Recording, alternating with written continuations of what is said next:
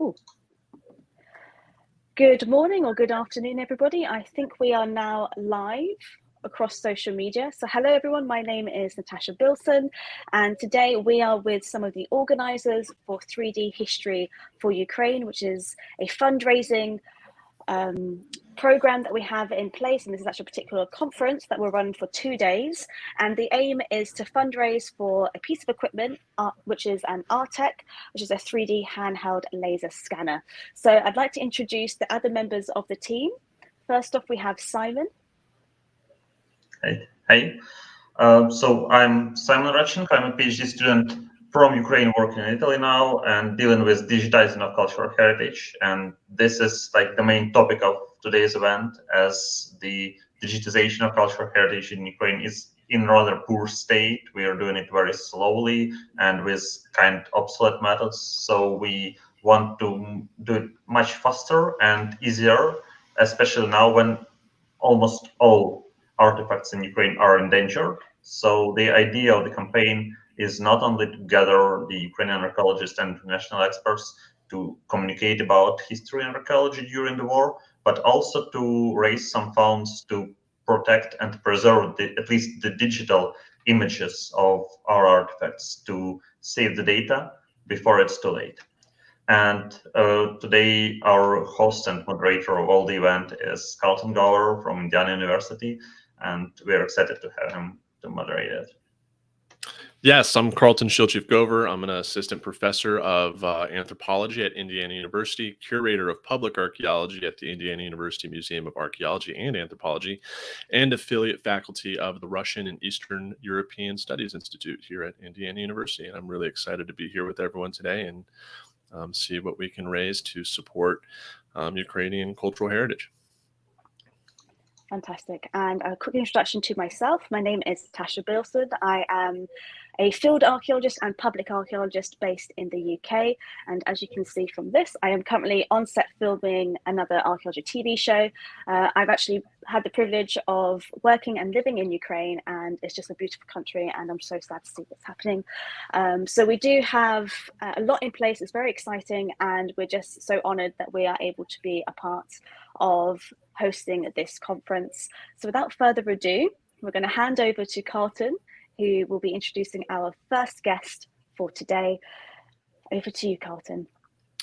Excellent. Thank you so much, Natasha. All right, so we're going to bring in our first guest today. It's a 20 to 25 minute lecture with 5 to 10 minutes of open Q&A by the audience on social media and YouTube, and then we'll move on to the next speaker. So with that, let's bring in our first speaker, and we do ask them to introduce themselves and the topic of their talk. All right, Mykhailo, you're live. Hello, everybody. I am Mykhailo Videiko, Chief of Department of Archaeology and Prehistory of Kyiv Boris Grinchenko University. I am studying Tripolia culture last 50 years. It's times of so-called civilization of old Europe. It means about history of European continent 5,000 years ago. And the main topic of my today's speech is rediscovery of Tripolia culture. What means rediscovery?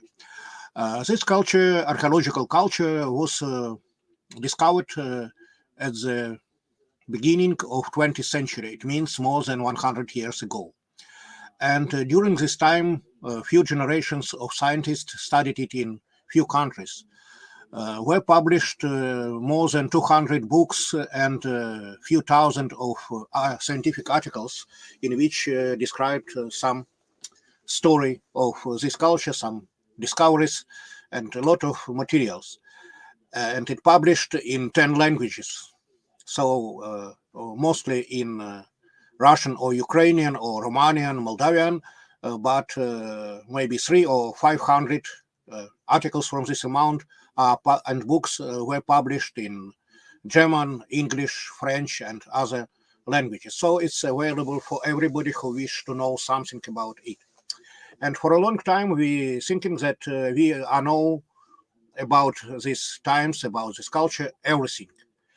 But today I will try to show what's happened last 10 years. Only 10 years of studies changed our change the image of this archaeological culture and image of history of the times of old Europe. Now I will try to share my presentation, and okay,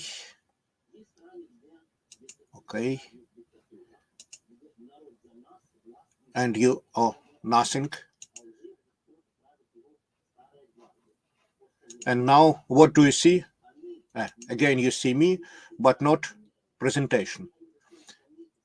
It's a screen. Anybody can help me?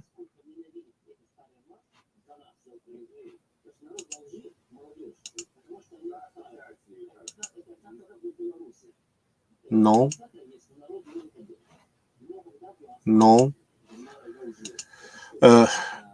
Please, Sasha or somebody, help me.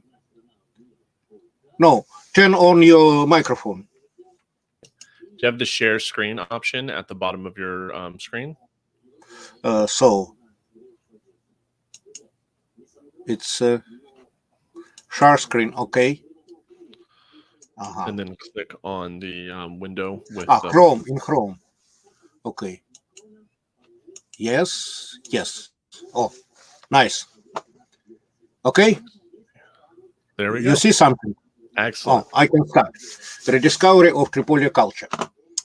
And what I saw that 10 years ago, it seems that we know everything about Tripolia culture, and everything has been discovered for a long time. After that, ancient temples, large fortified settlements, pottery kilns were found.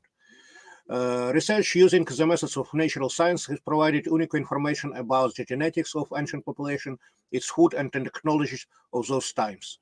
Together, this changed the perception of ancient history of Europe and the world too. Maybe most of you are familiar with Maria Gimbuta's book, Civilization of the Goddess. It's about old Europe. And on this map, it's from this book, you can see rows marked by arrow where our Tripolia culture is located 75,000 years ago, and you see that it is the part of old Europe. It covers part of areas of three contemporary European countries, Romania, Moldova, and Ukraine. On this area, what we know more than 4,500 sites, which existed between 5,000 years BC up to 3,000 years BC. And 2,500 from the sites are as the area territory of Ukraine. And from the very beginning, Maria Gimbutas took into account new archaeological discoveries from the 70th years of 20th century, namely information about the huge size of Tripolia culture. They marked as one of the peaks reached by civilization of old Europe. So it's an early step of urbanization. On this slide, you can see plans of large site Maidanetska, which were produced by magnetic prospection and aerial survey between 70-74. It means 50 years ago. And after it, not many excavations, they were explored for 20 years, and these explorations continued for a long time. And two words about how looked old Europe before the times of Tripolia culture. You know that Neolithic in Europe started from Balkans, and then it moves to north up to Baltic Sea, and it continued around 1,000 years. But the main center of old Europe, usually it was Central Europe, Balkans, Greece. It was the epicenter of this civilization of old Europe between 5,000 4,200 BC. But also were a few other areas they marked on this map in which something started. And after collapse of Balkan civilizations around 4,200 BC, it's some dramatic climate changes happened, which looked like European climate changing now. Only one area became were continued it developed in some way, and also different areas started progress in the development of culture, crafts, system of science, and everything. Among these three pieces of three centers where development was continued was the area of Tripolia culture. You see it on this map. And how Tripolia looked at this time. We're talking about Tripolia culture, but really this was archaeological culture which existed more than 2000 years. It means it contains into this culture we can see different local types. Now we know about more than 70 local types. In each phase coexisted from 8 to 11 groups, and each group, as we know now, had one or few centers of power, large size from 50 to 300 hectares. You saw a plan of Maidanetsk. It's sample of such a center in area between Dnieper and Southern Buk. It means that's at central Ukraine now. It located. How it looking on map? You see this dots, white or yellow, it's and blue. It's these centers. Black, it's small size. Oh, it's example for stage B2, but it's around 4,000 years BC. But in different times before it and after it, a few hundred years, the situation was similar with these centers of power. Such mega settlements were economic, military, spiritual, and political centers surrounded both smaller sites. In general, we can talk about a fundamentally new type of social organization in its various manifestations. And what's happened after 11? After 11, it started a program of international studies of these mega sites. The first were scientists from United Kingdom, from Durham University. We started this project with John Chapman from Durham University. It was a site of Nebelivka. You can see it to right, and with specialists from Deutsche Archaeological Institute and Kiel University, Knut Rassmann and Johannes Müller is from Germany. We started to study Maidanetsk. It's to left. Nebelivka project is continued to 14 Maidanetsk projects. We have big plans for these sites, and we try to continue it. For example, this year we have plans in March to finish magnetic prospection and to start in August excavations of a temple. You can see it on this map. It's a red big temple. Why it's important, I will tell you later about these kinds. What new we discovered during these 10 years on this site? As I say, we discovered fortifications around this site. You see it's a traces of a palisade around Nebelivka, and 8 kilometers of palisade. You can imagine this size of the site is around 2.5 square kilometers. And in Maidanetsk plan, you can see 2 lines of defense, or it means 2 lines of this palisade, and it's also around 7 kilometers in diameter. It's site size is 2 square kilometers, 200 hectares, and 3 in Maidanetsk on old plan, which was produced in 70s, we had 1,500 houses, remains of houses, of course. But on this new plan, we had around 3,000 of houses. It means that the population in this site was 2 times more than we considered before it, because the most of houses were contemporary. In Nebelivka were 1,500 remains of houses discovered, and it means that this site had a large square, but population 2 times less than in Maidanetsk. And what's interesting, Nebelivka existed near 5,000 BC, Maidanetsk between 3,700, 3,600 or 500 BC. And Maidanetska existed for a long time, 200 years. Before it, we considered that such sites existed not more than 50, 70 years, but now, after excavations and magnetic prospections and C14 dating, we can reconstruct history of one site, Maidanetska, during 200 years. It's something new for archaeology of this large site. And Nebelivka existed not too long, around 100, 120 years, not more, but also is not too large period. What about fortifications? In Nebelivka and Maidanetska, we explored these traces of ditches. We considered before excavations that it were ditches.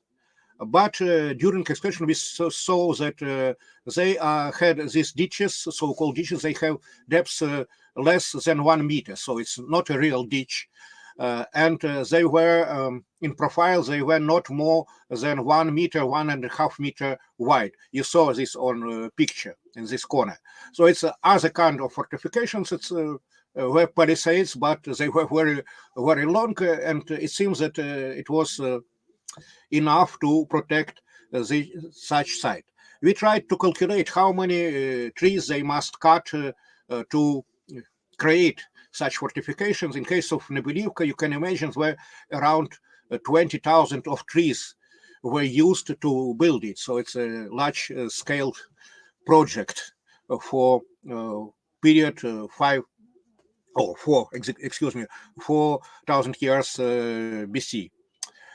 And then another discovery, it's remains of pottery kilns. They were well visible on magnetic prospections as a big anomalies. And in Nebelivka were discovered around 50 remains of kilns. In Maidanetska, more than 100. In Talianki, it's the largest site, 3.5 square kilometers, around 150 remains of kilns. So each part of such big sites, they have own workshops which produced in a big amount this pottery. Why this discovery is too important? You see on this picture that it's a kiln with 3 channels. What's interesting that such multi-channel kilns before these excavations were known only starting from Bronze Age, only from the 2nd millennium BC on islands in Mediterranean, on Crete, for example. These are 2 times, it means that such kind of kilns appeared in Europe 2,000 years before we considered it, and before, and it's equipment for professional producing of pottery in large amount. We calculated that during the life of one house, they, in one moment, in each house was in use from 30 to 50 vessels. And you can imagine if this house existed 30, 40, 50 years, they must replace it. And we take this calculation that only in Maidanetska were produced more from 2 to 4 millions of pots during the life of different kinds of vessels during the life of these sites. So it means that it was a large-scale production of pottery, and we remember that it was 6,000 years before. Here is a plan of such pottery kiln from Maidanetska explored in 14, and you see reconstruction. What's interesting, this kiln was repaired 3 times. And they changed the construction of it, so orientation. In one moment it was oriented to south, and next moment to east, and they combined different sizes of elements of this kiln. So it was and it was many times repaired. So it was a kind of engineering, as we can say, and this construction was common for the big area. It's interesting then in Tripoli area, we know such kilns not only in the region of Talianki, Maidanetsk. We know such kilns in Volhynia. It's far to west, and it means that in few groups of Tripoli, they were familiar with such kind of equipment, and they produced this nice painted pottery using these kilns. Another impressive event was the discovery of public or communal buildings or temples. At first, it's started from magnetic prospection, of course, on which we saw some constructions which were larger than usual houses. And now we have, thanks to these magnetic prospections, have a catalog of more than 120 such buildings on different sites. What's interesting, they usually, the largest of them usually are at the eastern part of the site, and they oriented to exactly to east. One of such large houses, you see it, 60 meters long and 20 meters wide. It was the largest building in Europe 6,000 years BC. It was explored in Nebelivka in 12 with by British Ukrainian team. It means 10 years ago. And to the right of this photo, which not from drone but from air snake, it's the same structures from magnetic prospection from different sites of Maidanetsk and different other different sites. And here it's a reconstruction how probably looks this Nebelivka temple. It's a two-story building with a big yard, and it's an altar which was on the first floor. It's interesting that were 7 such objects inside. The largest was more than 4 meters in diameter, and it's a decoration from one of these altars. What's interesting, it was like a plan how to organize a painting of pottery. It's a scheme of decoration of pottery. It was used in such a way. So it's you see this place on plan, where it's in eastern part. It was oriented exactly on sunrise on June 22. And the altar, we take it to museum, and it's a part of the wall painting. First time we discovered that really these temples and usual houses, they had wall painting. It's not simple paint, but with some elements. Probably something was painted on these walls. And exploration of this house, large houses, it's only started. Now we explored one smaller temple of communal building in Maidanetsk with German team, and it looks it was some system of temples or communal buildings on this site. And here it's a reconstruction. Probably each some small temple had own zone which belonged to it, and people come exactly to this temple.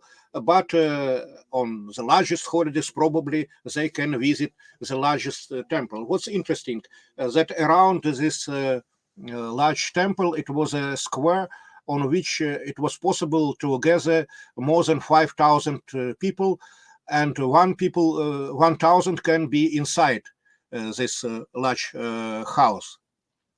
And probably the system of this temple, it's reflected some social system of this mega site proto-city community.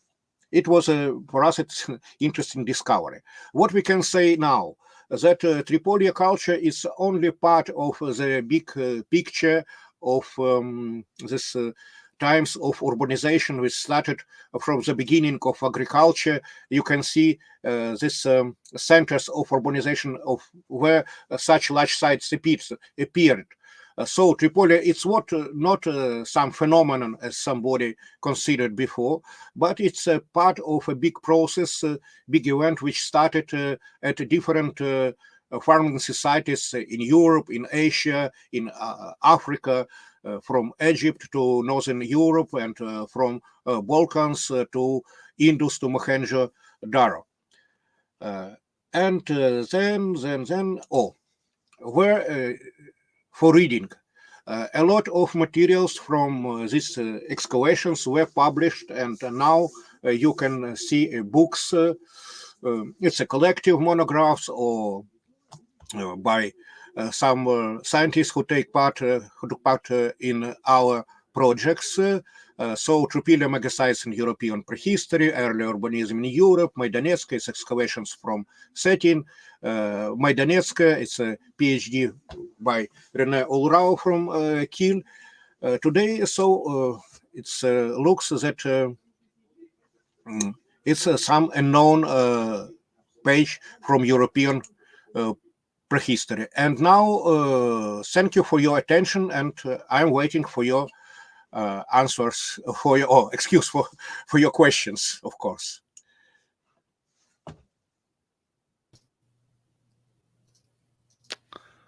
Excellent. Thank you so much for that. That was fascinating. So do we have any questions from our audience? Do we?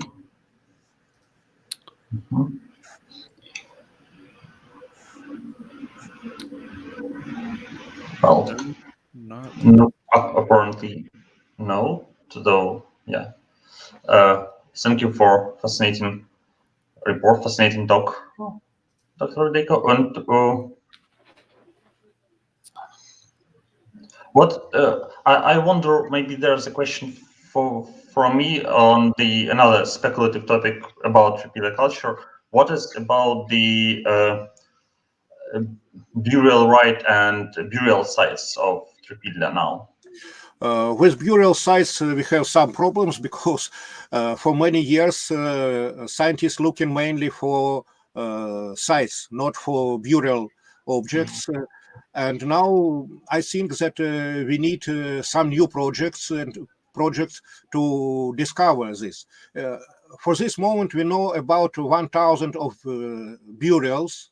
Sometimes in cemeteries, mainly from the latest period. Yes, it's a problem from archaeological point of view how to discover this object. And most of objects which we know, they were discovered, for example, during some rescue excavations or some building activities in different areas during after the Second World War, of course. And now we have a big chance for discoveries. Yeah, so after this one. Yeah, let's hope we'll have some new archaeological advantages afterwards. Okay, thank you very much. So maybe if any other question arrives.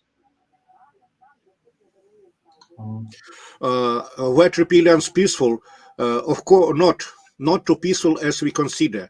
You see this fortifications 8 kilometers long. Yes, it means that life was not too peaceful. They need to spend some resources for defense.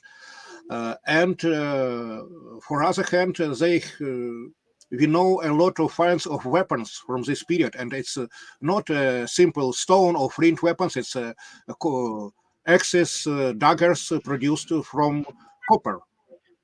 So it was a military society, and the situation with this mega sites, it means that not was okay with the relations between different tribes inside Tripoli culture. But they were too numerous. It's what it seems what's no danger from outside.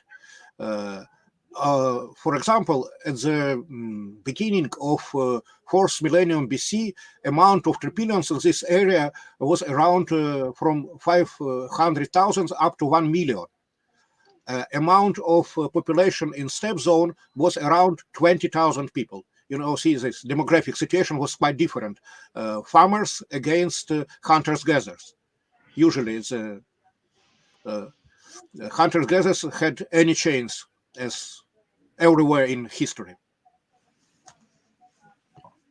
Okay, thank you. Excellent. Well, thank you so much for that. I've definitely learned a lot about Tripolian culture there. All right, so we're going to go ahead and move to our next speaker, and we do ask they introduce themselves, and let's just get started.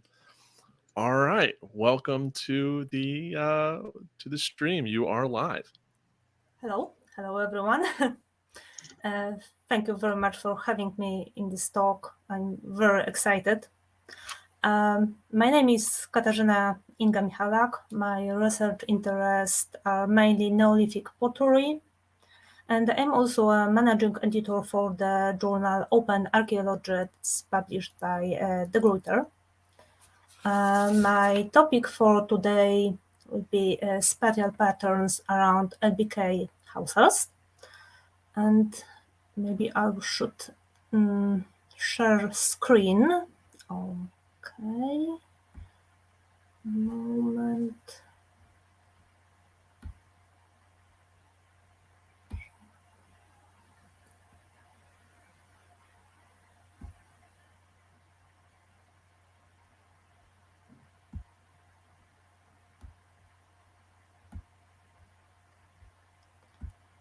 Okay. I hope you can see it. So thank you for having me here one more time. I'm not sure whether you see this. Yes, we can see it. We can see your presentation. Okay, so I share it one more time. Sorry.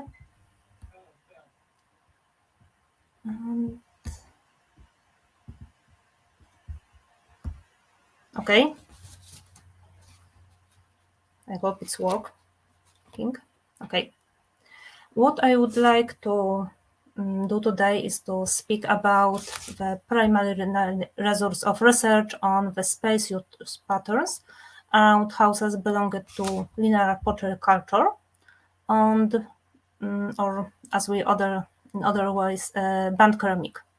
The aim was to check whether it is possible to isolate functionally diverse activity zones intended, for example, processing and storing of food or processing of stone or flint tools.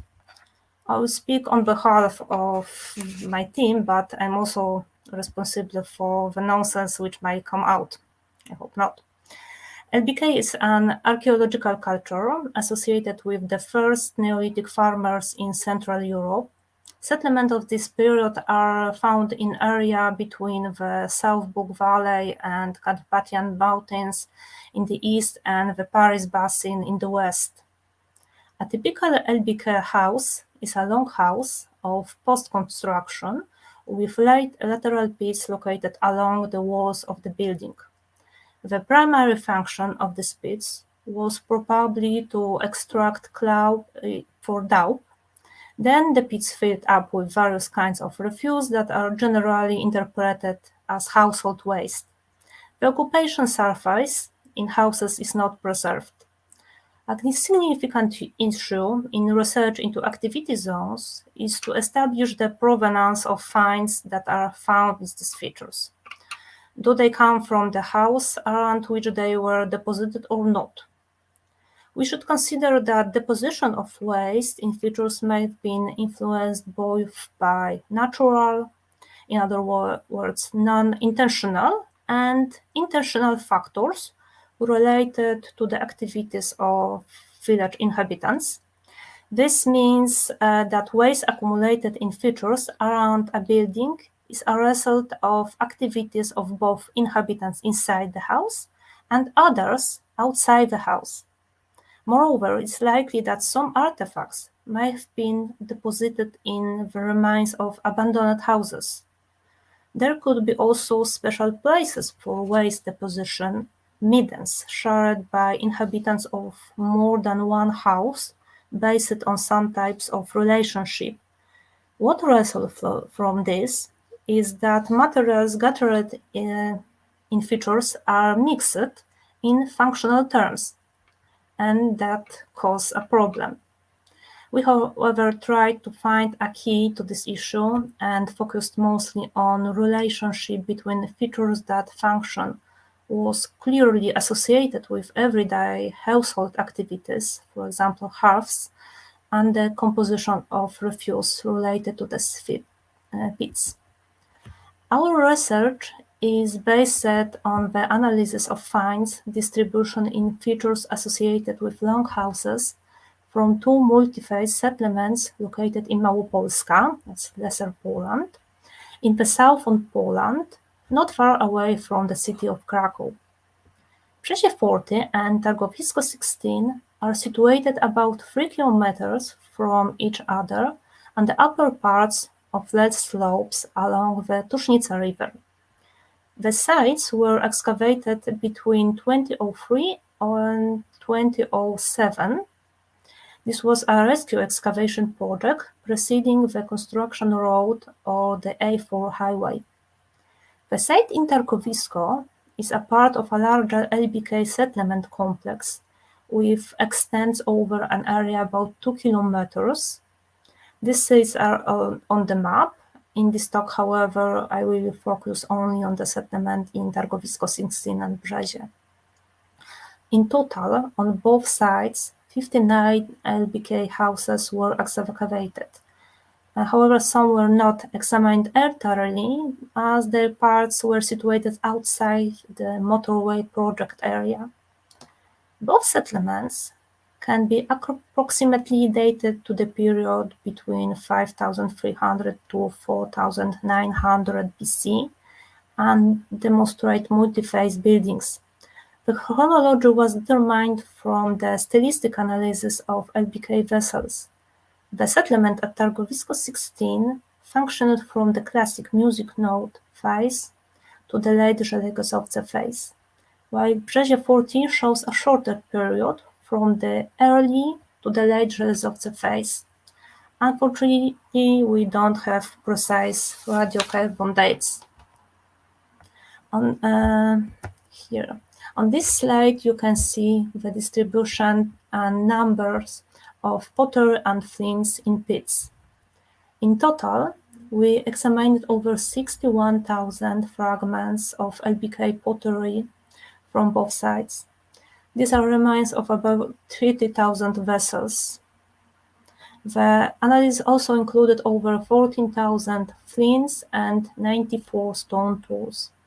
Furthermore, there are also over 400 burnt remains of arable crops.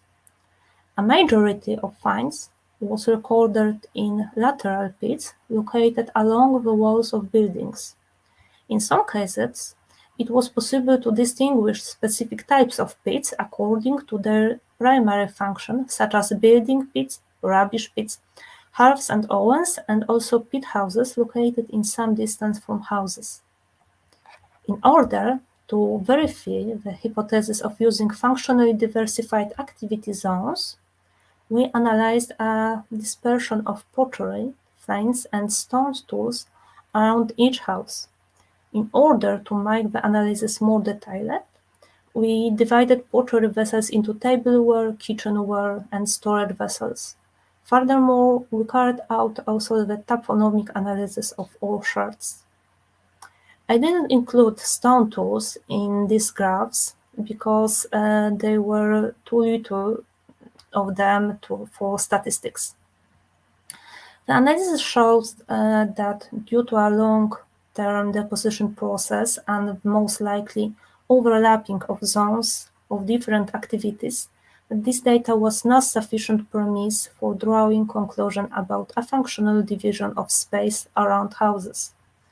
The greater part of analyzed deposits can be classified as secondary deposits. The distribution of finds did not demonstrate any recurrent pattern. This leads us to conclusion that each category of finds underwent the same process. A high degree of destruction of pottery shards suggests that waste was deposited on the surface around the houses and that it was exposed to long-term impact of destructive factors such as trampling or atmospheric factors. On the other hand, we also registered a few rubbish pits. It was possible to distinguish them because of clear evidence for cyclical filling, such as numerous thin layers in horizontal arrangement, and rich artifacts content. In contrast to most lateral pits, where finds were mostly recorded in upper layers, a dispersion of finds in rubbish pits was regular.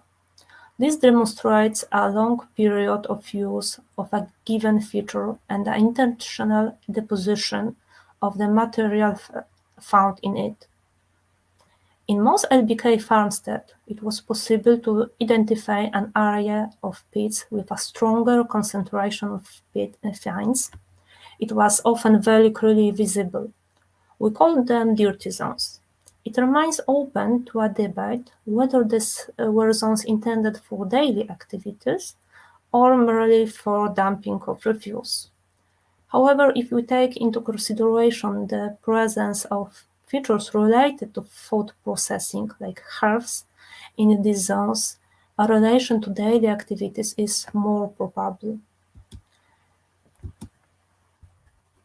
And I try to switch to another slide. I do not know why here. And usually a dirty zone was situated on one side of the house, usually on the southern one, including southeast and southwest corners. More rarely, refuse was evenly scattered in pits along the long walls of both sides of the house. In the lowest number of cases, the dirty zone was located near the northern edge of the house. In the case of houses situated in close vicinity, we recorded connection between the location of the dirty zone and the neighboring house from the same or earlier phase. This consisted of respecting area of the houses and the associated features by the zone of domestic activities of other houses, as well as by creating space that might be shared by inhabitants of more than one house. Houses 13, 14, and 15 from Brzezie 40, that showed in the slide, are a good example for that. Houses 13 and 15 belongs to the same settlement phase. The dirty zones of these buildings were confined to the space between them and additionally restricted to the north by the older house 14.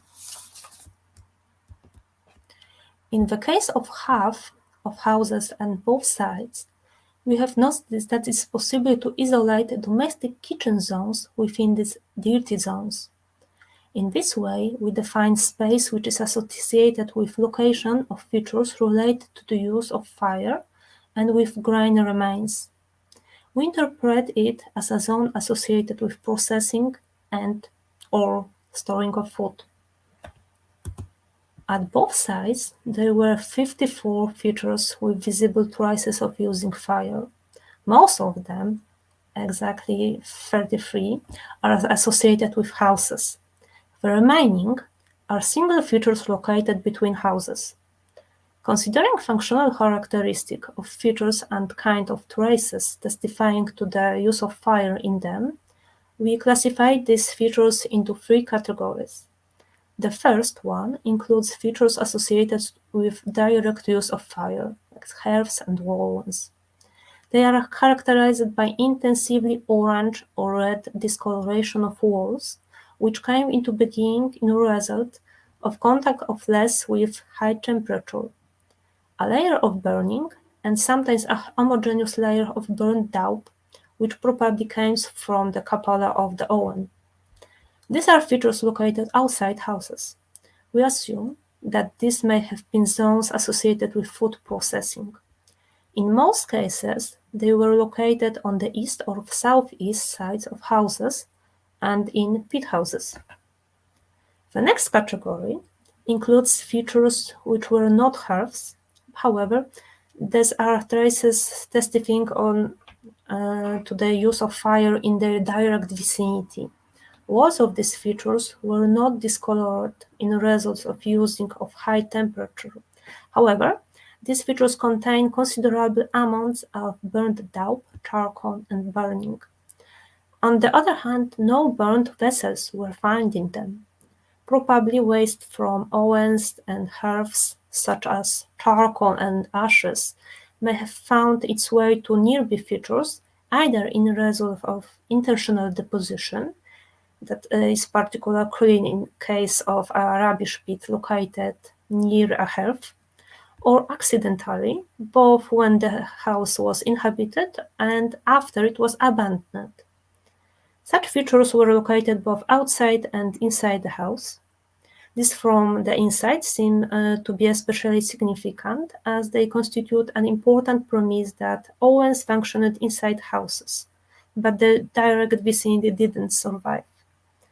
A concentration of daub pieces with traces of burning probably testifies to a collapse of ovens structure in the feature, already after the house had been abandoned. Unfortunately, source data is too few and diverse to suggest the existence of any patterns of location of features associated with the use of fire inside houses. They were either in the northern, central, and southern part of a house. The last category includes features which have different traces of use of fire than those I've already described. These features are first of all such ones with thermally discolored walls and bottoms, but without layer of burning. This suggests either one-time, short-term use of fire for the purpose of hardening or drying of walls of features, or for adapting them for storage purpose. During the archaeological analysis, over 500 burnt remains of arable crops were identified. Almost the entire assemblage consisted of grains of cereals, mainly wheat. The vast majority of remains of arable crops was recorded in features associated with houses. In general, at both sites, the grains most often occurred in the southern part of houses. However, at Targowisko 16, they were found mainly inside houses, in post holes, and internal pits, whereas at Brzezie 40 they occurred mostly in lateral pits outside the house walls. This discrepancy may result both from the selection of samples features as well as from a different strategy of storing resources. The most numerous assemblage of remains of arable crops from Brzezie 40 was recorded in post holes, lateral pits, and internal pit in the southern part of House 8. Almost half of remains of cereal grains and flax from Brzezie comes from this house. Such an accumulation may imply a presence of a granary in this part of a house. Here you can see a cross-section of the interior pit, which contained a number of grains and burnt daub. At Targowisko 16, the occurrence of cereal remains in homestead was more balanced. What is interesting, the size and construction of houses seem to have no influence on the occurrence of blind remains. On the other hand, in the case of Brzezie 40, there is a remarkable accumulation of cereal remains in houses situated to the east of the longest House 6. Houses on both sides of House 6 functioned in the same settlement phases. Therefore, it's not possible to relate this lack of cereals in houses from the western part to chronological stages of the village development. However, at the present stage of research, we are not able to determine whether this is a premise for actual differences in the economic basis, diet, or ways of storing food. The results may have been influenced by a worse state of preservation in Western houses, and, as a result of that, a smaller number of samples taken from them.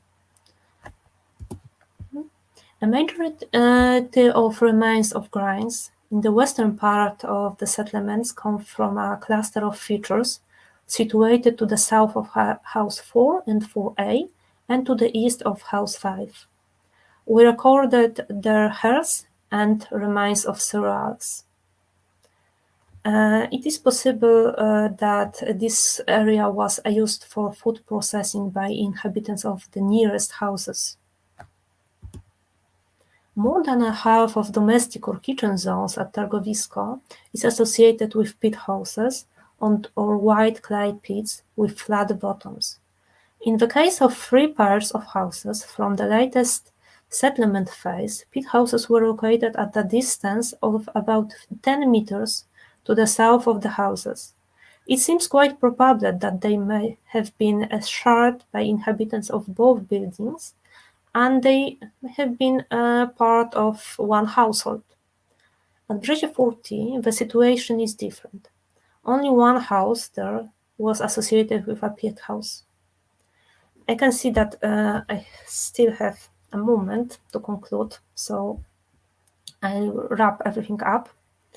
The analysis of the dispersion of individual type of finds, pottery and flints mainly, in pits around houses allowed us to identify dirty zones characterized by concentration of a large amount of waste, probably associated with routine daily activities. However, it could not tell us more because of the long-term deposition process and overlapping of zones of different activities. Particularization of the analysis of dirty zones with grain remains and features associated with fire allowed us to isolate domestic kitchen zones. These were located both inside and outside houses and in pit houses. These were probably places used for storage and processing of food. The analysis of features associated with fire demonstrated different manners of using fire. Most such features were hearths and ovens used for kitchen activities related to food processing and for heating. The location of dirty zones and domestic kitchen zones at both sides was similar. These were chiefly southern parts of the farmyard. In most cases, we also recorded a connection between a location of the zones and the neighboring houses of the same of earlier phase. It seems possible that the activity zones were used by inhabitants of more than one longhouse. It seems also important that domestic kitchen zones were associated not only with longhouses, but also with pit houses and clusters of features between the houses. This indicates that homesteads could comprise not only longhouses, but also domestic sunken floor features located in some distance from the main building. Thank you for your attention. So, okay. Excellent. Thank you so much for that. That was fascinating to learn about the difference between like individual, household, and communal space that's being used across these sites. That's absolutely wonderful. So do we have any questions from our audience? Simon, there is a comment here in StreamYard that I can't read. Would you be willing to read that off for us, please? Perfect. Yes, that one.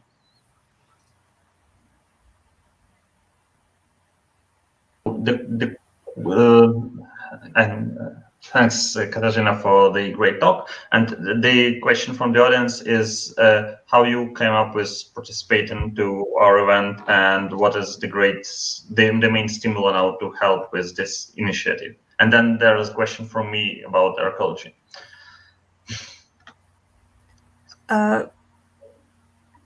Could you repeat? Yeah, so what was the main stimuli, or the main impact that made you participate to this initiative? Well, I believe this is a very important initiative, and I'm very grateful you invited me to participate, and so I couldn't refuse. Yeah. Thank you. That's actually fascinating to have you here today with us. And the question for me is: do you counted some examples of using the lawn pits as the kitchen zone on some part of their existence? Yes, maybe I will return to presentation. So, in this case, you can see that in this lateral pit, there was in one feature there was both remains of grinds, and here there was a hearth. So this is one example. And if we return to the whole settlement here, here in lateral pits around house 8, there are a lot of examples of crops. So perhaps this feature was not used for direct way to process as a kitchens, not, but in these features some grains and artifacts are collected. So this is a permission that such a zone was in this around this house.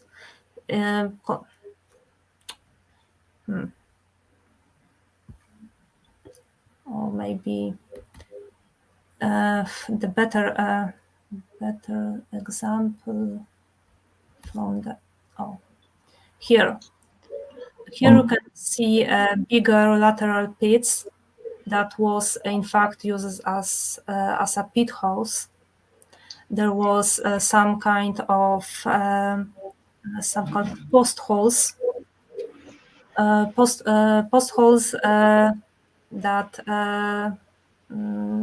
give us a clue that that pit was covered with some kind of structure, and inside this structure was a hearth and also some kind of other artifacts like grinds, mines.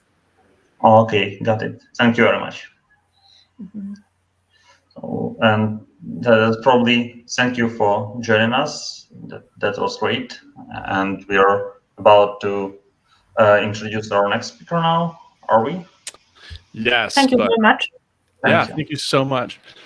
All right. So just for audience, the purpose of this live stream is to raise funds for 3D History for Ukraine to purchase a 3D scanner. Now, this scanner is mobile. It doesn't need an external power source, and it's readily available to go into areas and quickly and accurately scan objects of cultural patrimony to be saved in a digital space in case something happens to them. I can vouch for this technology. We used it to scan an entire Triceratops skull in about less than 5 minutes. So this is really easy and quick to use. And so right before next speaker, we're going to go ahead and play a quick video.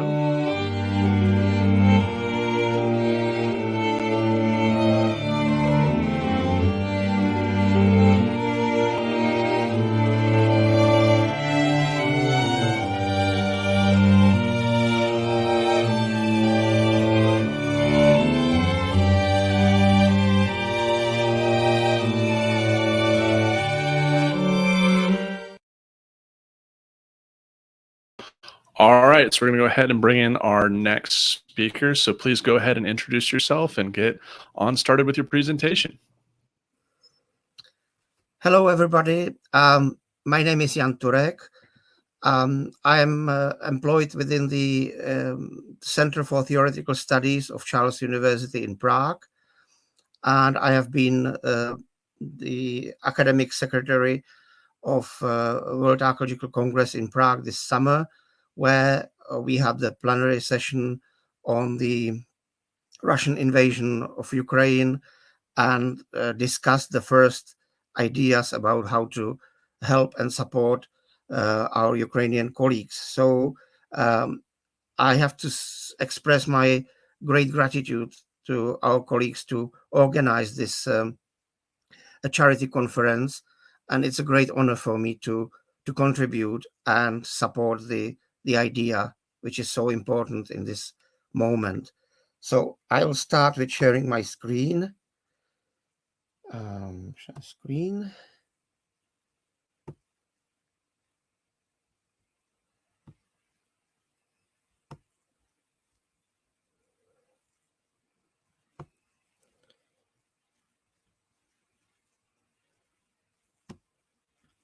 And I would like to ask you if you see the first slide of my presentation. Yep, we can see it. You're good to go. Excellent. So we can start with this topic.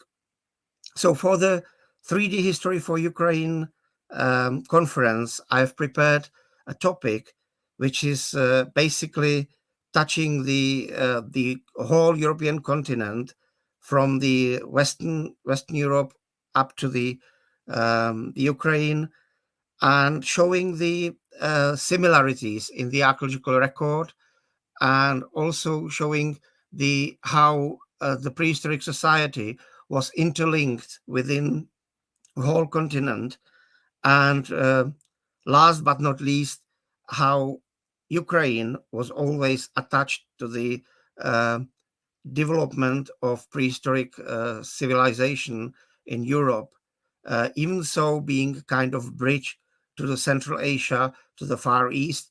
But Ukraine is and was in the Neolithic times a crucial area for communication in Europe, and as such it should be also considered at the present day. So we'll start with this topic in British Isles. This is the most famous, perhaps the most famous prehistoric architecture in the world, the Stonehenge. And I quite often, students in England were asking, Stonehenge, why Stonehenge again? They just perceived Stonehenge as something rather boring, something rather always discussed, always presented, and with no further story behind.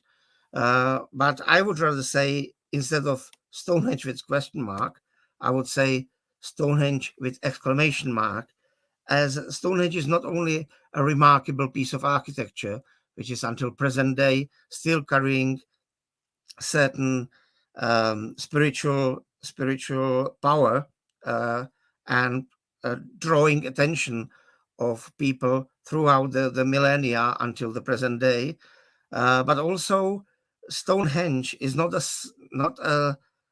an isolated monument. It is part of something much larger, what we could possibly interpret as a ritual or ceremonial landscape. And this is something what I would like to discuss throughout the whole this paper, and draw our attention to different examples or different manifestations of such a human ritual behavior in space in Western, Central, and Eastern Europe. So many of us are aware of the project or projects, series of projects which were dealing with the Stonehenge, but not only with the Stonehenge, but with the Stonehenge landscape, studying the death and human communication and human ceremonies in the landscape, and specifically setting the monument of Stonehenge in the ritual landscape. This table is showing basically what we knew until very recently about the development of Stonehenge. Some of the ideas about beginning of this ritual landscape are reaching into the time of Mesolithic Neolithic transition, but at least since the mid 4th millennium in the early Neolithic, we can see creation of first monumental structures in the landscape. One of the features we will be discussing also in the case of Central Europe are the causeway enclosures, and I'm specifically going to focus on these types of monuments. But we got also some other types of features in the landscape, such as the great cursors connecting the features in the landscape, or the long barrows as a kind of symbolic expression of the idea of a longhouse, of a typical Neolithic dwelling construction, which was in a symbolic way transformed into the house of death. Also, reaching the third millennium, we can see some rapid development in the area of Stonehenge. We'll be talking about construction of the first circle of so-called Welsh blue stones.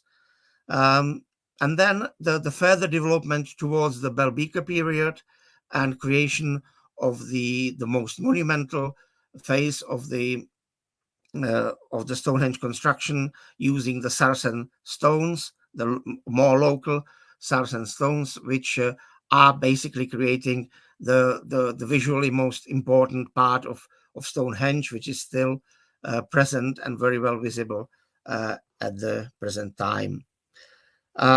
In this paper, I'm basically following the current research of the team around Mike Parker Pearson from University College of London, and also of Timothy Darvill from the University of Bournemouth.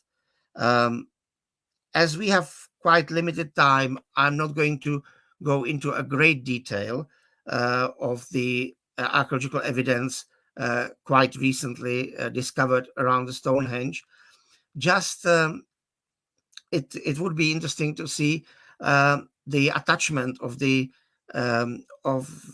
megalithic structure to the funerary rituals, and of burying of hundreds of people within the enclosure, and also perhaps seeing some kind of expression of the initial stage of social differentiation, because only some people, including men, women, and children, were actually allowed to be buried within this holy circle, while many other people were buried elsewhere in the ritual landscape or close to their settlements.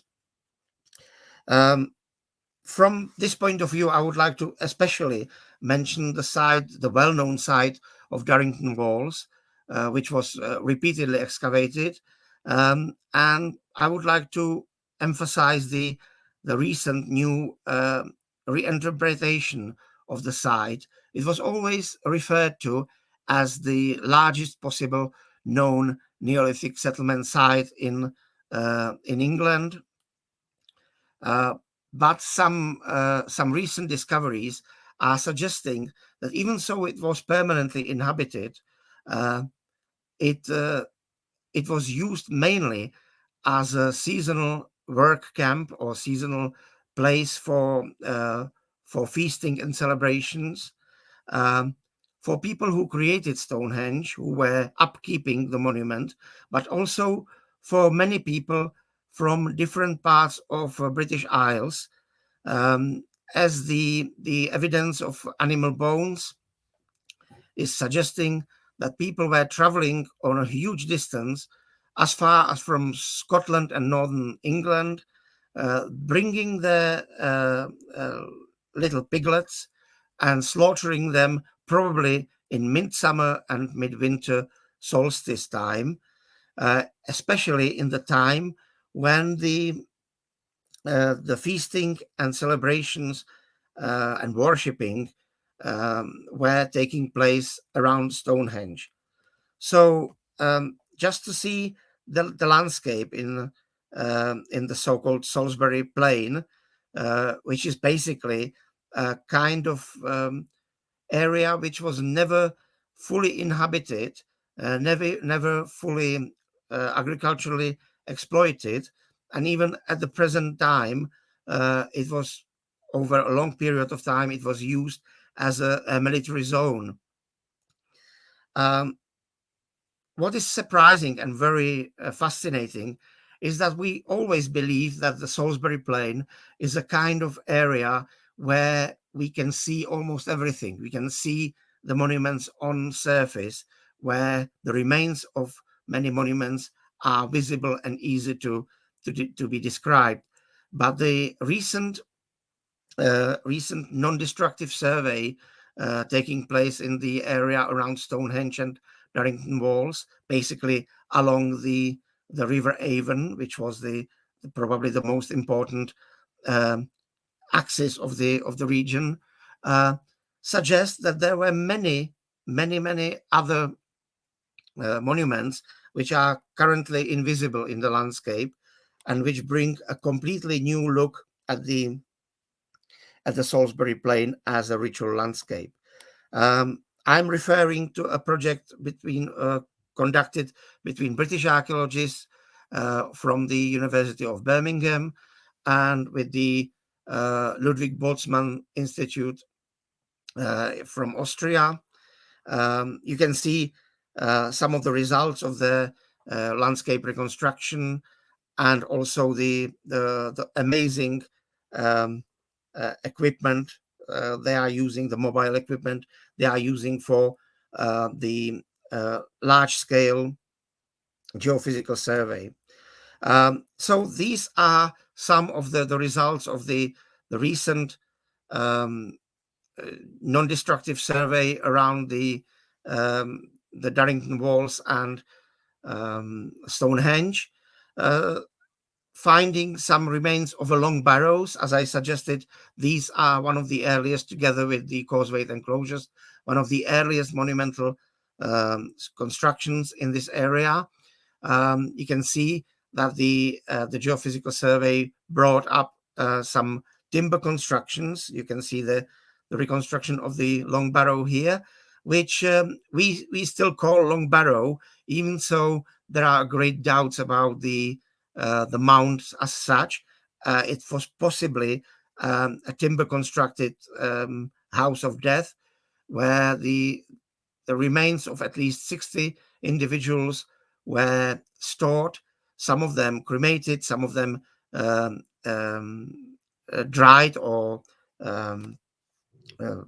cleared of the soft tissue and crushed and stored in the frontal part of this monument. I would like to show you one of the visualizations.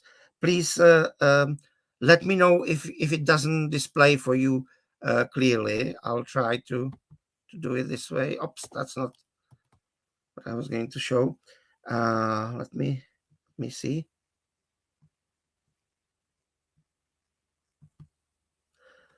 Okay, can you see the visualization? I suppose you can. So this is one of the most fascinating results of the surface survey.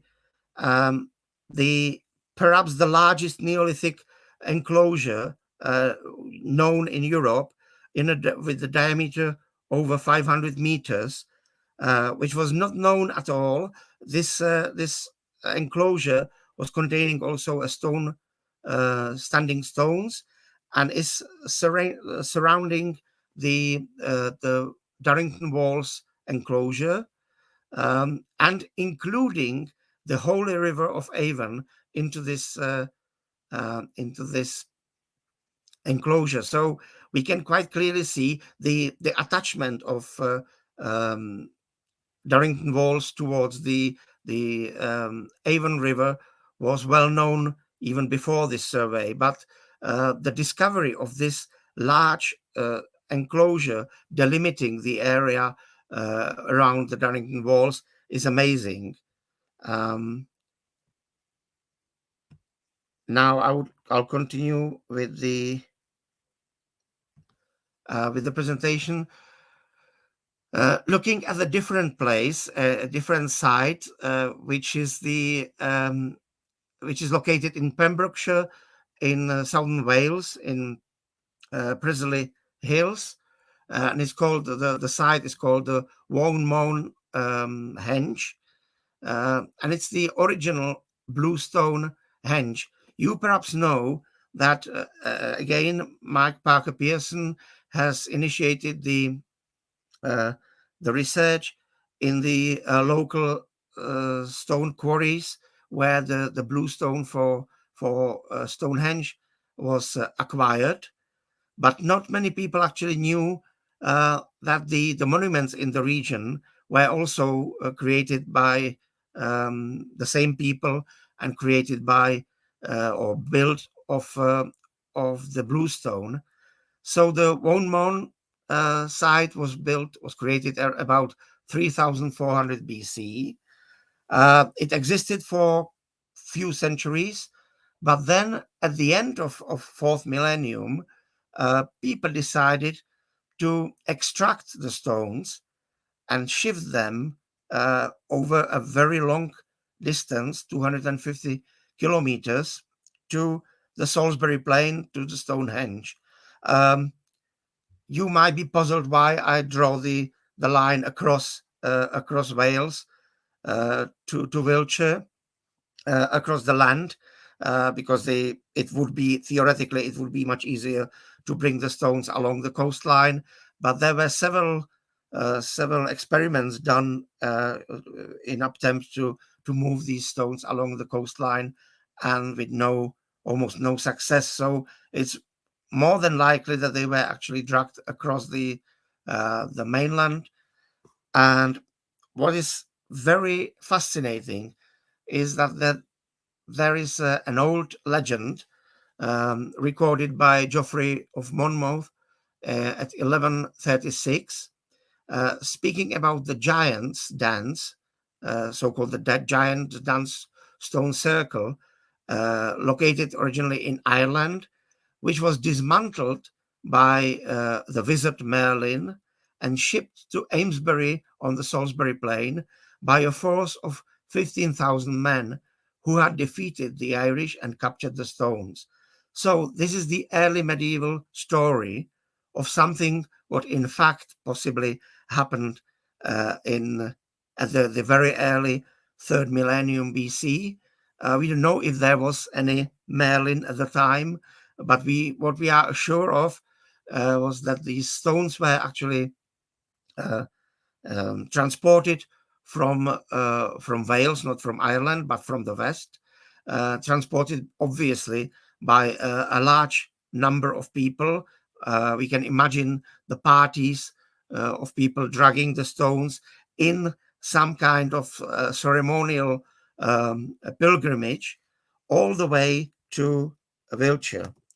And there is a Merlin who is basically described as a person from the dark ages of British history, someone from the surroundings of King Arthur, but in fact someone who gained the power of traditions of someone or some events which happened several millennia before his time. This is just showing the evidence of the original Wownmone circle, and also the Stonehenge stage 1, the first phase of the construction of this stone circle. And you can see that by diameter, by orientation, etc., Stonehenge is in fact a copy of already existing enclosure in Wales.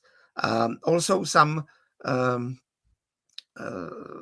scientific tests are suggesting that the people who are buried at Stonehenge could possibly have, or at least some of them, could possibly have some connotations to Western Wales. Another idea of the Stonehenge as the pilgrimage place is coming from a research of Timothy Darrell, where he is describing basically the site as a Lourdes, as a prehistoric Lourdes, where people with some physical or mental problems were coming and seeking for a healing power of the stones and of the religious holy place. It is not only a place of the healing, as we found some evidence of burials of people with some kind of physical deformities, but also a place where some people were sacrificed. If you have a time, pay a visit to Smithsonian Channel, where in a few minutes you can observe this very attractive visualization of the ceremony of a so-called Stonehenge archer, a man who was probably ritually sacrificed inside of the stone circle and buried in its vicinity. This is the Stonehenge archer's remains as they are displayed currently in the Salisbury Museum. And the idea that he was actually shot from 3 different sides by arrows is reminding us of another possibly sacrificed person, the famous Etsy from Hauslabjoch in Alps, which was very probably killed by an arrow, which you can see in this visualization under his scapula. And the discussion about the possibility of his sacrifice is actually connected to the Laces Stela of Southern Alps, where such ritual event is possibly depicted of a man shooting another man into his back. So it might be well possible that this kind of ritual sacrifice was more common all over the Neolithic Europe. And now we are moving to Central Europe, to Bohemia, where I work, and I'm going to present only some results of our current and previous project. So this is the research area we are focusing on. It's about 50 to 25 kilometers oblong, with a kind of natural centerpiece of central landmark of Mount of Zeep. This is the Mount of Zeep. We call it a mythical Mount of Zeep because it is connected to ancient legends about the beginning of the settlement of Bohemia by Czechs. Again, in the time of what we would call Dark Ages, specifically 6th century AD. But as we can see in the archaeological record, the forefather Czech, who was supposed to climb up to the hill and invite his countrymen to settle down in this area, was possibly not the first one of the elite of society in this region. And the legend says he was buried underneath the hill. But we can see that many other forefathers as him were actually buried around this Mount of Zeep in the kind of waterless, slightly elevated plateau, which we consider to be a ritual landscape similar as the ritual landscape of Salisbury Plain. So what is the evidence we were following in this region? First, there are Neolithic causeway enclosures dating from the second half of the 5th millennium until the beginning of 4th millennium. You can see the Michelsberg culture enclosure at Kli in the district of Mělník. This is the evidence. we gain from our excavation, suggesting that this site was never permanently inhabited. In fact, this was a ceremonial area enclosed by this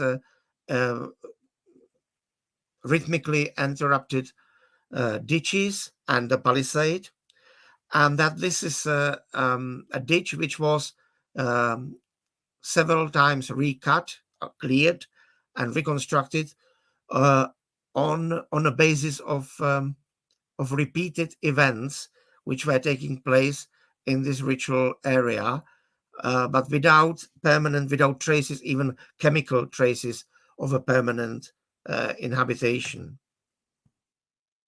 So these are the so-called tulip-like beakers of the Michelsberg culture, which were found in the bottom of the ditch. They are usually complete vessels which were used for ceremonial purposes and then crushed or deposited in the ditch. You can see the radiocarbon dates from clay, suggesting the site was in use at the very end of the 5th millennium and at the beginning of the 4th millennium BC.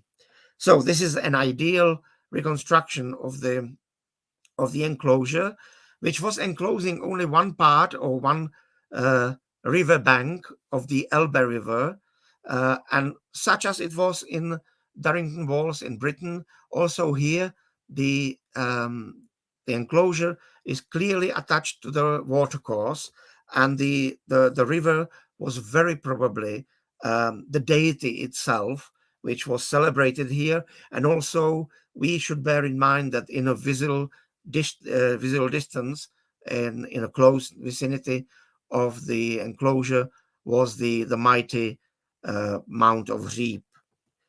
So this is the area which we were excavating, the area of an entrance, of one of the entrances, as here. And instead of some kind of fortification, we should imagine this place like a place of worship, place of light constructions, which could have been repeatedly reconstructed and rebuilt for one particular event, and then a new phase of such construction took place in the site. We assume that some of these gates possibly were decorated with bull's heads, with bucrania, which we frequently find in the ditches near the entrances. So yeah, you can see the reconstructions of the cult of bull, and also one of the present day reconstructions of similar shrines. So what's also interesting is the location of these sanctuaries, these enclosures in the landscape. You can see that all of them are in the close vicinity of Říp, of the mythical Holy Mount, but also they are close to the confluence of two important Czech rivers, of Vltava and Labe River. You can see the dots are now not exactly on the bank of the river, but the fluctuation of the watercourse in last 3-4 millennia is remarkable. So our evidence is that each of these sites was actually on the bank of the river, either in the case of Vrbno, close to the Vltava River, or Vlíněves and Kli, close to Elbe River. What is interesting that even the C14 dates are suggesting that there was a rather sequence of these sites which were created from the earliest site of Vlíněves. Then there was Vrbno, and finally in the Michelsberg period, Kli. So for the Jordanov culture, it is Vlíněves and Vrbno, and then for Michelsberg culture, it's Kli. Well, these distinctions by the name of Michelsberg or Jordanov are only related to some basics of a pottery typology, but in fact we can see these were possibly the same people who took in turn of creating these shrines.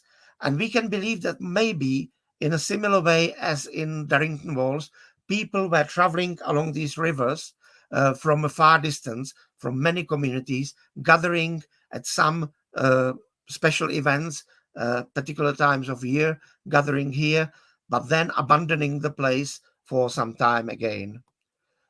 This is all about this confluence area, and we have published a book about the ancestral arenas, which are basically these enclosures.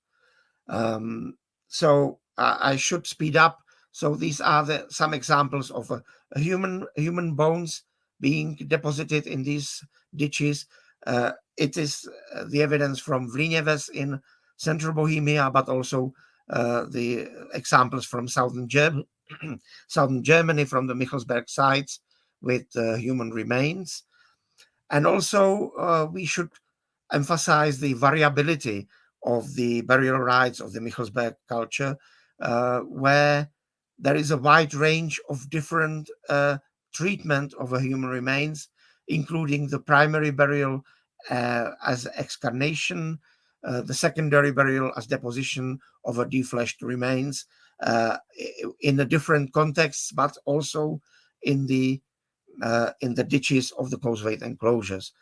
I have already mentioned Bukrania.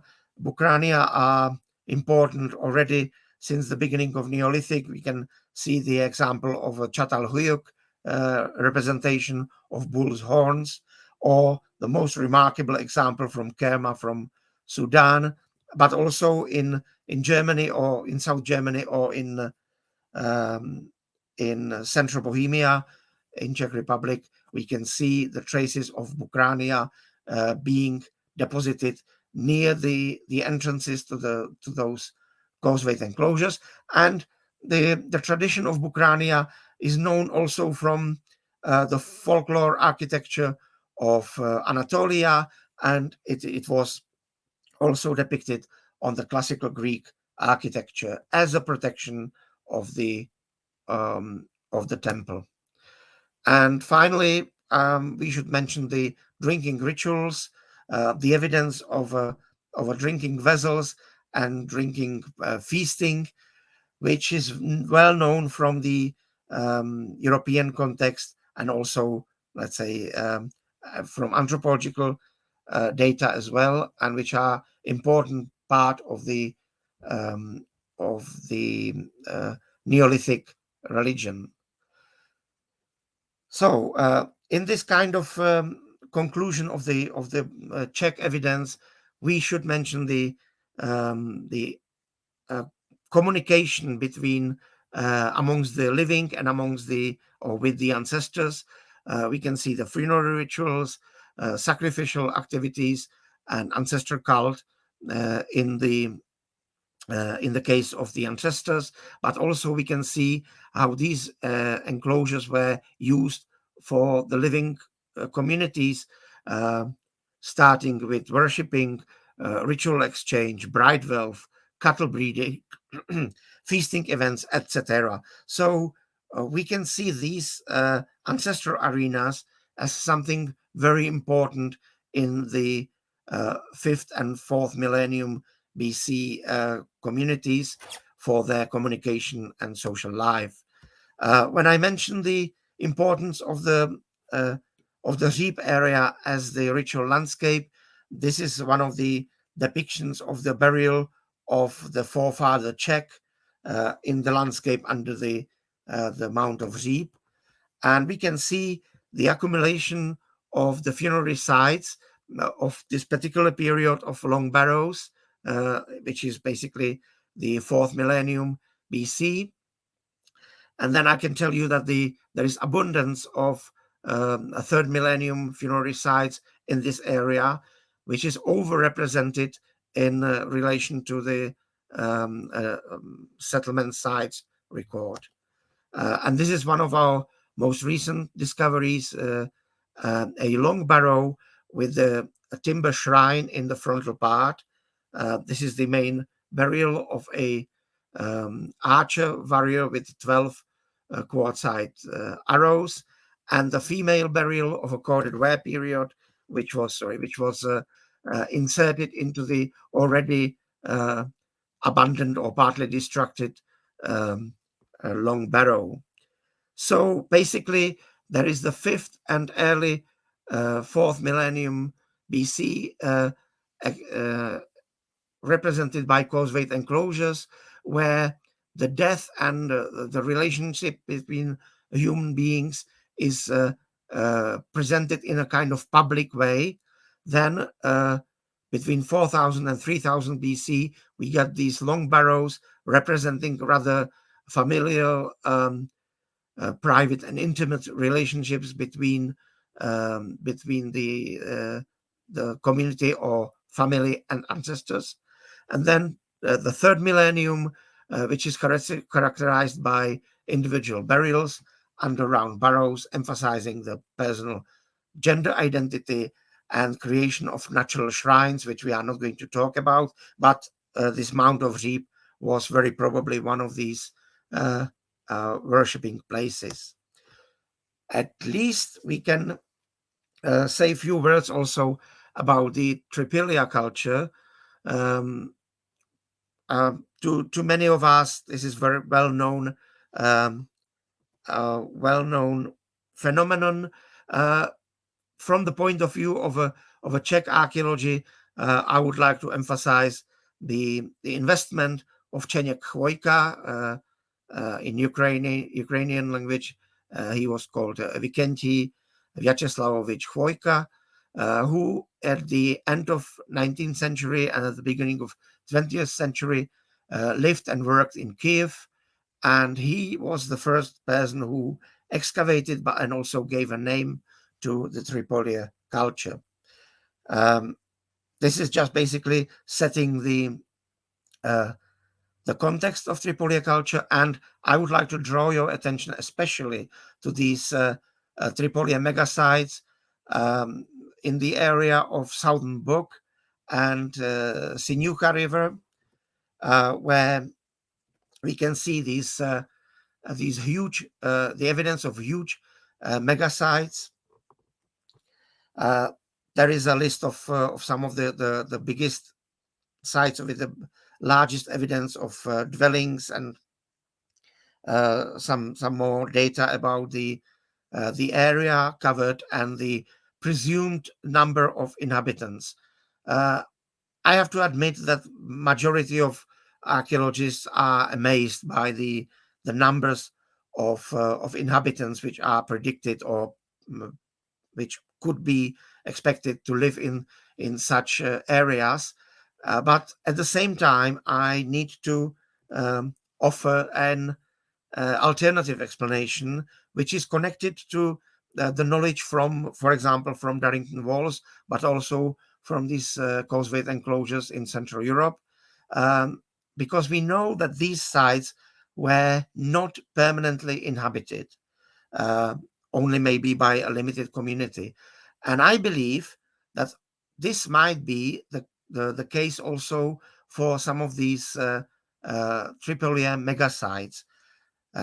We should mention that there are a huge, for example, this is the Majdanetské site with the occurrence of a collective large buildings, which could be interpreted as temples, as shrines. And we can imagine that people were actually keeping their huts, their dwellings on this site, even during the time when they were not attending the celebrations. And this obviously needs to be tested in the field with the material, with targeted projects, as the evidence here in Tripolia megasites is suggesting a really like a intensive use of the site with loads of animal bones, with loads of ashes and burning evidence. But this all could be also connected to an intensive use during the ritual gatherings. So I would, these are the, for example, the mega buildings in mega sites, which are reconstructed as a 2-story buildings of a really, really massive construction.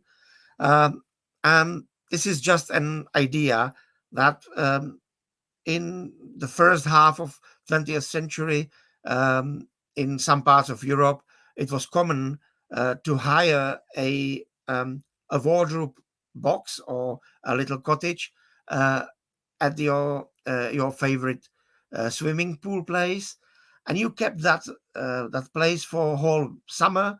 You were storing your towels and stuff there, but for the winter period, you abandoned this place, and you returned by the early summer next year, and you possibly hired the same cottage again, same box again. So maybe this is how we can explain the existence of such unusually huge accumulations of dwellings in the Tripoli megasites. Also, we should bear in mind this habit of burning houses, which could be connected to ritual practices, but also possibly to some kind of hygienic treatments of the area, which could have been polluted with some kind of diseases. And from this point of view, it is important to mention this forest steppe zone, which was always connecting Ukraine to the eastern part of Europe, but also to Central Asia and Far East. Some of the remarkable evidence of a cultural exchange is being recorded around 3300 BC between the Cucutanean Tripoli culture and the Yangshao culture in the area of a Yellow River. You can see it could be very easily exchanged for some of the Tripoli decorations. Hey, Jan, real quick. So we are over. Okay. Get to our next speaker. Last 2 minutes, yeah, and I'll be done. All right.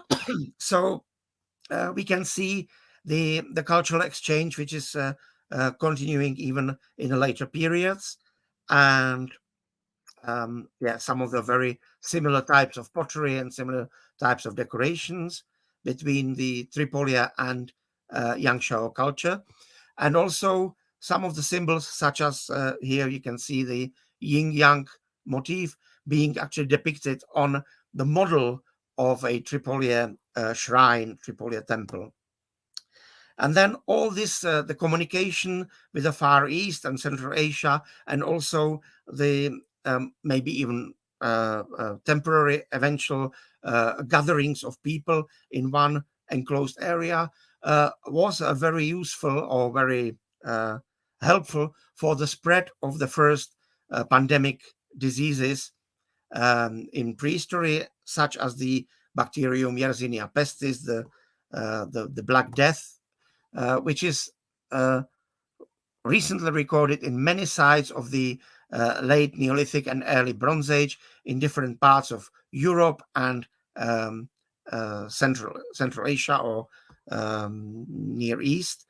And the Tripoli territory is one of the regions where possibly was kind of a melting pot of these influences of diseases which were possibly traveling along the steppe forest zone of the Eurasia.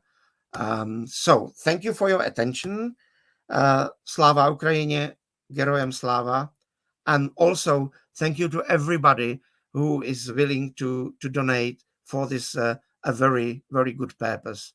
Slava Ukraine. Awesome. Thank you so much, Jan. We're going to go ahead and move to our next speaker. If you guys have any questions for Jan, please go ahead and drop them in the comments. We'll get them to him and sent back to you. And the second I said that, it looks like we're having connectivity issues with our next speaker. So we're going to go ahead and play another quick video.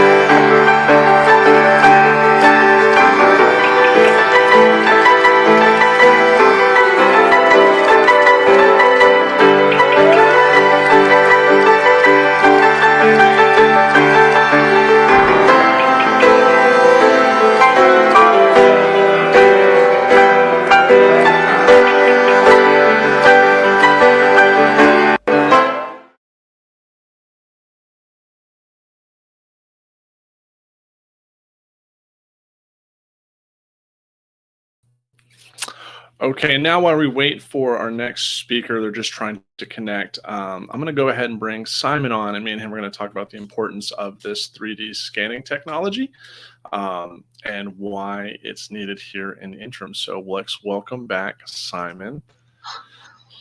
Yeah. Well, hello again, Simon. Thank you. Thank you for being here. So real quick, just for our audience that might just be joining now, what is the purpose of this fundraiser and why this specific equipment? Well, because it's the only quick tool to make a lot of 3D models to protect, well, to preserve, what is not digitized so far in Ukraine. And we have a lot of artifacts that need to be saved, like, urgently. Because they are endangered every day, and we just need to improve our level of digitization, like, much higher. And in long run, it's much better in terms of dissemination of Ukrainian archaeology and Ukrainian archaeological heritage, just because we are on a very basic level now. So it's like win-win thing. Excellent. Thank you so much. And with that, our next speaker has arrived. So we'll go ahead and bring Hanna in. Awesome. Thank you so much for joining us today, Hanna. Can you please go ahead and introduce yourself, and let's go ahead and get started.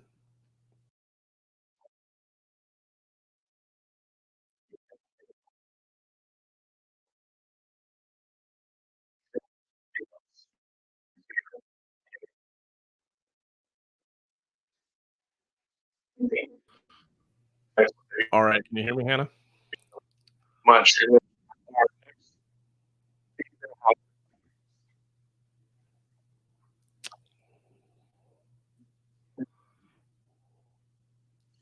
looks like we're having a little bit of connection issues. I'm not able to hear you.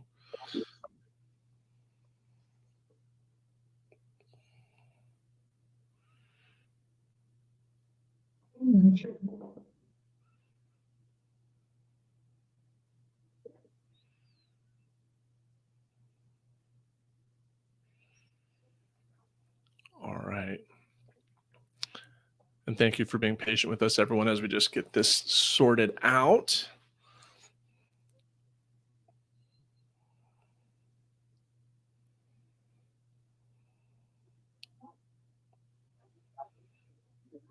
Hello. Hello, Hanna. Hello. Thank you.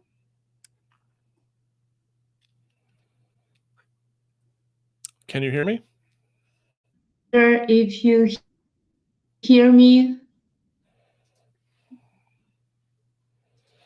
please say something. All right. Yes, Hanna, we can hear you.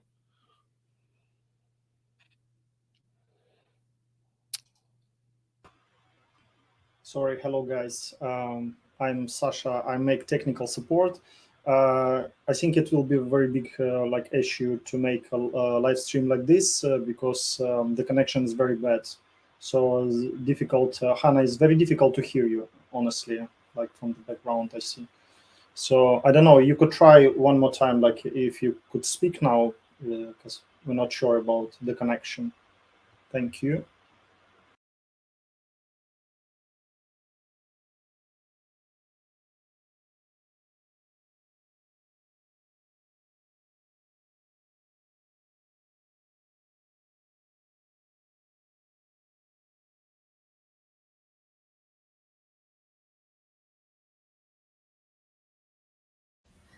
Hello, is this better? Can you hear me? Yeah, we hear you now. Let's try. Alexander, is this better? Yeah, this is better now. Yeah, let we try, because we don't know how it will go. So, yeah, thank you very much. You could start. Does it work now better?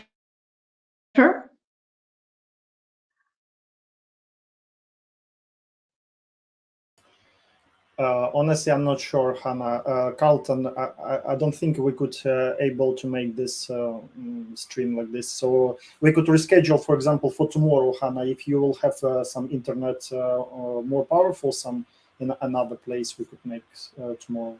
So I will sorry. try to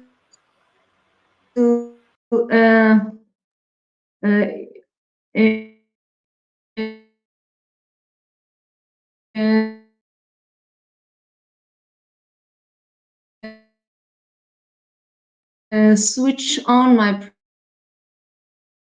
presentation.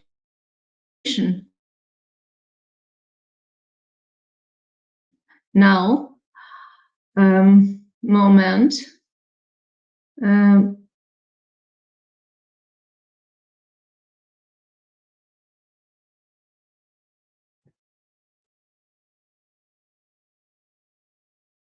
But I cannot, for some reason. I'm very sorry.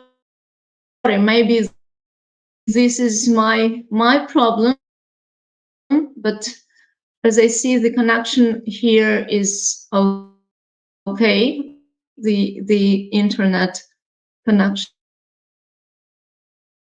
the traffic is everything looks like okay. Everyone, I cannot.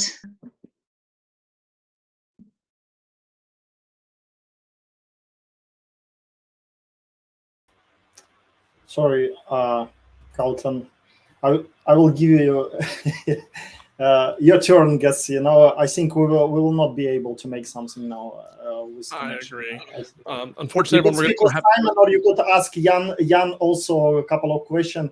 I see he's still here in our room, so I don't know. Or we have one more next speaker I see as well. So yes, we do have our. I think we'll just go ahead and move on to our next speaker and give them plenty of time. Appreciate them joining early. So give us one moment. And then thank you for the audience for being here. We really hope that you can donate and help us with this project in order to preserve Ukrainian cultural heritage. So, all right, we're going to go ahead and move on to our next speaker. So we're going to be a little bit 5 minutes early, which means we'll have plenty of time for Q&A for the next speakers. So excellent. Awesome. Thank you so much for joining us today. Can you go ahead and introduce yourself and tell us what you're talking about, and go ahead and get started? Hello, can you hear me well? Yes, you sound excellent. My name is Iryna Chechulina. I'm working in Institute of Archaeology in National Academy of Science of Ukraine. Now I'm gonna share the screen with you. Wait a moment.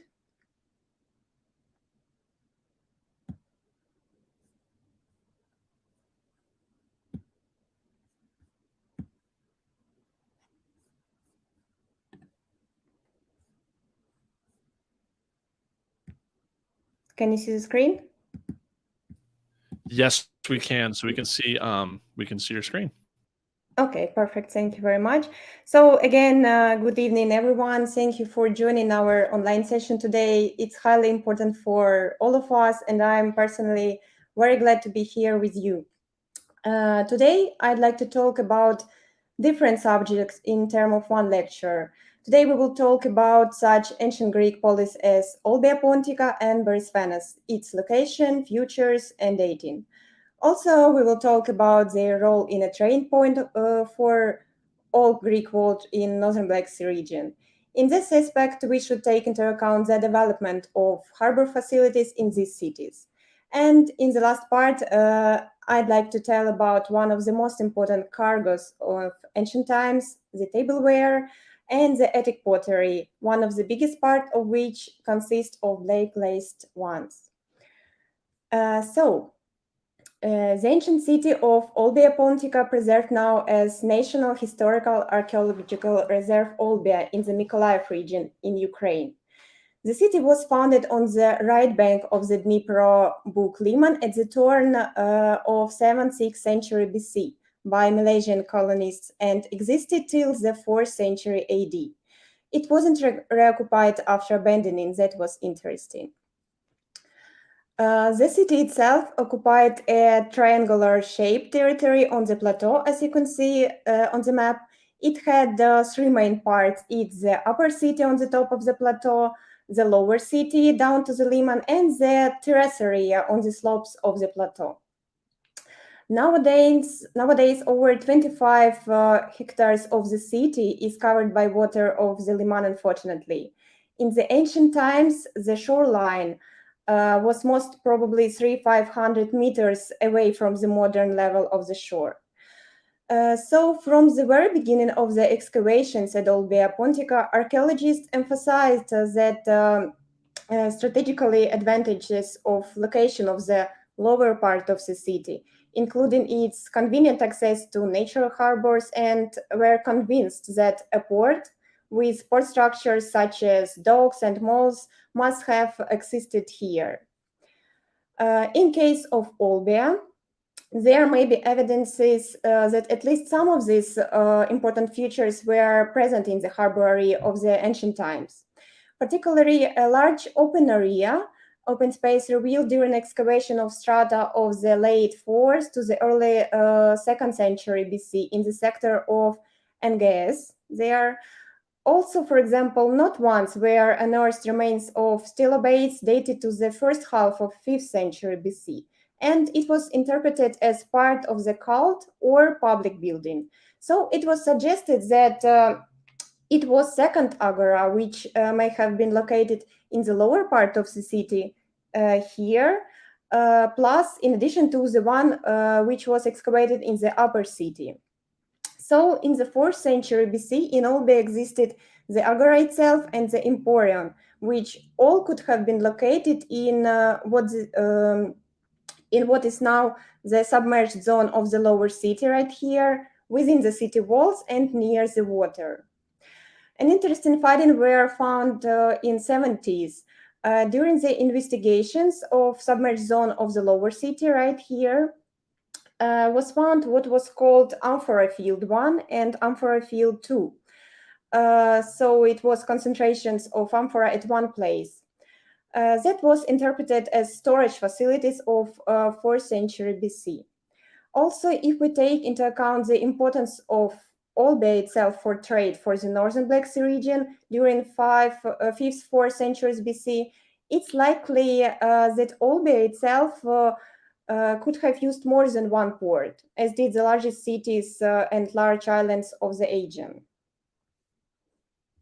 So the external economic relations of the cities of northern Black Sea region developed in 2 main directions. It's the trade with the large polis of the Mediterranean and Black Sea, and the trade exchange with the barbarian population of the steppe and wooded steppe zones.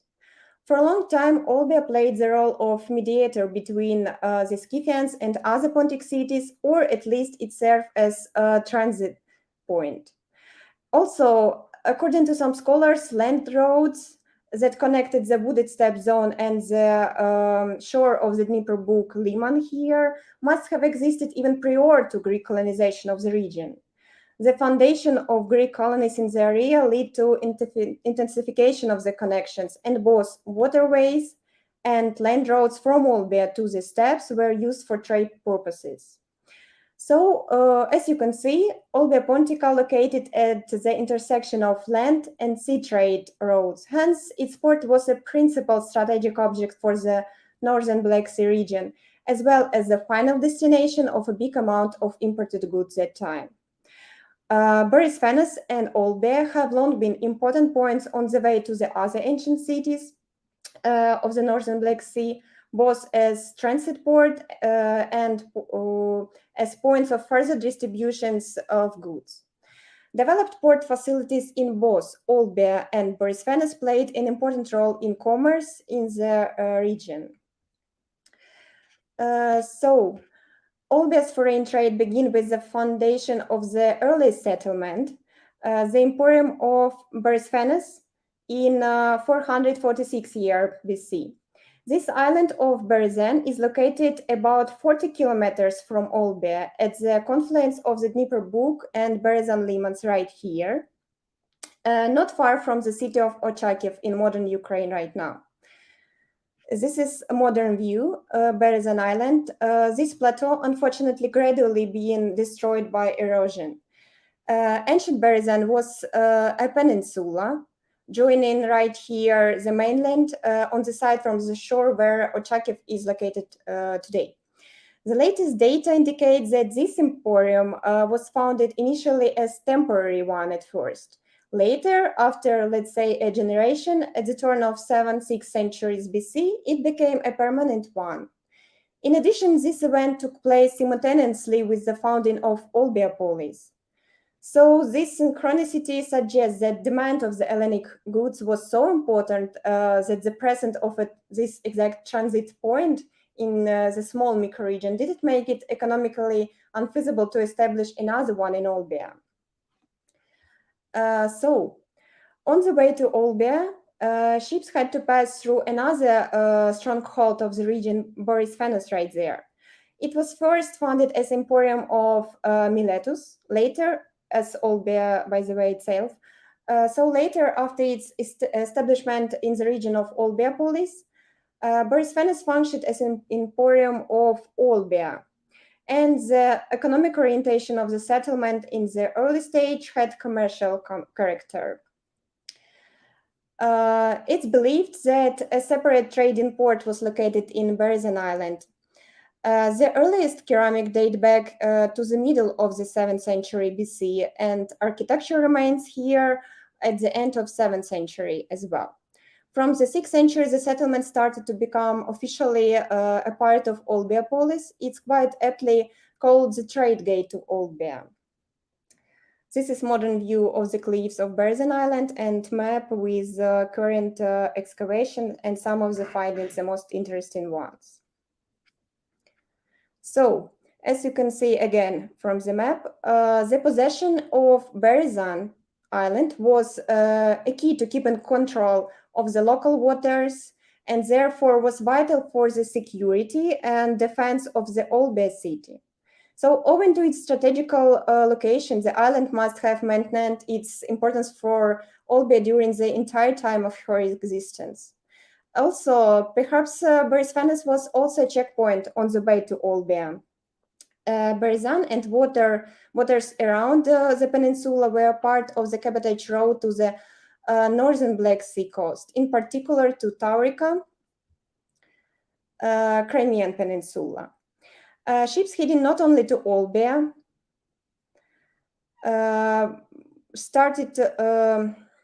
ships heading not only to Olbia but also to other cities could stop here. Most likely, the port of Borysfennes didn't lose its important role even after appearance and development of the Olbia port. In fact, it had been suggested that this would be another reason why the harbor of Berezan must have continued to function even after Olbia started to use her own harbor. During this period, the cabotage road along the northwestern coast was still used not only by ships sailing directly to Olbia, but also by those who head into the colonies located further to the northern coast of Black Sea. For the latter, it probably was more convenient to stop over at Berezan before continuing the voyage than to make a detour to Olbia here and then go back. So after ships started to use a shorter way and, let's say, more direct route across the sea on a regular basis, there was much less need for transit harbor of Berezan. So this development probably took place already at the end of the 5th century, first half of the 4th century BC. and has been linked to the foundation of the Greek city of Chersonesus on the north coast of the Black Sea at the end of 5th century BC. So this road either went straight across the Black Sea from the southern coast to the northern coast, or alternatively combined the cabotage sailing along the western coast of the Black Sea with crossing open water from some point straight to the southern shore of the Crimean Peninsula. So presumably in the 4th century BC, some ships could still sail into the North Pontic region, and they still using the full-length cabotage road along the northwestern Black Sea coast. And this probably caused a decrease of maritime traffic in the area itself. The Berezan harbor may still have continued to function, of course, but on a smaller scale than before, serving primarily local needs and only occasionally as a stopover for foreign ships. So I'd like to tell that the Greek oikomen was a world full of extensive economical, political, cultural connections. People, goods, ideas, philosophy of worldview moved around the world extremely freely and actively that time. So these connections were extremely important for the effective development of ancient society. And in this regard, stable overseas trade and the constant distribution of goods of overseas markets were an important factor in the development of the economy and society in ancient times. The nomenclature of Athenian goods was diverse and stable from the very beginning of the 6th century BC, as goods from Attica were in general great demand. Agricultural products, primarily olive oil, metal artifacts, weapons, textiles, and of course, prestigious tableware were widely exported from Athens and Attica all around the known world in that times. Tableware in all techniques were part of big cargo supplied to the North Black Sea market during all periods of history. Attic black glazed pottery was one of the most important groups of the pottery which were transported to the region. The emergence of systematic trade between Athens, Attica, and northern Black Sea coast took place during the second quarter of 6th century BC. Attic ceramics at the time of foundation of the first Hypoikia were rather an object of luxury, so it's unlikely that it was a subject of trade at that time. So given the wide development of intermediary trade at that time, it's reasonable that the first samples of Attic were reached the colonies through the mediator of other foreign nations, for example, even from Miletus at first. The earliest finds of Attic were in Olbia and Berezan, dated back to 570s, 580 BC. It was made, as you can see, in black figure technique. Of course, trade at that exact time was sporadic, but from the second half of the century, it acquired rather a regular character and continued until the period of early Hellenism. A feature of the find of this time is their mass and exceptionally high quality of products. So on for a long time, tableware was a luxury item delivered to the North Black Sea market sporadically. But over time, these ceramics became a mass-produced item, which was a separate object of trade relation. Attic black glazed pottery is one of the most mass material in Olbia. Thus, in these terms, Attic black glazed ware played an essential role in a study of trade and economic relations between Olbia and Borysthenes with Attica in general. So research of exactly this type of pottery allowed to demonstrate periods of increases and decreases of import level to Olbia Pontica, which surely correlates with the period of historical development of the polis and its connection with Athens and Attica as a region in general. So the quantitative composition of the dishes was analyzed in relation to the main period of development of Olbia, its later Archaic, early Classic, and late Classical period. Therefore, it was determined that during the first period, only the beginning of development of trade relations between Olbia and Athens, which had a sporadic character again, can be observed. So this is demonstrated by a relatively small amount of Attic tableware. It's only around 25% from all dishes belong to this period. At this time, there was a search for both new trade routes and, in general, new market for Attic products. Moreover, merchants from Athens needed grain from the Black Sea polis for their motherland, whose population was constantly growing. So during the 5th century BC, it was Olbia that became the most important trade intermediately between Athens and the cities and settlements of the North Black Sea region. At the time, the trade relation with barbarian population of the steppe were intensively developing from other hand. So the analysis of the given material, Attic black glazed pottery from Olbia, proves that in the terms of the early classical period, in the central of diagrams, was not only the peak of trade relations, yes, of the region between Olbia and Attica, but also that was period of general elevation of material and spiritual culture of the city. So the dynamics of the arrival of Attic black glazed ware clearly demonstrate us the large number of these products among the imported ware. The range and number of different types of the pottery is increasing. In this period between 425-400 BC, the collection shows the maximum number of different types. Thus, for the period of the early classical period in Olbia, the quantitative indicators of the import of Attic black glazed ware show the highest values. It's around altogether 43% of all total amount of the pottery. As for the late classical period in Olbia, it was associated with the exit of the polis from the Athenian League, the general weakening of the foreign economic ties with Attica caused by both external and political circumstances of the life of Athens. During 380-50 BC, indicators fall sharply, decreasing almost by 2 times. The share of dishes from the period is 33% in general. And since then, the volume of tableware imports has been decreasing. Consequently, from the end of late classical period and beginning of Hellenistic period, let's say, Olbia's trade with Attica gradually lost momentum. And economic relations between these two states never returned to their previous level of development.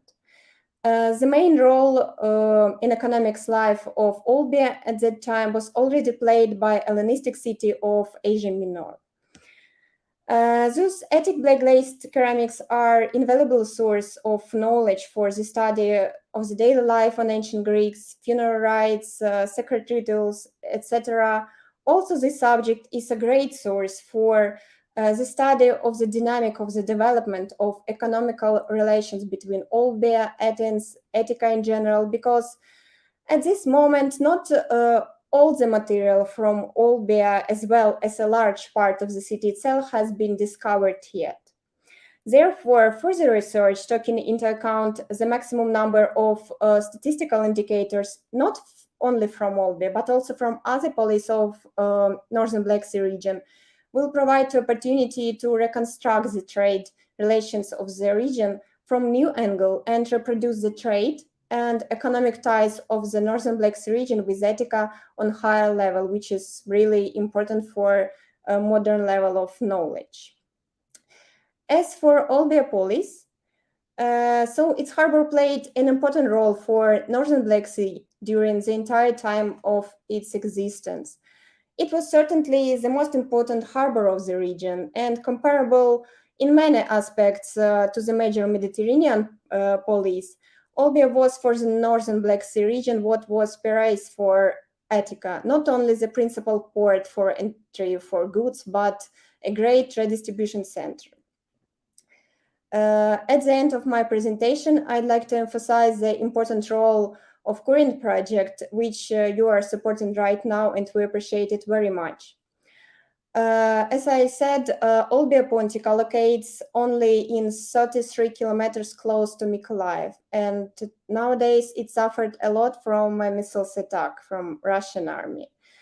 In the last few days, and right now, it was and still bombing lots of time.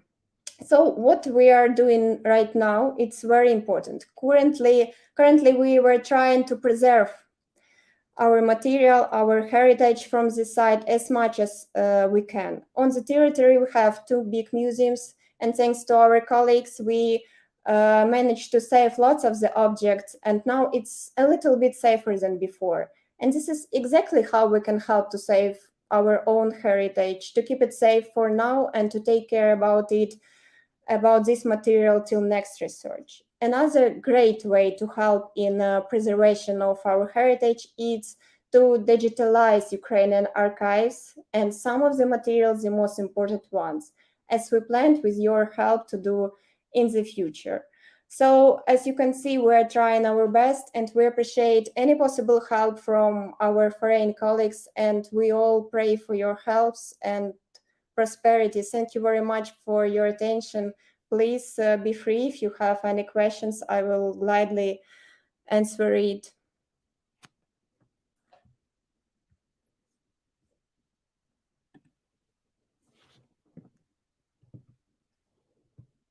Hey, thank you, Iryna, for the fascinating talk. I definitely have a number of questions, but the first one is about the illicit trade on Olbia. Like, it always become a popular topic about what's going on with Olbia artifacts, the illegal trade, and everything around it. And what is about it now? What's going on there now?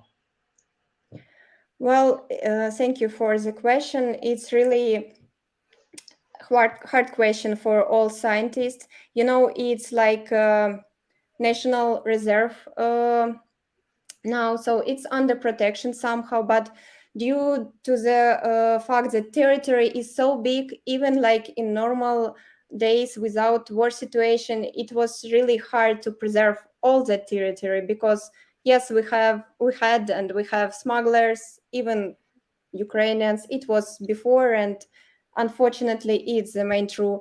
Nowadays it's even more hard, because of course security can't work normally. Our director of the reserve fund, he's in the military now. We all support them. Lots of our workers, archaeologists also are serving now. So of course we understand it's not the right time to talk and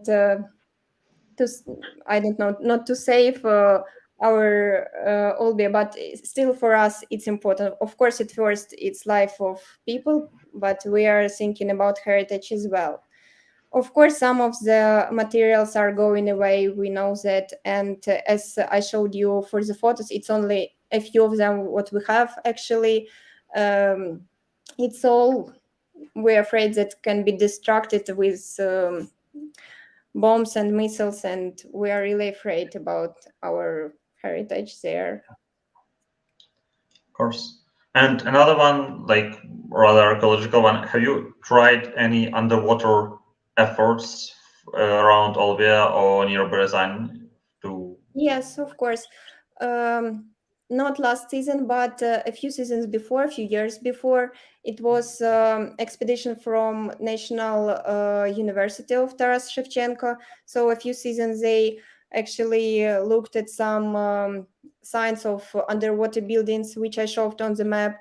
And before that, it was rather 70s, 80s, a few tries to do some excavations there. And around Berzan Island, every year actually took place some underwater excavation, but surely it's all under, you know, in Ukraine, it's all question of financial situation. So it's all like for the cost of researchers, but still like it's so like we have ambitions to do more in Ukraine and around Olbia and Berzan Island as well. because this sounds like something can be found there. Okay, so thank you very much for your talk, and thank you. Thank you. And let's move forward to our next speaker, who is Pavlo Shydlovskiy. He's already with me. And he's gonna appear on the screen like right now. Pavlo will talk about the apocalyptic sides of Ukraine. Greetings. Hello. Do you hear me? We hear you, but maybe you can slightly increase the volume if it's possible.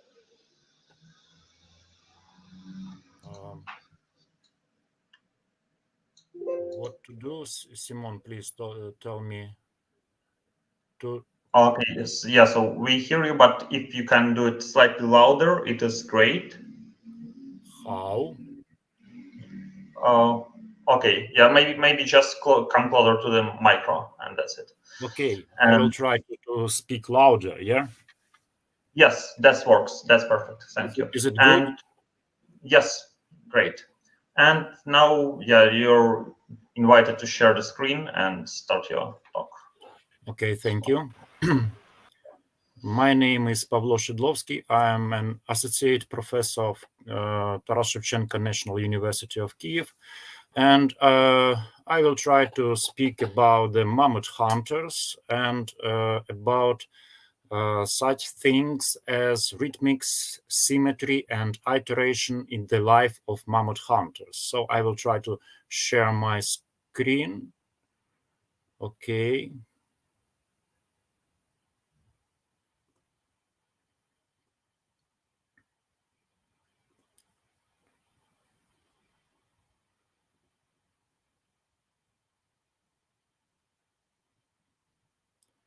Do you see something? Yeah, hello. My name is Alexander. I'm make technical support. Yeah, we clearly see your presentation. Okay, yeah. And it's switch on. Yes, it's okay. Yeah. We see everything when you're sliding. Okay, yes. Nice. Yeah. So we can start with such topic as a rhythm in the life of mammoth hunters. We will speak about the Upper Paleolithic. Upper Paleolithic is a time when the last glacier was on the territory of the whole northern hemisphere. And the territory about which I will talk is the territory of Middle Dnieper area, Middle Dnieper region.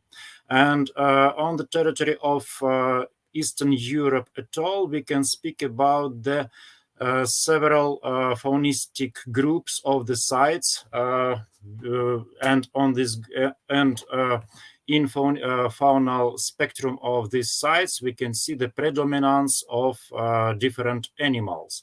So after the maximum glacier in Europe, in epigravitian sites, we can see the predominance of such hunting species as mammoths.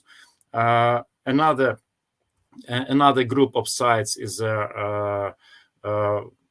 sites with the predominance of bison, and the third group of sites with the predominance of reindeer bones in the faunistical spectrum of these sites. So we will speak about the mammoth hunters. So we can talk about the specialized hunting and about the forming of such economical type in the Upper Pleistocene, Upper Paleolithic as the mammoth hunters. And most attention will be paid to the territory of Middle Dnieper area, in which we have several cultural groups of Upper Paleolithic hunters, as in the frames of common epigravitian group, epigravitian tradition, we can define several cultural groups such as Mezherichian, Mizinian, Yudinovien, and of course we can talk about the different societies, because we can speak about that the relativeness between the sites, which was based on the technological tradition. And if we talk about Mezherichian, we speak about the in first case the technological tradition among these groups. So all these groups and Mezhirich and Mizhinyan and other was quite close, and they have a quite synchronous position in the chronological scheme. So about the Epigravetian and about rhythmics and iteration in the life of mammoth hunters. If we speak about the objects of art, or if we speak about the modified by human objects, we can turn our attention to the regular modifications on different objects. So we see the natural objects which has some regular modifications. On the right of this slide, you see the distal part of mammoth rib, and on this distal part, it was curved by such scheme, which is quite symmetrical scheme. So we have transversal cuttings and transversal sewing, which has several lines in the center, and after several lines by side of this distal part of mammoth rib.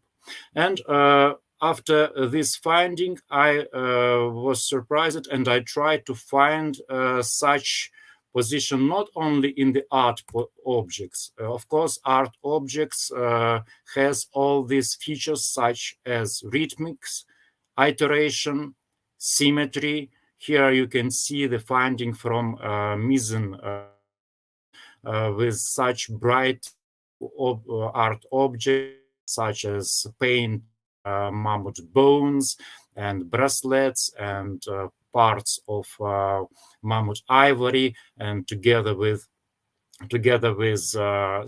such sculpture. And of course, but after I tried to find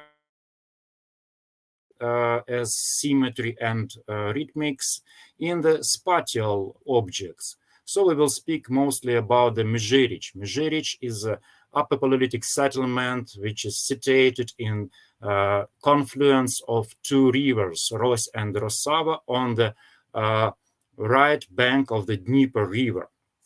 And this settlement was excavated since 1966 and by different teams and in different times. And as a result of common excavations, we have here 4 dwellings with the using of mammoth bones in the construction. So Unit 1 is a dwelling 1, Unit 4, Unit 2, Unit 3, and Unit 4. Unit 4 was excavated at the last times, and it was opened, it was discovered in 1976, and from that time it was lived in situ directly on the territory of site. But mostly a famous object from this settlement is dwelling 1. Dwelling 1 was excavated in 1966, and by the works of Ivan Pidoplichka, all the structure was reconstructed, and now it placed in the exposition of National Museum of Natural History of Ukraine. And if we see this dwelling, if we look at this dwelling, we can see also the features of iteration of the regular structure, rhythmics in position of the bones, such as long bones at the entrance of this dwelling, and mandibles which made an outer cladding of this dwelling. And if we came inside this dwelling, we can see that the basement is formed by the mammoth skulls, which placed regularly in the fundament, in the basement of this structure. So by the reconstruction of Ivan Pidoplichka, we can speak about that such as architectural ornament, when symmetrical and rhythmical structures made interior and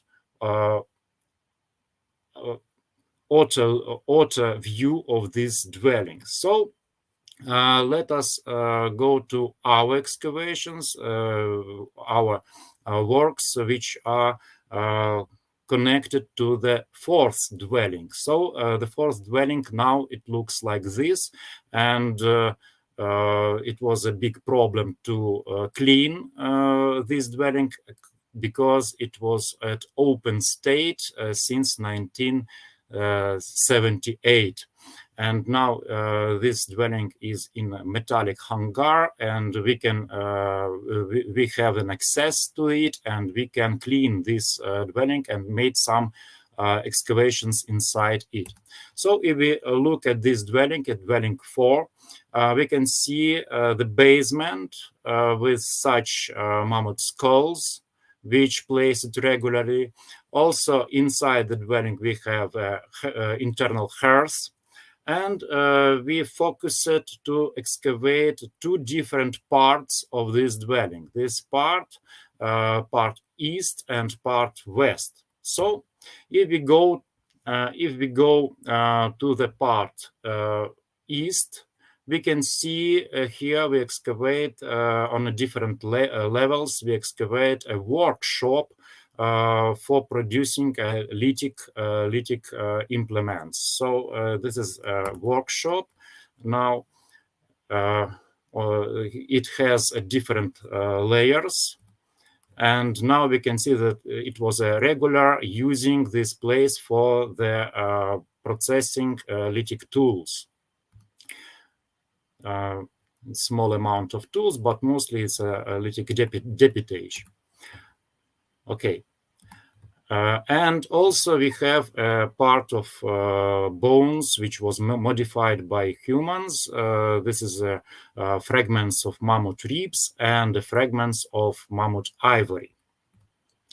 If we speak about the eastern part of this dwelling, we can see another plot with a series of instruments which was connected to the skin processing and anatomical groups of small and middle-sized mammals. And there was no too much lithic artifacts. This is a series of tools like needles and awls made of different bones of middle and small mammals, and modified by humans different parts of hands and legs of hare or fox. That is why we can speak about the different functional sectors inside dwelling. So we can speak about that inside dwelling we have different different functional places. Maybe these different functional places was connected not only with economical activity, but also with some social functions. So maybe it was a division of places for different genders. And if we go outside this dwelling, we can speak about the interesting outer cladding that was formed by the big mammoth bones outside dwelling. In 1976, while it was excavated, the most bright group of bones was found to the east of this outer cladding. On this group of bones, we can see the symmetrical composition of the mandibulas, of the jaws of mammoth, which was put the central mandibula was put chin up, and around it was several mandibles stacked in a piles with the chin down. So, and to the right of this bright composition, there was also symmetrical group as a mammoth skull, and to the left of it, it was 2 scapulas and pelvis, and to the right of it also it was 2 scapulas and pelvis. And another symmetrical composition was to the left of this central group. It was such as mammoth skull, anatomical group of vertebrae, mammoth skull, also anatomical group of vertebrae, and again mammoth skull. So we can see the symmetrical and rhythmical compositions of bones outside dwelling in the outer cladding of this fourth dwelling. If we go outside this construction, outside dwelling, we can see that all objects around dwelling also were placed in a symmetrical and rhythmical structure. So if we speak about this fourth dwelling, to the east and to the west was placed a big mammoth tusks. Here you can see them on the photo. And also pits around dwelling also was placed by the world directions, and also has such symmetrical and rhythmical composition. So we can speak about that all dwelling was placed by the cardinal directions. And if we look on the whole settlement, here we can see the dwelling 1, dwelling 2, and dwelling 4. We can speak about the unified behavior and unified pattern of placement of these dwellings and structures on the settlement at all. So all the entrances was oriented to the south and to the south. And around all dwellings, there was such pits, which has such symmetrical structure and symmetrical composition. If we speak about other settlements on the territory of the Middle Dnieper area, we can look at Dobranichevka site and on the Semenivka 3 site. So Dobranichevka site is the same base camp as the Mezhirich, and it has the quite similar structure as Mezhirich. It also in Dobranichevka we has 4 dwellings, and these 4 dwellings were surrounded by the pits. And another way we can see in Semenivka 3.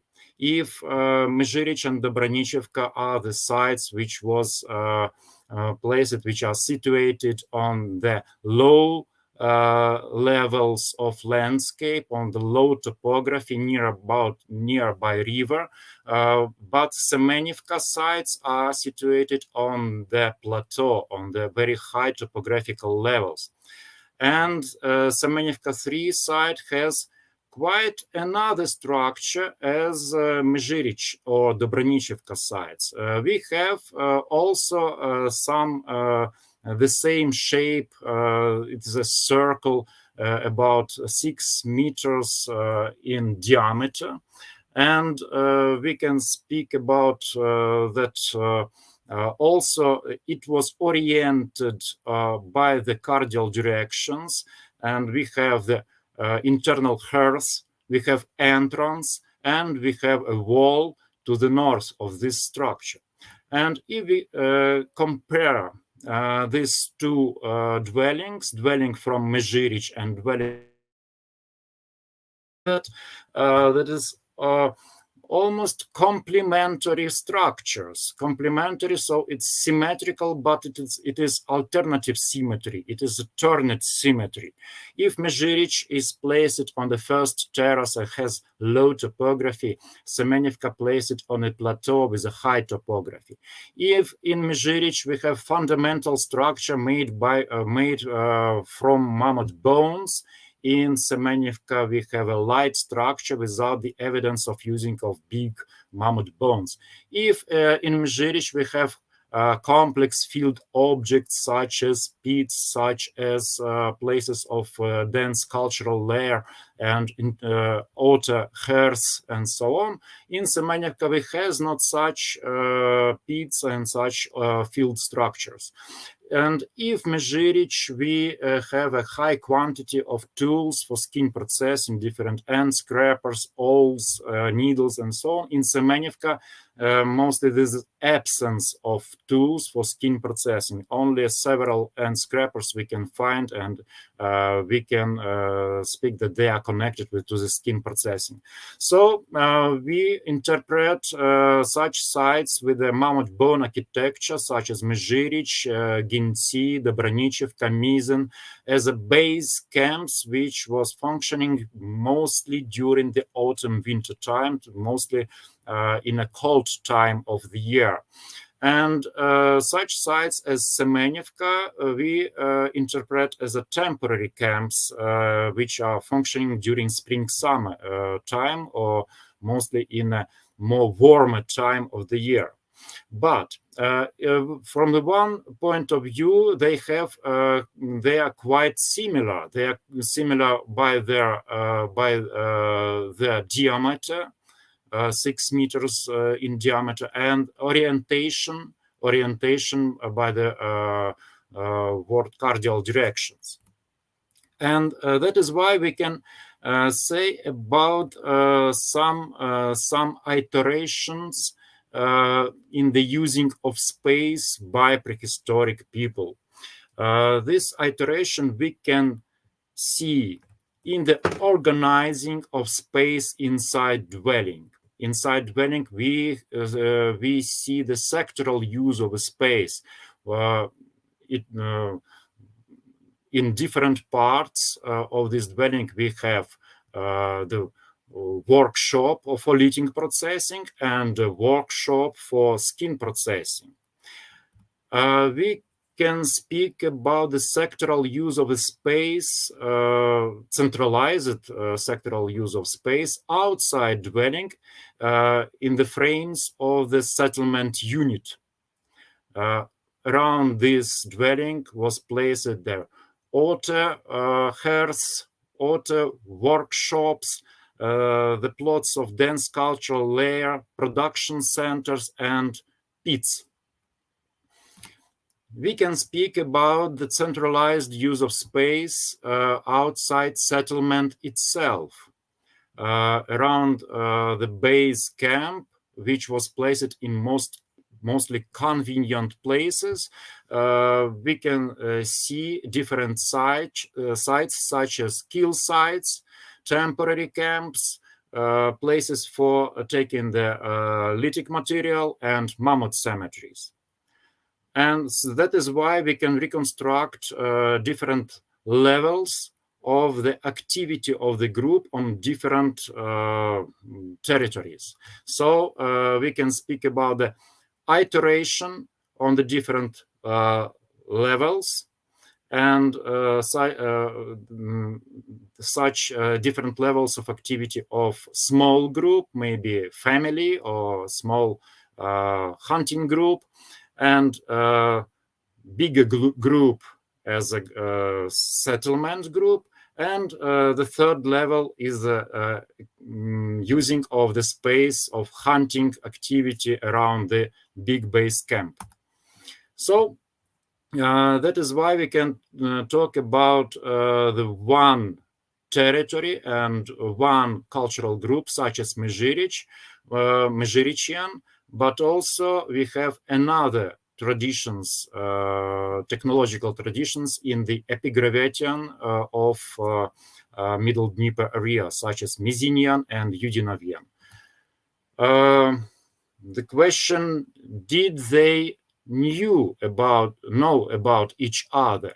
So we have in all these different groups, we have such traditions as building dwellings from mammoth bones. You see Dobranichevka, it's a Mezhirichian, Mizin, and Yudinova.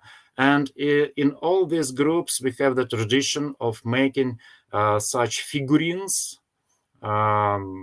Somebody told that this is female figurines, but very stylized. And we have the very clear evidences of exchange between these groups by the sharing, by the distribution of marine shells, which comes from the Black Sea, distribution by the sides of Dnieper River. These shells was mostly perforated, and they was found in different sites such as Mezhirich, Semenivka, Mizin, and Yudinovo. So I think that it is a clear evidence of exchange between different hunting groups. And all this situation was connected to the such stable period of time after the last glacial maximum till the perturbations of the end of Pleistocene at all. So we can speak about the system of living. We can speak about the common place, common patterns of behavior and of rhythmics, iteration, and symmetry as not only just a reaction of human collectives to the natural conditions, to the natural environment, but also as the human modeling activity, as the attempt to the domestication of space, as the making space and time more controlled, as an attempt to manage space and time by these rhythmical and symmetrical objects such as dwellings, pits, settlements itself. And thank you for your attention. If you have questions, please, I will be glad to answer. Yes, thank you very much, Pavlo, for the great topic, for a very interesting one. Just the basic question, like I'm asking it almost for everyone, what's going on now on the sites you talk about during the war? We now this year we are not working. It's quite understandable because many students are abroad, many students are in evacuation, and many students even taking a part in hostilities in a front line. So that is why this year I took part in a territorial defense service in Mezhirich, in Kanyev region, around the Kanyev hydroelectric station. And that is why I think that it is not a good idea to bring students and to do some excavations on the Mezhirich object. But I hope, as I think that everybody hopes, that next year we have a big program to start excavations, and we hope that together with different European organizations, we continue our excavations on this site. Fingers crossed, yeah. And are there any damages or destructions on site or around because of the war? No. This is southern to Kiev, and that is why this territory was not damaged by the hostilities. But anyway, the landscapes was damaged by the different military objects because nobody knows in the first months of war. Nobody knows where they come, where our enemies goes, and that is why. Many people was included to the territorial defense service, and many defensive structures were created around the Kanyev hydroelectric station, and that is why landscape was damaged enough. Okay, I see. I assume, yeah, there are a lot of suddenly excavated archaeological objects appear there because of the trenches and everything. And the archaeological one, just for the wide audience, yeah, for general understanding, how unique is this material you just shown? Like, is there any analogies in Central Europe or in Western Europe for these dwellings and the rhythmical structures? No, we have several sites on the territory of Ukraine and several sites in Russia, but in the Central Europe, I don't know the sites with the mammoth bone architecture. So that is why I think that this is not just a response of humans to the natural conditions, to the natural environment, but it's a feature of a culture. It's a feature of a culture. It's like a manifestation of humans itself by this way of organizing of the space, by the way of organizing the objects such as dwellings, settlements, and so on. Okay, thank you. And you support it also with the portable art specimens from bone you shown, yeah, like with these women figures. Are they also considered as examples of rhythmic behavior? Yes, but I think that I tried. My attempt was to show that rhythmics, iteration, and symmetry is not a feature only of art objects, but this is a feature of human behavior. To make things regularly, to make iteration, to make a symmetry, because symmetry is not a product of nature. Symmetry is a product of our brain. Okay, and one again, that's probably a stupid one. Also, the popular question: do you think this kind of rhythmic behavior appears only for modern humans, for Homo sapiens, or is it presented before, during Middle Paleolithic, and maybe even before? I understand your question, because too many people try to found art and religion in Neanderthal societies. Yeah, but sorry, I think that this is characteristics of Homo sapiens. It's okay. my point of view. I think that such art, such behavior, we can see only in Homo sapiens in a developed manner, because in Neanderthal societies we can find some maybe lines or maybe some art objects, but do we see symmetry? Do we see such attempt to control time and space? I don't know, maybe not. Okay, got it. Thank you. Yeah, that's a great way to look at it. Thank you very much. So maybe that's it. I'm not seeing the more questions in chat apart from those that I already allowed it. So thank you very much for this, and we'll see you tomorrow. That was a pleasure Yes, too. thank you very much too, Simon. Goodbye. Bye. And now we're switching back to Carlton.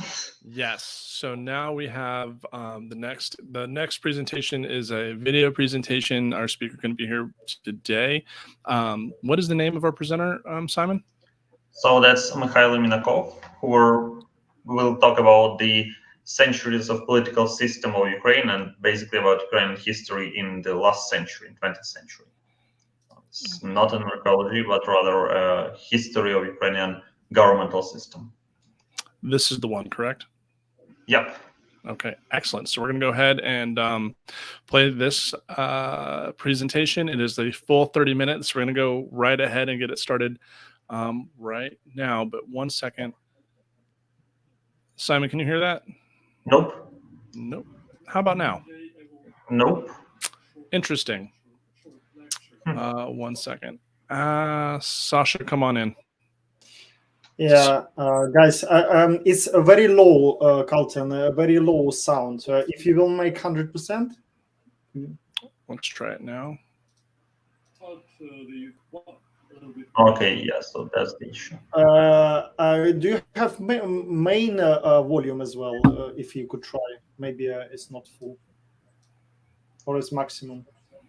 All right, 1 second. I'm going to mute myself just in case. Yeah. When you mute yourself, we don't hear anything. Okay, so interesting. So it's being picked up from my microphone, not from... Not from presentation. 1 second.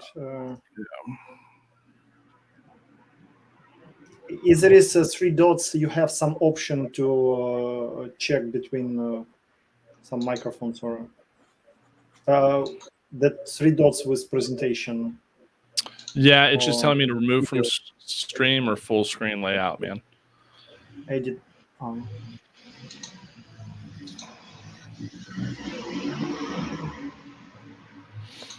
Sorry, everyone, just technical difficulties at the moment.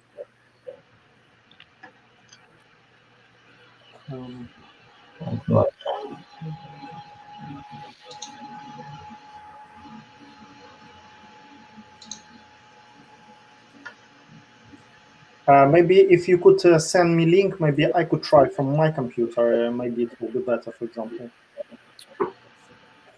Yeah, Simon, can you go ahead and send him that? I forget. I don't know which email you. Yeah, sure. I'll do that. And meanwhile, whatever. This is from you playing for you was downloaded the video. Yeah, it's a download. Yep. Okay.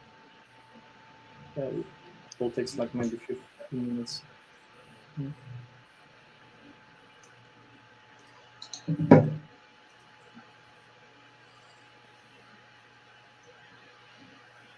So it's not about the link.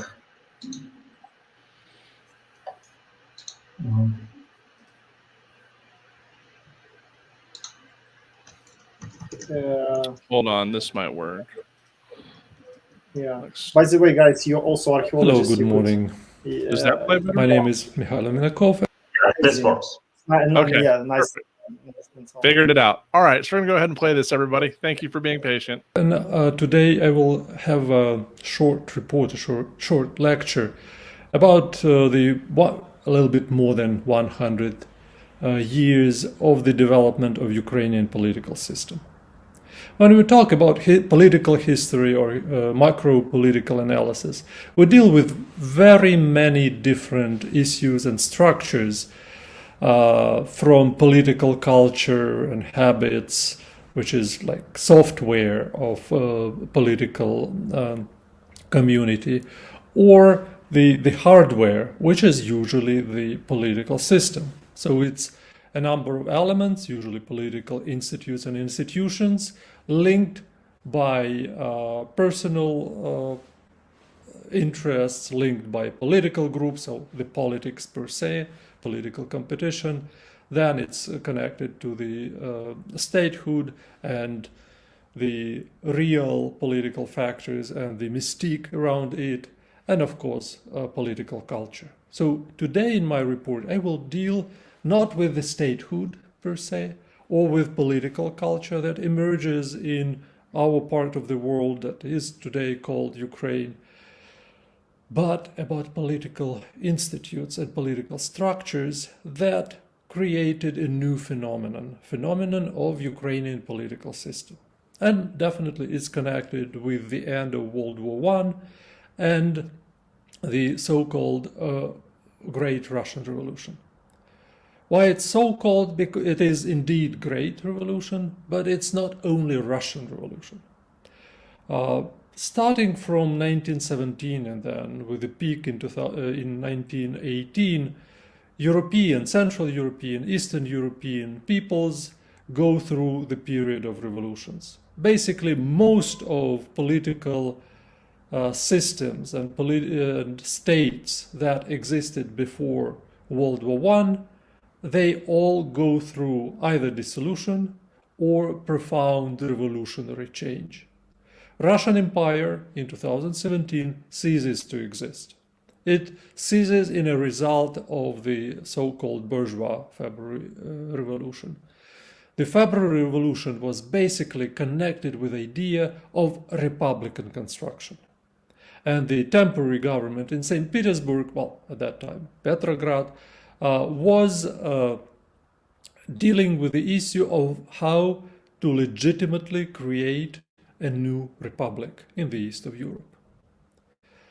But this attempt of republican construction in the empire fails due to many oppositions. Military opposition that had some monarchistic views, or with a radical socialist agenda of Bolsheviks, social revolutionaries, and so on, who undermined the temporary government and construction of one big republic in Eastern Europe, the Russian Republic, by starting the revolution in October, offering the agenda of socialist revolution, and then by destroying the assembly, the so-called учредительное собрание, or установчие сборы, or the assembly, the establishment assembly of the republic. So in this year, in 2017, Ukraine, as we know it today in these territories, faces many different political projects. But the core of this emerging political system is connected with the spring events when civic organization and political parties in the so-called southwestern Krai of Russian Empire come together in Kiev and create the so-called Central Council, Центральная Рада. And this Central Council grows slowly, and when you read these materials produced by politicians and activists involved in the council, they show how political imagination starts changing.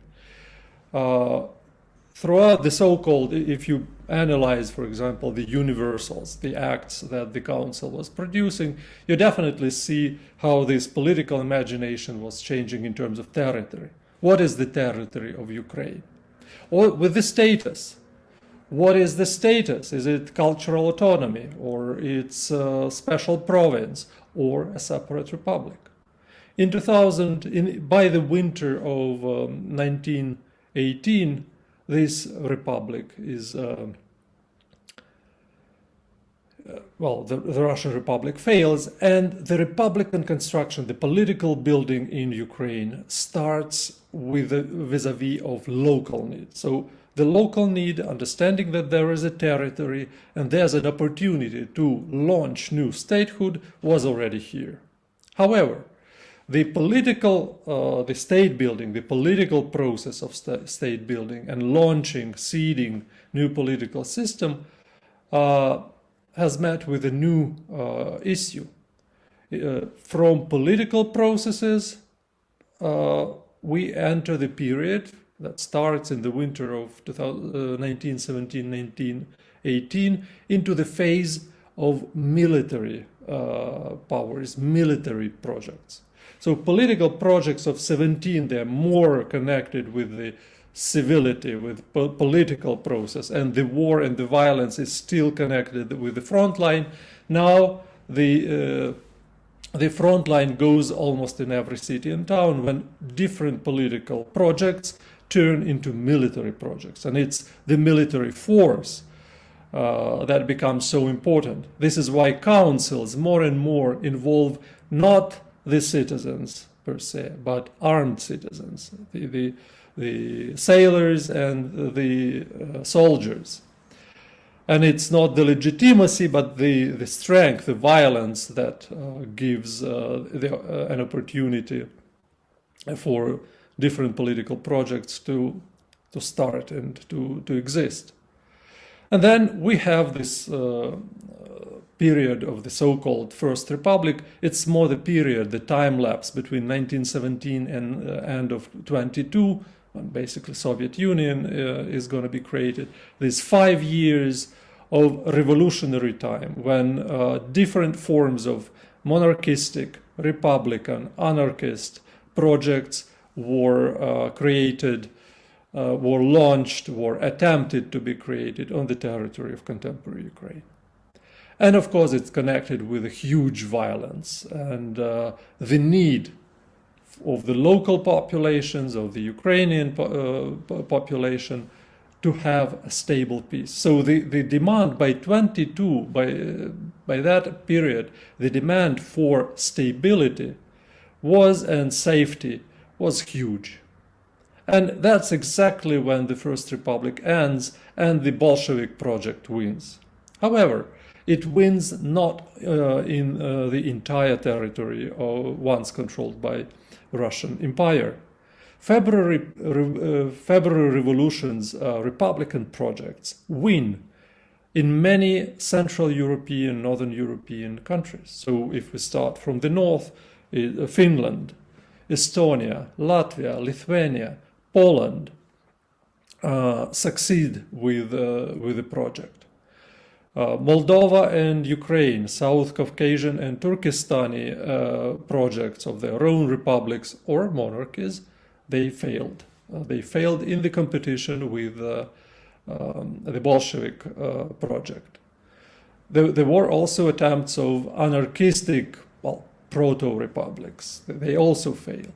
Basically, in these 5 years, we witness on the territory of Ukraine an immense number of different projects of statehood, of political structures, which can be described as republican and monarchistic states, but also para-states, black holes, de facto states supported just by some foreign powers belonging to Entente or to Germany, to Austria.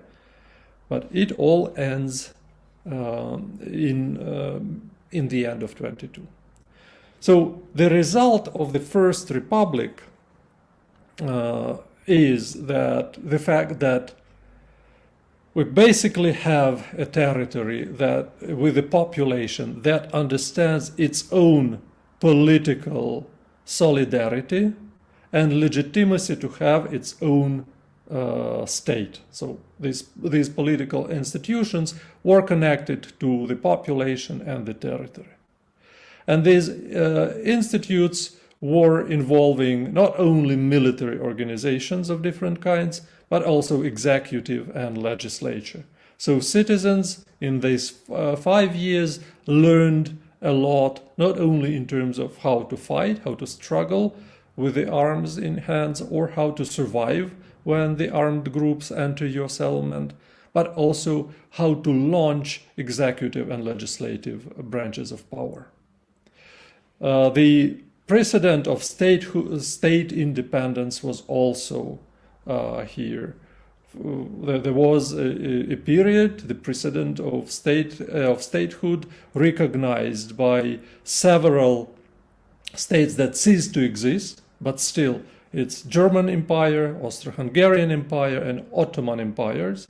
They all supported legitimacy of Ukrainian statehood. However, these states that supported the statehood of Ukraine in certain periods of the First Republic, they ceased to exist, and legitimacy of this Ukrainian project was also failing to the Bolshevik case. And then Ukrainians already understood themselves as a state-building nation, a nation with the right for statehood already in 1923. So when the Second Republic, the Soviet Ukraine, was supposed to exist, it's basically the period that is very much based on first roots of institutions, political institutions that stem from the First Republic. The October Revolution project was also using the military force, so the Red Army, the Red Army of the workers and the peasants, was a universalist project which provided the demanded stability to the local populations. It also responded to certain expectations like land ownership or the workplace, the security from the criminal groups and so on. So in a way, in the mid-20s, legitimation of Soviet rule was slowly in place. When we read diaries or newspapers or public or less public debates, documents of that period, you see how populations slowly accept the fact that the Bolshevik rule is for long. It's still expected to not to last very long, but still with every year it was accepted more and more.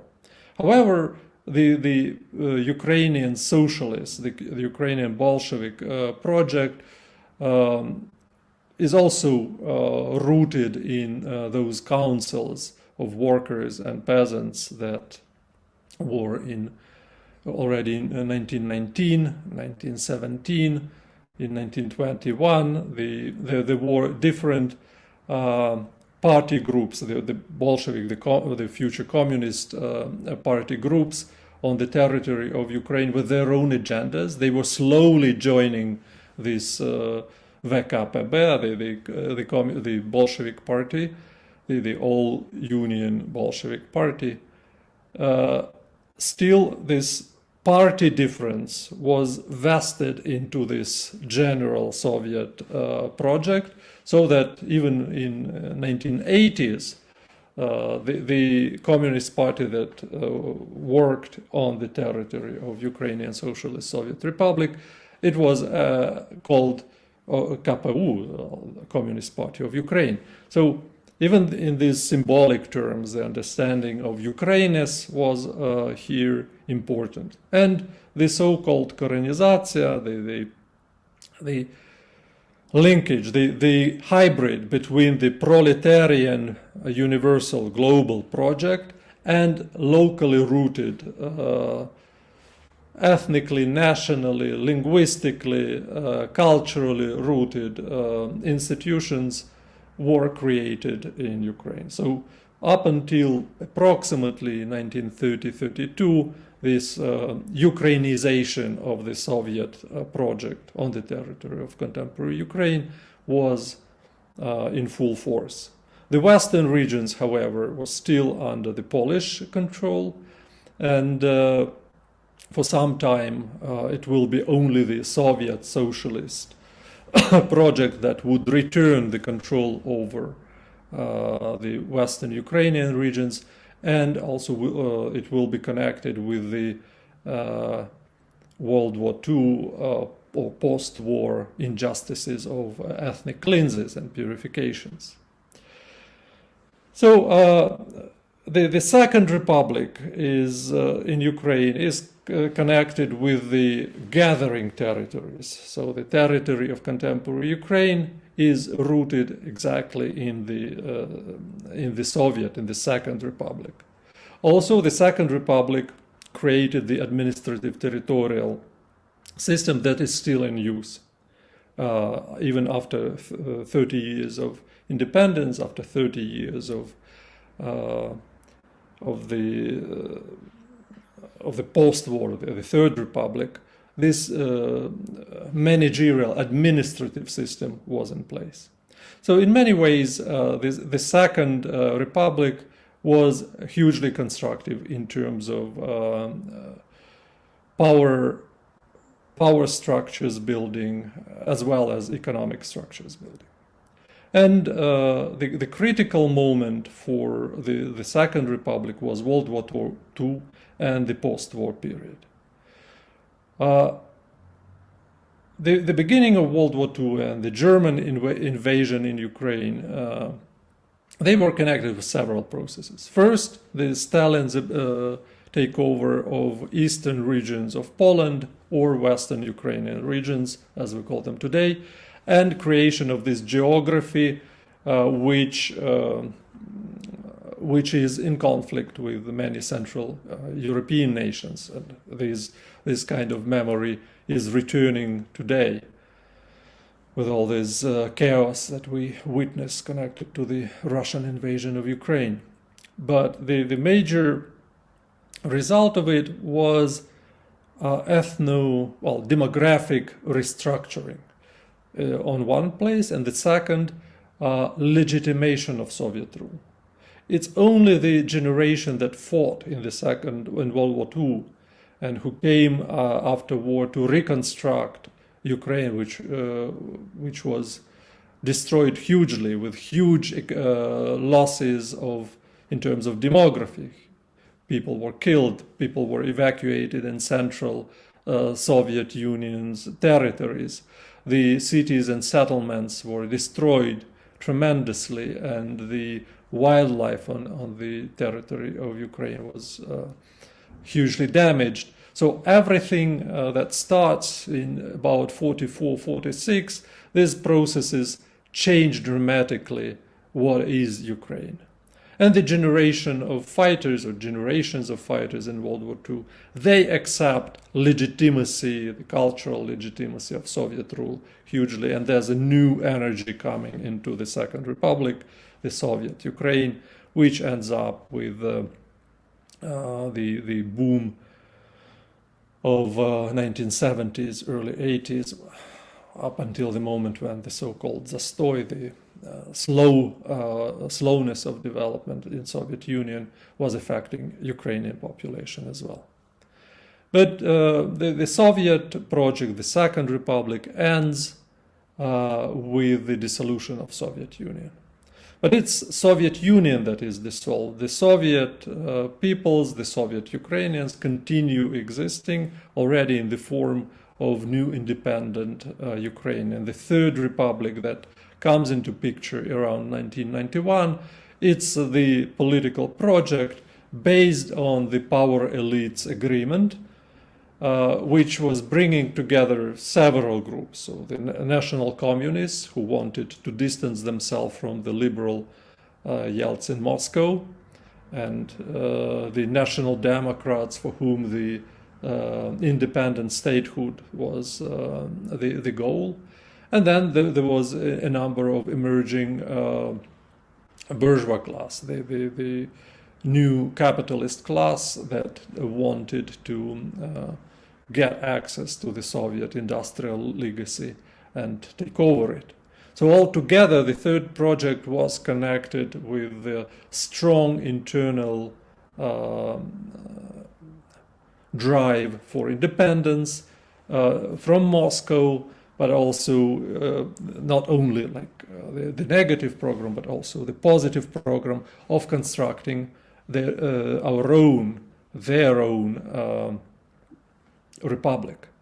And this period between approximately 1990, when the first free elections of Ukrainian Rada, Supreme Council, was in place, and the new Supreme Council, and then the referendum, first in support of Soviet Union and then in support of the Rada's decision for independence, and the first elections of Ukrainian president, this all together formed a certain political community with its own dynamics, very much distancing itself from what was happening in the Union Center, but also creating like its own dynamics different from what was happening in Georgia, Belarus, or Moldova. Ukrainian phase out from the Soviet Union was peaceful. It was connected on the agreement, consensus between elites, but also between big social and ethno-lingual groups. The Russophones, the Ukrainian together were building the common republic. And the long discussion that ended up with the very late and very profound constitutional project in '96, it created a republic that was keen for internal peace, for the civic peace, and was slowly entering the Eastern European history, the Eastern European common tendencies. The post-Soviet transformation of Ukraine was going hand in hand with with the general post-Soviet or post-communist transformation trends, which we can define as four major directions that were building or that were directing the building of political institutions and political system. The first was democratization. Ukraine, by end of 90s, ended up with hundreds of political parties, with blooming political ideological diversity, with pretty strong centralism and two branches of power, presidentialism and parliament. And the political system was also receiving a new experience. It's the dominance or the growing role of informal institutions. So the formal institutions like parliament or president or constitutional court, all these formal institutes and institutions behind them, they were connected with the well-described legitimate acts when everything was clear and pre-described in sanctioned documents. However, the informal institutions, the clans that would later become oligarchic clans, these are personal networks, the political adopted families that were taking over of some parts of the industrial legacy, the Soviet industrial legacy. They were taking over some factions or parties in the Rada. They were represented in the presidential administration. They would have several local administrators and mayors, so they're judges and so on. So they were kind of creating linkages between different formal branches of power. And this would provide them with the ability to link the power, the political power, the administrative power with money and ownership. And here the Third Republic grows hand in hand with strong institutionalization of formal state, of the democratic facade, and that's the democratization, but also this the growth and becoming more and more efficient of informal institutions that end up with existence of many patronal pyramids. Pyramids where the clan is on the top, and then many, through many personal contacts, linkages, the big social base in a region or nationally. So this is how we ended up with the Akhmetov clan, the Privat group, the Poroshenko clan, and so on. These pyramids, together with the democratic institutes, political institutes, created a space of freedom for citizens, for media freedom, also for ideological and cultural pluralism, which had its own positive and negative effects. The negative effect of it, the positive is definitely the freedom, the political freedom, but the negative effect is very little efficiency and economic social exclusion. So more and more Ukrainians were excluded from the decision-making or from the ownership. The poverty per se was growing.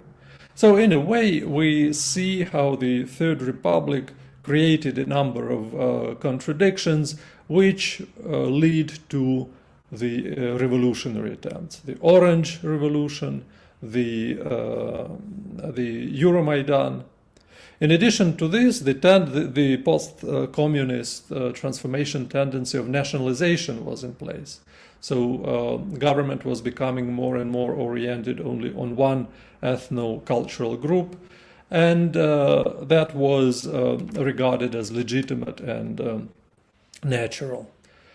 In addition to democratization, nationalization, and the contradictions between them, there was a Europeanization. Europeanization was seen as a tendency that would limit the contradiction between democratization and nationalization by introducing stronger rules and norms and values of Council of Europe and then European Union through association agreement.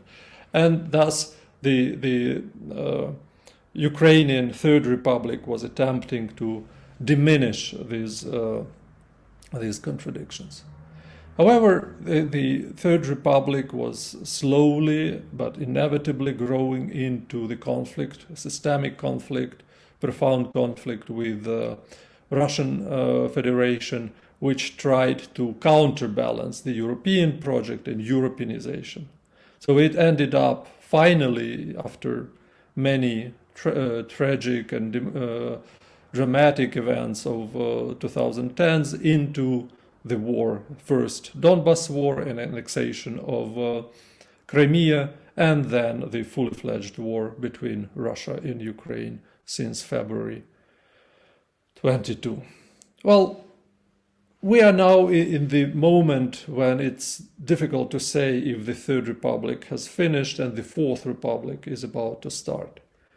If you remember, there was even a book written by two politician and minigarch Boris Loshkin and a bright Russian-Ukrainian journalist Volodymyr Fedorin.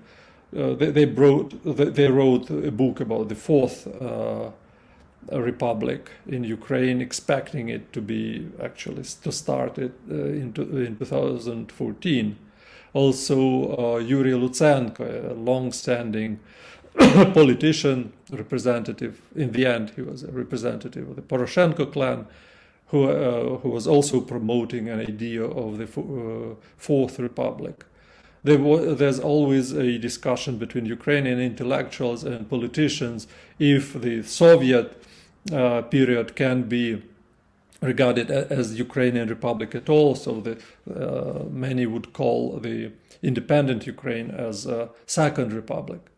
And if you accept this statehood mystique, you probably go into this discussion. But if you take this measurable and quite sober approach of analyzing how the political system was growing since 1917, you definitely see that Soviet period was a very important period for creation of Ukrainian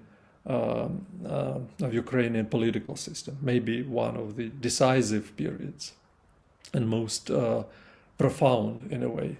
Up until today, Ukrainian government uses institutions that were created in Soviet period. But this all comes to end. As comes to end the Soviet industrialization, the demography is changing. Ukraine goes through the period of destructuring of the society itself because of emigration, because of mass murders, because of destruction of critical civilian structure. So this all together might lead to the end of the Third Republic and opens up the perspective for not only deep and comprehensive reform of Ukraine, but construction of new Ukrainian Republic. I will end with this, and thank you for your attention.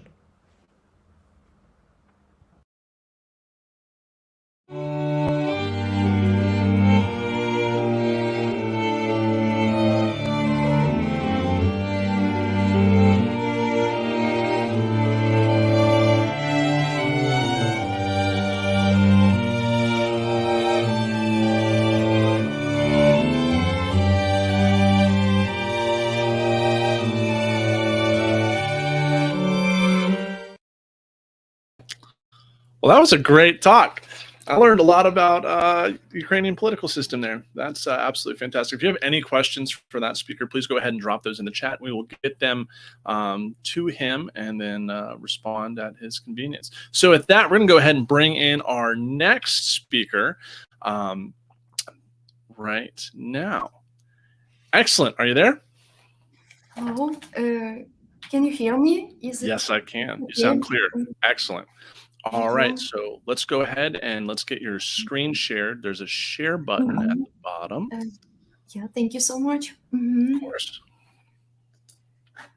So I should put share screen. Yes. Yes. Share screen. Mm-hmm.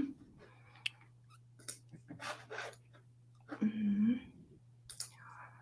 Oh, I'm sorry.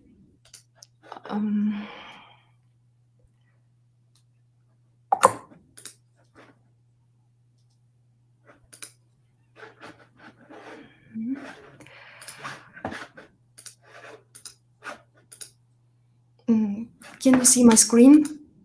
Let's see. Mm-hmm. No, it's not. Hello. It's yeah, it's this button. Yeah, in the bottom, like share screen should be. Sorry.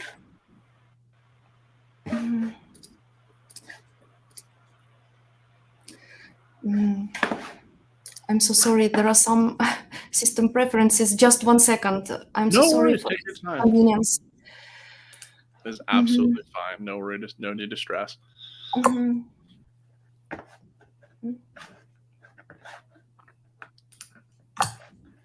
Yes, I think it should be.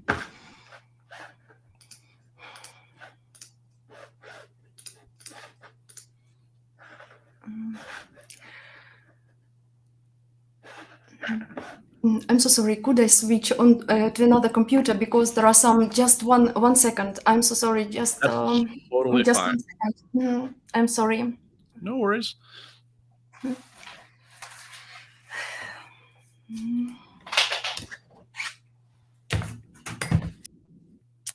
All right, so while we're getting those technical difficulties sorted out, just a reminder for those that are joining us within the past hour that the purpose of this stream is to support an initiative by 3D History for Ukraine to purchase an ArtTech 3D handheld scanner. And the purpose of this handheld scanner, like one, they're expensive. So that's why we really need your support. So please donate. You can, the top right of the screen, you can see a barcode. Please click that. You can also go to the GoFundMe, which is playing on the banner down below, like right down here. And the purpose of this 3D scanner is for the digitization of objects of cultural patrimony that belong to Ukraine. With the ongoing war that's happening in Ukraine, a lot of historic and prehistoric objects and places are at risk. And we see this all over the globe and during times of turmoil. And we have the opportunity to save many of these objects quickly in digital space. So please share this stream with your friends, your colleagues, and let's see what we can do to raise not only awareness for what's going on for these cultural resources that exist in Ukraine, but also to save them as best we can. And with that, let's see.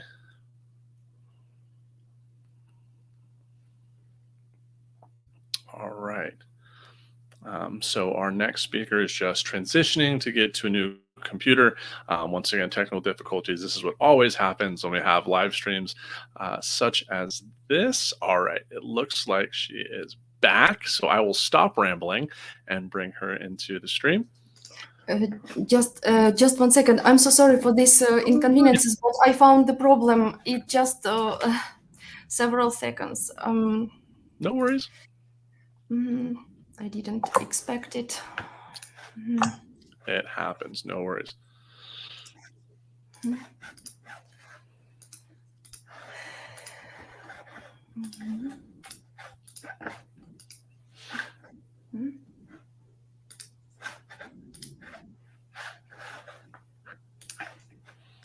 right, real quick, I'm going to bring in Simon really quick. Just give us a heads up when you are ready, and we'll bring you back in. All right, Simon, you're back. Hey, what's up, man? Well, that sounds great. Yeah, like we're going somewhere. And the last talk was very interesting, though it's nothing about archaeology, but the good thing about Ukrainian recent history. Yes, absolutely. And I think for the context of the stream, especially for Western audiences that might not know the history of Eastern Europe, or in particular Ukraine, it's important to know. I mean, me and you got to meet in person a couple years ago, and I'm sure, like, I was very ignorant to what was going on in Ukrainian history, that you guys took a lot of time to tell me about not only the culture, but the history of the country. Yeah, I remember that was our chat on your podcast a few months before, with a lot of questions about from the audience, very basic about Ukrainian recent history. So that's good to know more about it. I mean, for the United States, history starts at 1492 when Christopher Columbus sailed the ocean blue, and that's where we begin here, unfortunately. But let's see. I think perfect. I think we're good to go. So thank you so much, Simon. I'm really sorry for You're absolutely fine. Don't worry. So let me pull up your screen right. No, hold on. Add to stream. Excellent. Okay, so you are good to go. So please go ahead and introduce yourself for our audience, and let's get rolling.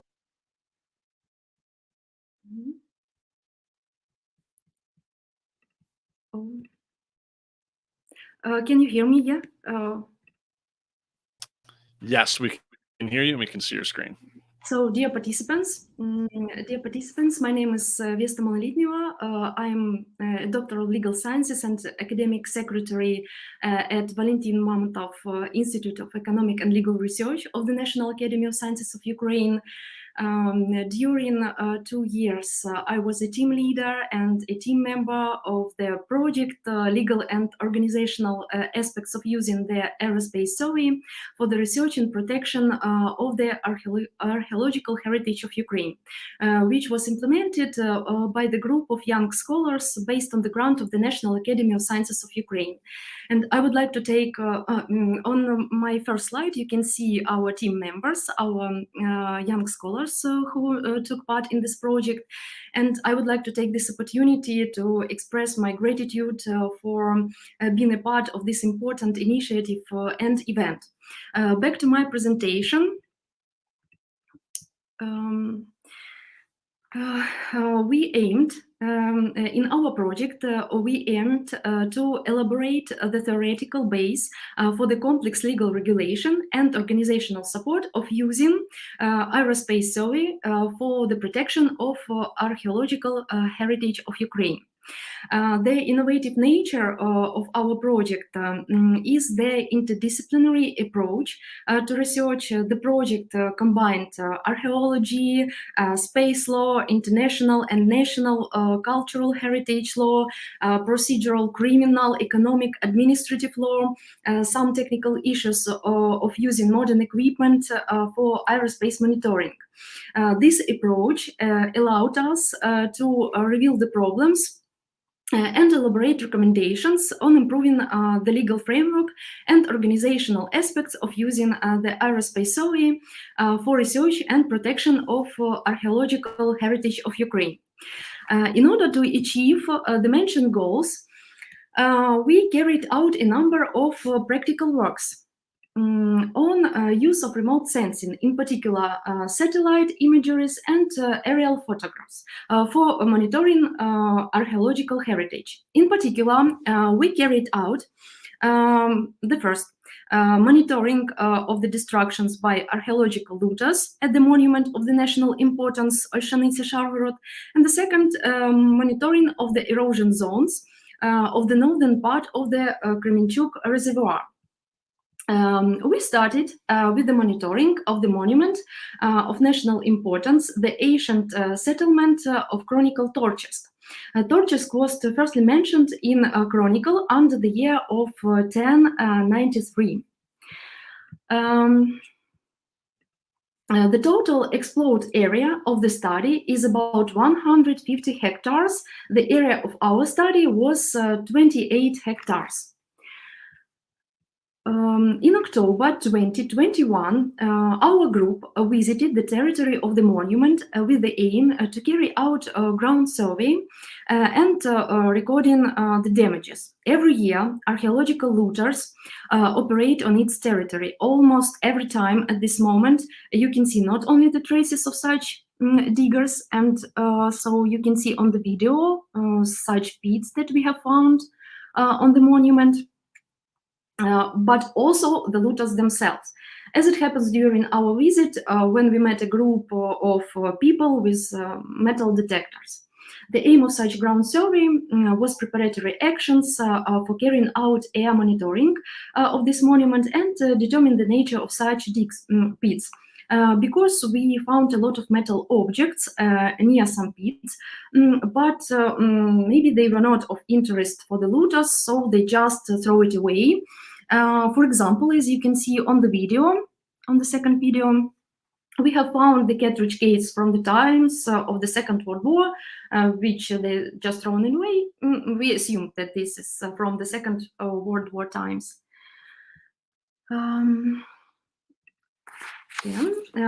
It should be noted that in 2020, during the first stage of our project, where we put all our efforts to investigate the role of satellite images for the protection of archaeological heritage, we used, in addition to satellite images of the monument from 2020, archival data from 2017. Such satellite images provided us with the following results.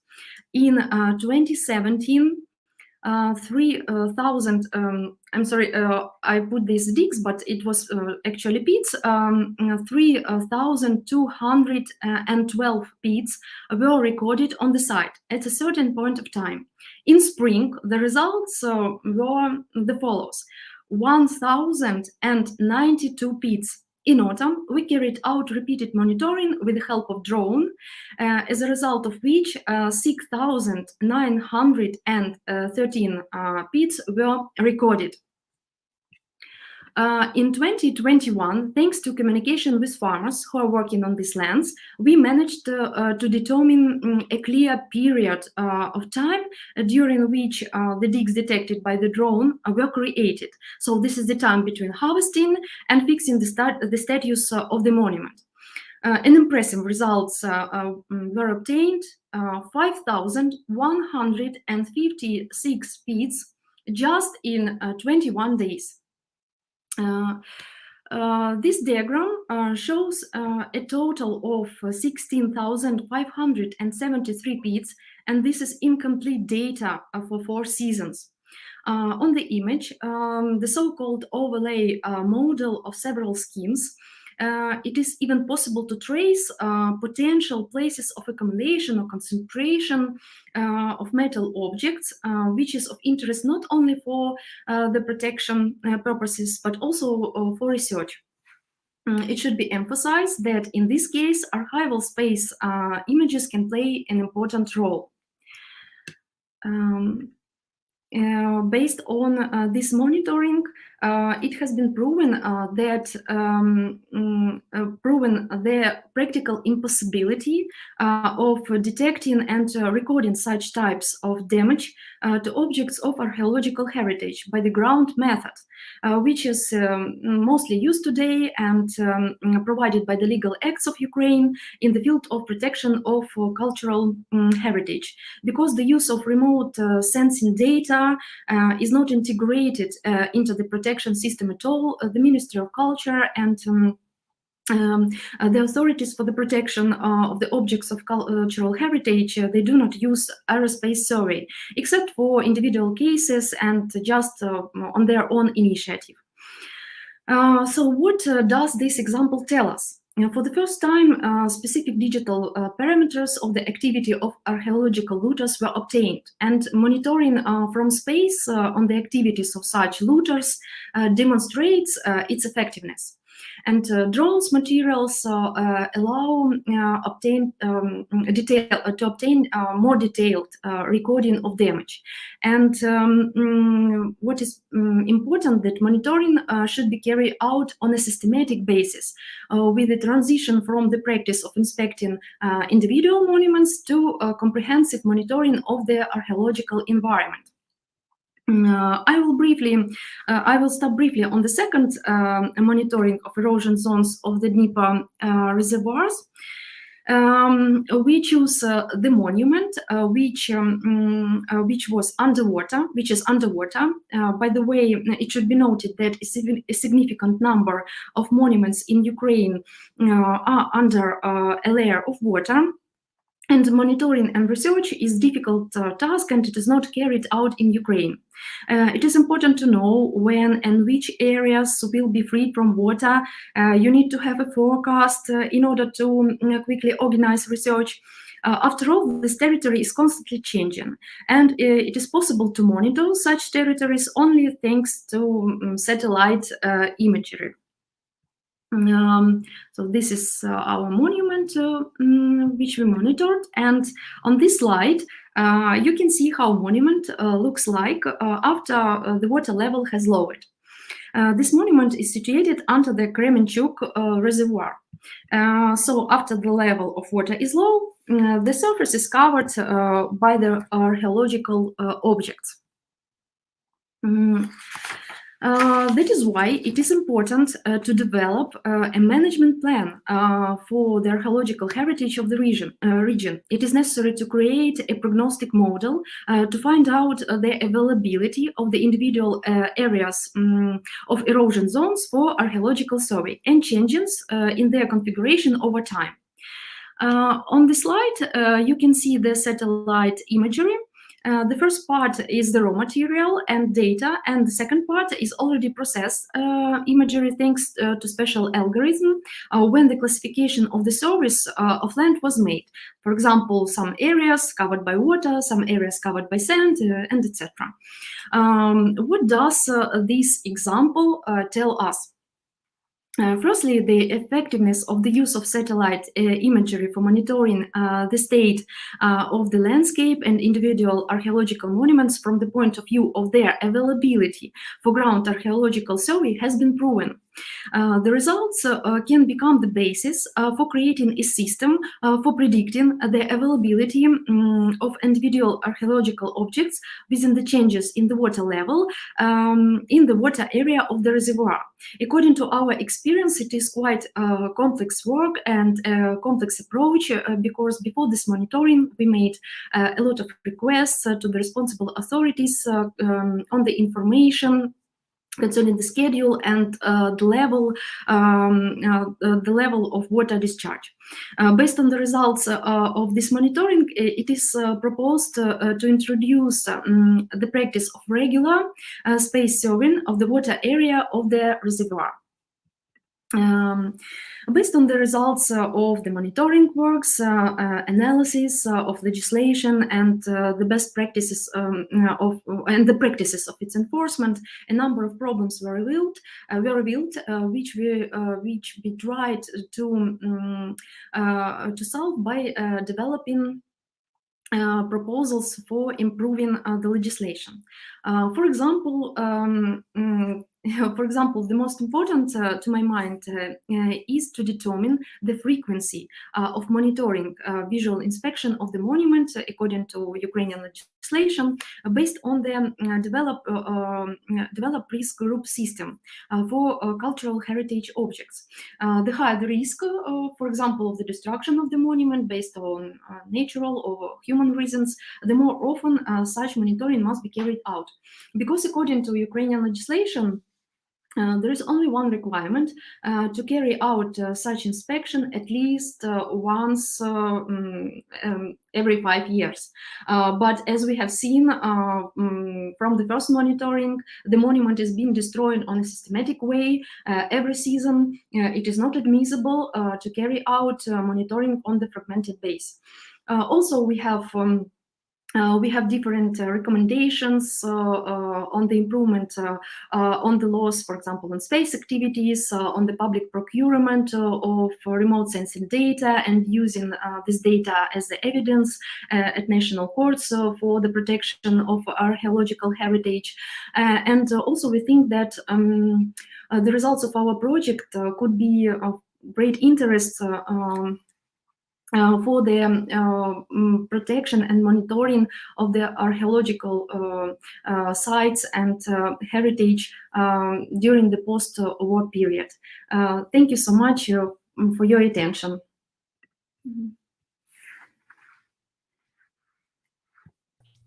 That was fantastic. That was highly interesting. Thank you so much for sharing that. So I have a question right off the bat. So if that reservoir is constantly rising and then draining, how is that affecting artifact distribution? Like, are they being carried down, or how is that affecting kind of where you're finding objects? Thank you so much for your question. Maybe my answer could not be so professional, because I was responsible for the legal part of our project. But as I have understood, that these processes of changing the water levels, they may be, of course, they have a huge impact of the archaeological objects. But according to our experience, we even have found another problem, that when their level of water is low, and such objects of archaeological heritage are on the surface, so these archaeological looters or some people can use this situation and destroying these important monuments. So we aimed at this problem. That there is even like a danger when the level of water is lowering, and so some measures on protection of this archaeological sites should be done. Understood. Thank you so much for that. So do we have any comments or questions from our audience?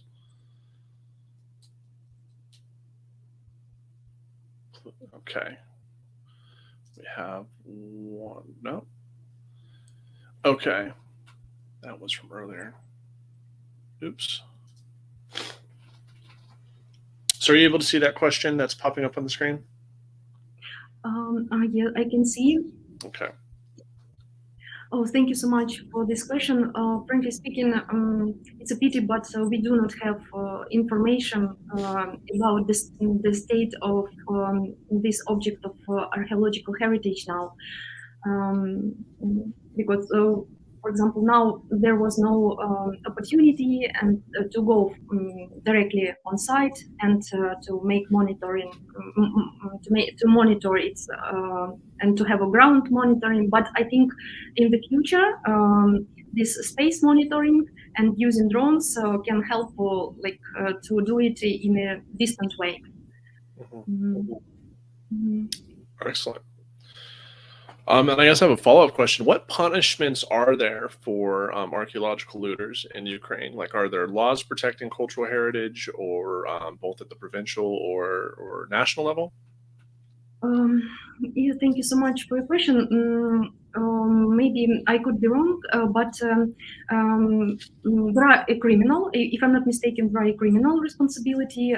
But the main problem in these cases, in cases of looters, is to prove this offense or this criminal. Because you have to take this looter from the place where he is digging or something else, and just to but practically it is very difficult. So the policemen have to catch this looter while he is searching with because just searching with a metal detector, it's not a criminal offense in itself. So that's why there are some practical aspects and difficulties in this. I think I also can want to jump up with a question. Like, have you? Well, first of all, yes, thank you for the great report. And have you thought about the means to automate or automatize somehow the monitoring means to do it automatically? Thank you so much for your question. Automatically, maybe because we were trying to focus on using remote sensing, drones and satellites. Maybe we were focused only on a systematic way, not on automatic, but more on a systematic way. That because now we have like a very fragmented system. It's not it's just not a holistic and complex approach to this system. Maybe it was the main aim, but I think it's a very good idea. However, maybe it's a technical reasons to think how it could be used to make it more automatic. Yeah, I'm asking because for surface archaeology, it is more or less clear how to do this, but for underwater one, it would be like a huge advantage if you could automatize this, because underwater remote sensing is kind of a huge pain in the neck. Yeah. Yeah, And I think I can comment on what Carlton asked just before, that actually the worst thing is the dynamics. So if the sea level or water level and the shape of the bed is changing, it actually affects badly the artifacts. For instance, if there are some shipwrecks or something like that, it might cause the situation when they need to be extracted immediately. And so that's yet another problem. So, well, that's it. Thank you so much. Yeah, for clarification. thank you very much. And so, yeah, thank you again for joining us with this initiative. And meanwhile, I'm thanking you. Carlton can bring up the next speaker, yeah, and announce it. Thank you. Goodbye. Excellent. Thank you so much for joining us. That was fascinating. All right. So we're going to go ahead and bring up our next speaker. And he looks familiar. There he is. How are you doing, Dmytro? Hi. Nice to meet you, especially in this event, in these circumstances. Hi to everybody also, yeah, not only to Carlton, but I'm particularly pleased to see Carlton here. Excellent. So at the bottom of your screen, Dmytro, you'll see a share button. So click that and we can go ahead and get you started with your talk. Yep. I should share slides or share screen? Yes, slides. Let's try. I have no slides. Let's try to share screen.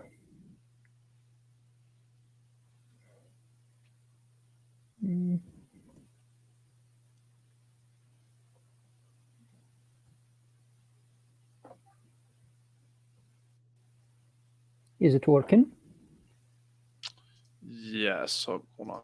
There we go. Can I go full screen? Yes, you can. Is it working now? Yes, it's working. Okay. So I'm going to tell a story which is a bit macro historical story. It happened during millennia, and I believe is really important for our understanding who are we now, who are Europeans, and how this bunch of people gathered together several millennia ago. I'm going to talk about interaction between early farmers and foragers inhabiting Europe. Early farming, as everybody knew, appeared in the Near East. But Europe during this time was one big, huge forest. At the beginning of Holocene, modern geological epoch we are living in, massive forestation event occurred in Europe. As you can see on the map below, most of the Europe was covered with closed forest. At first coniferous, then broadleaves. But anyway, when we are talking about people living in Europe in Holocene, the last 10,000 years, we are mostly talking about people living in forest or nearby the forest. These forests were inhabited by foragers, by people making their living from fishing, hunting, or gathering, from extractive activities, not from productive farming and herding like we do mostly now, most of humanity now depend on either on farming or herding, and not on fishing, hunting, and gathering, which are funny hobbies for most of the people. So these populations inhabited Europe, and then our story begins when early farmers started to arrive. But before taking a closer look at the process, I propose to treat several philosophical remarks. First of all, you cannot be a part-time farmer. You cannot be, at least in the Neolithic, you cannot farm for a short period of time and then go hunting. Farming takes all of you. In order to be early farmer, you need to conduct Neolithic way of life, not just doing some farming time after time. The life of the farmers is not better than the life of foragers. They have no evolutionary benefits above foragers. They are not two steps on the scale of progress, farming and foraging. Rather, I would speak about road crossing, where you can choose the way for yourself and your descendants. And humanity made this choice.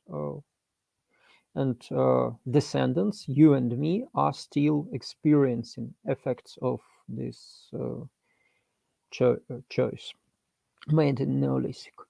I remember reading a book of Salins about a lot of free time for foragers, and I understand now that my 8 hours working day is a result of this choice which humanity made somewhere in Neolithic.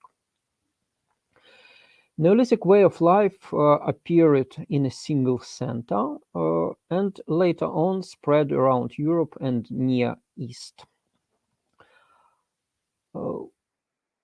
At the beginning, somewhere around this circle, there was a fertile crescent territory 11-12 millennia ago. Farming appeared in the landscapes which are not looking very much fertile now, but you know, climate and conditions, landscape changed, and it was really fertile when Neolithic way of life was established there. So the main components of Neolithic way of life are farming, and archaeologists know about whether the people we are studying did some farming, mostly by doing flotation, by washing out sediments on a sieves, like is shown in the photos, to see organic remains got up in the water, in the turbulent water. And then specialists, mostly archaeobotanists, can define from which plant this particular piece came, and we are able to identify these plants. We did this in our sites, and we got one of the earliest direct dated pieces of domesticated plants, wheat and barley, in Kamienny Zawalya site of linear band ceramic, dated roughly to 5200, 5000 BC. Herding is a bit easier to attest because bones are usually better recovered. They are big. There are some soils which are very bad for preserving organic materials, and these sites don't have bones. This is a problem, especially in the north of Ukraine, in so-called Polissy region. But in our central Ukraine, in our forest steppe, preservation is usually really good, and you can see scatters of bone from our excavations. Some of these bones belong to domestic cattle, domestic pig and domestic sheep, and are among the earliest securely studied, securely fixed domestic bones for Ukrainian territory, bones of domestic animals. I'm sorry. Another feature of Neolithic way of life are substantial houses, like this long house typical for linear pottery culture, made of wooden frame covered with clay daub. And what remains of these houses usually are post holes, rows of post holes, patterns of post holes, which can be seen in archaeological excavations by systematical horizontal cleaning. And in such a way, we are able to attest the existence of these quite substantial structures.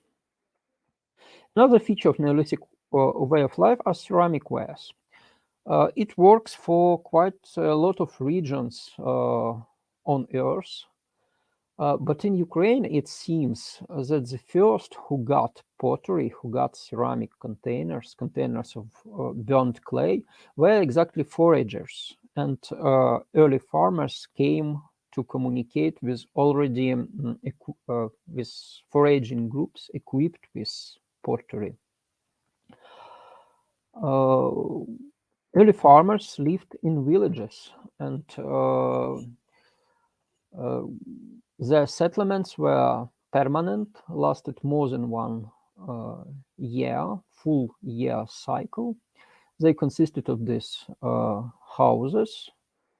There are several reconstructions of Neolithic villages. This is Hey, Dmytro, real quick, your slides are not changing. Is it okay? Yes, there we go. Now, yeah, okay, sweet. They're moving now. Perfect. Let's try right now. Is it okay? Yep, it's the slide says living in a village. Yeah. Perfect. So there are several reconstruction of villages. This is Turkey village, then Neolithic village from Greece, and you can see that, and finally mega site, so-called, which you have heard about several hours ago from Mykhailo Videiko.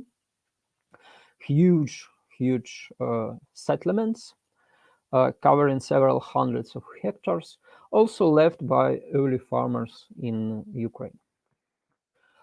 Another feature of Neolithic way of life is logistics. When you live constantly on a single place, you can spend some more time on getting products, raw materials, which are not immediately available in the vicinity of the site where you are living. You can create structures, a specialized team or exchange networks, which provide you with this raw material. And really, early farming sites are usually marked by best available raw material in the distance of several hundred of kilometers. Foragers, they usually supplied their needs with materials immediately available under their feet. They had for sure some horizon of planning. They moved a lot. They have a possibility to reach to better outcrops, but as a rule, they used outcrops immediately available near the site. The closer, the better, which is absolutely not the case for early farming. And sometimes you can date, you can say whether this site is Neolithic or is it a forager's site just by looking at the raw materials represented. For example, this nice silicite you can see in the picture comes from northwestern Ukraine, from Volhynia. It came to central Ukraine where I did my work, and it's easily distinguishable in most cases, 90% of cases, from local silicites. Surely this opinion is not scientific, because to do scientific analysis, we need to invite specialists, petrographers, and so on. But on the level of first glimpse, whether to know with which site we are dealing, this rule works perfectly. These Neolithic groups, these early farmers, they had a particular social unity, manifested via some material goods. Archaeologists can work only with things, and social unity are poorly preserved in material record. But some symbolic artifacts like this Schuleistenkeil, shoe last edzes, from linear band ceramic indicate a certain social structure behind these early farming groups. Quite probably, we are talking also about religious unity. It may be not a single religion, but a complex of related religions, evidenced by multiple finds of clay figurines, which look really similar from any early farming culture. So if we take a look at the map, we can see that early farming appears in this fertile crescent, then it moves to Anatolia, Cyprus, and Crete. It enters Greece and spread in two ways: maritime way along Mediterranean coast and terrestrial way along Danube and its tributaries to Central Europe, and then enters territory of modern-day Ukraine, somewhere in 6th millennium BC. Ukraine is a territory where two worlds collided. World of early farmers and world of hunter-gatherers. This red line, which crosses Ukrainian territory, is a pure convention. It's not the true. Its situation was much more complex. Early farmers, to establish their settlements, needed to clear land to create cultural landscape. So in fact, we need to think about mosaic of cultural landscapes, of these patches of cleaned land with houses, pastures, and fields surrounded by forests. And forests were territory of foragers, of hunter-gatherers. So it's not a surprise that this frontier-like situation of interaction between two very different culturally groups of people can be traced almost in all territory of Ukraine, even if it's quite far away from the easternmost, northernmost, southernmost settlements of early farmers. So what were the differences between early farming populations and hunter-gatherers?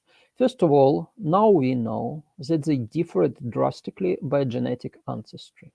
Early farmers belong to one genetic complex called early farmings, and hunter-gatherers in Ukraine mostly belong to Eastern hunter-gatherers genetic complex. There are also Western hunter-gatherers existing in Europe and interacting in Europe with early farming population.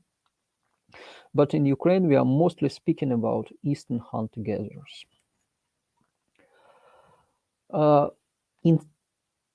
Instead of constant settlements of early farmers, hunter-gatherers had temporal encampments. Sometimes a kind of dwelling structure can be reconstructed from not evident hidden pattern of material. Usually we are speaking about scatter of some lithics and some bones with some pots crashed on the spot. Remained where they were. For example, this reconstruction by Olha Demchenko of fisherman site in Dnipro Rapids, you can see three very non-substantial structure, a fireplace, and people carrying out some activities around it. Early farmers settle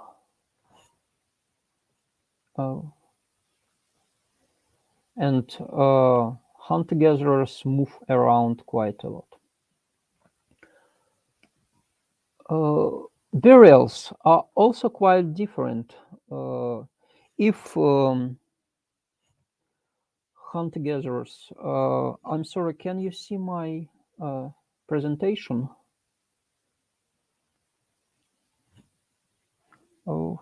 If hunter-gatherers buried the dead in a supine position, for early farmers, crouched on the side position of burial is really typical. And burials of both types were found in present-day Ukrainian territory. Pottery is also very different. If pots of early farming have flat bottom, quite often pots of hunter-gatherers have pointed or rounded bottom, which means that they were carried and or dug into soil. They were not put on the stable, firm surfaces. Even according to me, more importantly, pottery of early farmers often comes in two varieties: kitchenware crude pottery and fineware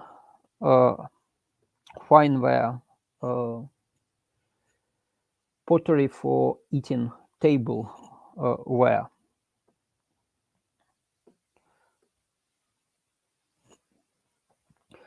Instead, pottery of hunter-gatherers had a single variety, so people were cooking and eating from the same pot.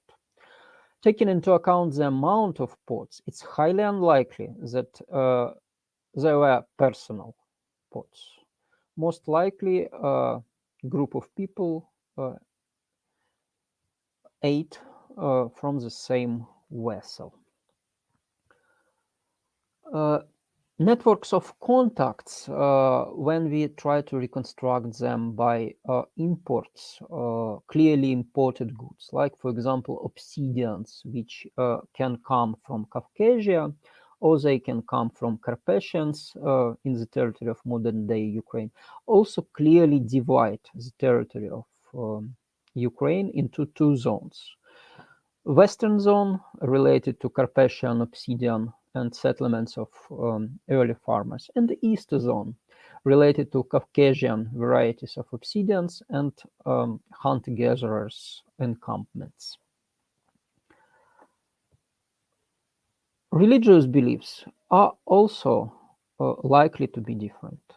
Here are some examples of figurines and decorations of early farmers, as opposed to quite different decorations and artwork of ceramic hunter-gatherers. It is quite probable that these social groups of early farmers, it's not a single group, early farming group, many societies of early farmers, many societies of a single type, and many societies of another type, societies of hunter-gatherers. Quite probable that these social types were clearly different. Let's imagine early colonization of Americas and conquistadors coming from Europe and encountering quite complex but absolutely different societal systems in the New World. Something similar happened here, that we do not we are not able to judge who was more complex, but we can be sure that they were very different in a social sense, that the waves of life of these two different groups of people differed so much that they cannot be managed in the same social by the same social structures. And the main questions of my report, main question of my presentation is how they interacted. Did so-called acculturation happen? Progressive early farmers have shown benefits of their life to foragers, and foragers became convinced that it's better to farm and let herds to pasture. I believe not. I believe it's not the case. At least we do not know any actually acculturated societies which would be early farming society in economical sense and hunter-gatherer society in genetical sense. These societies just do not exist. Maybe till now, maybe some later societies like Srednji Stok Neolithic culture will appear to be such a society. But we need additional research, additional proofs. In the early Neolithics, in the 6th, 5th millennium BC, it's not the case. Such an interaction never has happened. So what kind of interaction we can attest by archaeological data? We can speak about direct penetration of early farmers in the areas commonly settled by hunter-gatherers. Quite often, these sites of early farmers had some features of hunter-gatherers' way of life. Simpler structures, a lot of bones of wild animals. So what we see in front of us in these simplified sites, are we talking about the first downshifters, people who are tired of difficult social life in the early farming communities and who tried to escape to forests and riverbanks and live independent life independent from society? Or are we seeing typical frontiers people, early farming interacting, moving the line of early farming colonization further into hunter-gatherers terrain? I believe both, and in different, these options are not contradicting each other, in fact. And in different historical situations, and we are talking about 2,000 years, more or less, so there was quite a lot of historical situations. Different components could prevail. Obviously, we can speak about exchange, not such a great scale exchange like Columbian exchange, but quite a notable share of exchange of ideas, goods, things, and people also. There are some burials of genetic early farmers in the hunter-gatherers cemeteries. And there are some percentages, small percentages of hunter-gatherers genetic traces into genomes of early farmers of a bit later time of 4th millennium BC. So exchange really did happen. We can talk that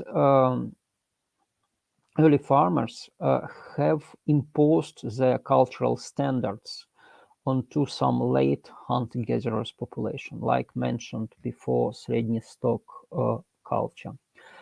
Hunter-gatherers accepted the values, the social symbolics of early farmers at a certain stage of development. So, where are we instead of conclusion? Foraging way of life is a separate path of humankind development.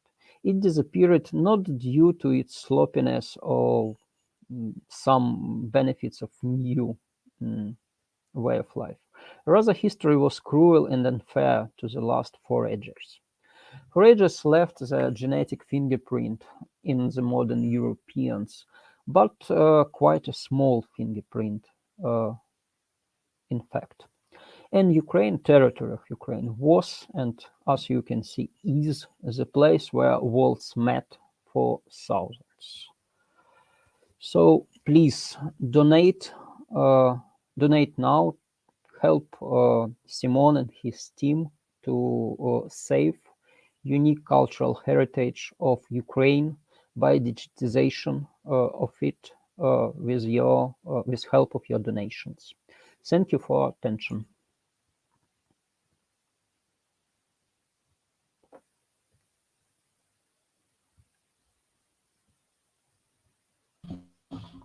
Excellent. Thank you so much for that, Dimo. So do we have any questions from our audience? Anybody at all?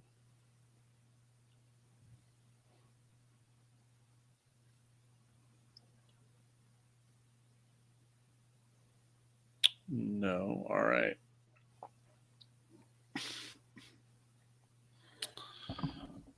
Okay, so it doesn't look like we have any questions, but I guess I have one for you, Dimo. Do you see any archaeological analogies with what you're seeing in Ukraine elsewhere, like in Africa, Asia, or the US? Yep, US is a perfect analogy. It's a frontier situation, and it was classically described there, and it's pretty much analogous. And we can see that arrival of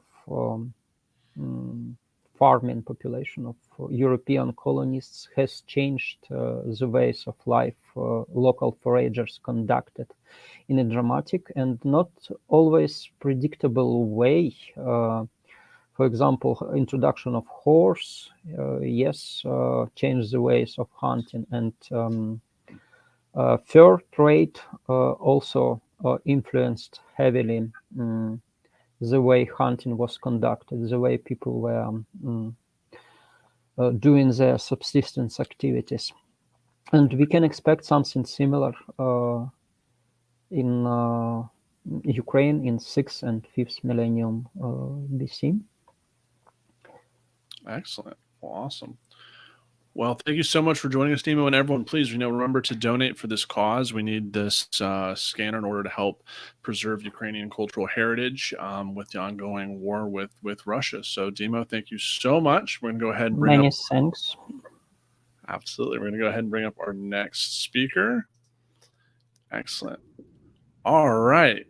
Thank you so much for joining us today. How are you? Hello, I'm very well, thank you. Excellent. All right, so at the bottom of your screen, you should see a share button next in between invite and settings. If you go ahead and click that, and make sure to click on your slides. Yes, I will try to. Excellent. It's okay. Perfect.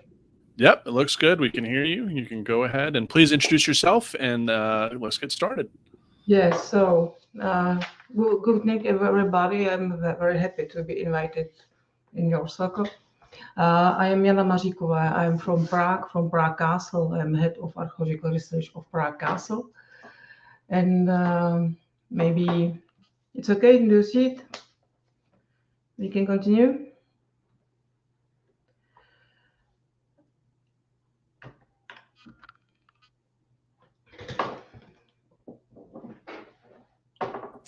Yep, we can see it. We're good to go. Yes, I know. So allow me to dedicate this contribution not only to today's Ukraine, but also to Ukrainian archaeologist Ivan Vorkovsky, who was the most important archaeologist of Prague Castle in the 20th century. He came to Czechoslovakia in 1921, and beside his archaeological work, he still worked for his mother country, which he never forgot. Even if due to political circumstances, he did not visit her until his death in 1976. I would like to present you archaeological areas of Prague Castle, so I will change, the theme of contribution. At Prague Castle, archaeological excavations have been conducted since the second half of 19th century. Everything started with the completion of St. Vitus Cathedral. In the construction pits, the architect Josef Mocker came across the predecessors of the Gothic building. The year 1918 marks a turning point as Prague Castle became the seat of the first president of Czechoslovakia. Since the 19th century, the site was viewed as the seat of the first Bohemian dukes and kings from the Přemysl family, which had ruled Bohemia from the 10th to the 14th century, when it was replaced by the House of Luxembourg. The mother of the famous Holy Roman Emperor Charles IV, however, was from the Přemysl family.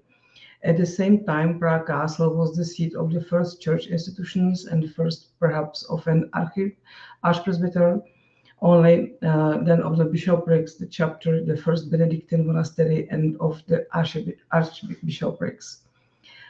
The glorious history of Prague Castle played an important role in the emancipation of the Czechs in the 19th century, and it was therefore logical to continue this tradition in the 1918. During the First Republic, mainly in the 20s, a lot of money and experience was invested into the creation of the space under the Third Courtyard and St. Vitus Cathedral. New archaeological areas were created in the 50s and 60s, when Czechoslovakia was redefined with the aim to unite from the Western culture and history and to integrate its cultural identity in the countries of the Eastern Bloc. The official interest of the history of the castle led to extraordinary investments into the research and helped to create the archaeological areas which we are taking care of today. Since the 19th or 20th century, many conservation projects were dedicated to the area under the Third Courtyard and St. Vitus Cathedral. Currently, in the course of two larger projects, we aim to map all archaeological layers, to assess the state of their preservation, and to set an effective monitoring of the microclimate and degradation of the remains, and also to offer its a subject for interdisciplinary collaboration. Let us now take a look at where at Prague Castle can you climb into the hole and get to know the remains of pre-Romanesque, Romanesque, Gothic, and Renaissance architecture. See various phases of the fortification or preserved historical layers. I must excuse for the description in the mapping in Czech. Sorry for it. We start in the west. The first pass from the fourth to the second courtyard of the castle, and on the left in this place you can see later Romanesque phase of the Chapel of the Virgin Mary, which belongs to the first Christian area of the Hradčany spur and stems from the second half of the 9th century. At the place of today's Gothic and Neo-Gothic Cathedral of St. Vitus, two archaeological areas were successively created. In the surroundings of the tombs of the first Bohemian kings, a crypt was erected and containing the remains of the pre-Romanesque rotunda, the Romanesque basilica, and the Romanesque and Gothic cloister, which belonged to the chapter of St. Vitus. South of the Neo-Gothic southern aisle, a canopy covers the remains of the western part of the Romanesque basilica of St. Maurice Chapel, which belonged to the Bishop Palace. The area under a third courtyard is situated south of the cathedral and represents the largest and most diverse of all areas, and therefore it is also the most complicated to manage. For the east, a group rooms is to be found. They are connected with the various phases of the research of the old royal palace. Under today's Gothic convent of St. George, you can find the remains of the Romanesque monastery, and under the St. George Basilica, the remains of walls of the first building phases. So much to the larger areas. Apart to this, we also have to take care about the smaller areas, which are mostly connected with the fortification. The small area under the sacristy of All Saints Church is exception. It contains a fragment of medieval dwellings. This place. Now let's take a closer look at the archaeological areas which are connected with the history of St. Vitus Cathedral. As I already mentioned, the archaeological excavation started in the second half of 19th century. Our foreigners gradually uncovered the remains of the Romanesque Basilica and the chapter house with cloister, the Romanesque Rotunda, and the west, the adjacent chapel of St. Maurice, which belonged to the Bishop Palace. Here we can see two plans of the uncovered predecessors of the Gothic Cathedral, the western parts of the Basilica, which was excavated by Josef Mocker, an overall view of the walls found by Kamil Hilbert from 1929. The second plan clearly shows how the excavation proceeded. As a play of fate, the first remains were found in the northwestern cloister corner in 1876. At this time, nobody had any idea of what the Romanesque Basilica could have looked like, and there originally was a monastery, and so experts and amateurs started to discuss the ethnic affiliation of this architecture, whether it was Czech or German. Not even the next find shed light on the matter. In 1877, the western crypt of the Basilica was discovered. At the time, however, nobody in Prague thought of a church with two apses. So the idea turned up that there had been a circular Romanesque chapel, for example, of St. Thomas. And it was not until 92 when Bishop Podlaha for the first uttered the hypothesis of a western choir and crypt. In 1899, Kamil Hilbert took over the construction work and research. He extended Mocker's excavations, and still, therefore, World War I, he was able to reveal the transept, the chapel below the tower of St. Thomas Chapel, and sacristy. On this part. Later, in 1910 and 11, he made the most important discovery under the stone tiles of St. Wenceslas Chapel. He found the remains of the Romanesque and pre-Romanesque chapel of St. Wenceslas, and thus proved the assumption that since the 10th century, the grave of St. Wenceslas, the main patron of Czech lands, has not changed its place, that only the architecture above its change. World War I interrupted the work, and Kamil Hilbert was able to revisit the excavation only in 1927. In 2 years, he finished the research of the surroundings of the royal tomb, discovered the southern wing of the cloister, the crypt of St. Cosmas and Damian, and the crypt of St. Gaudentius. At the time, the reconstruction of the third courtyard was about to be finished.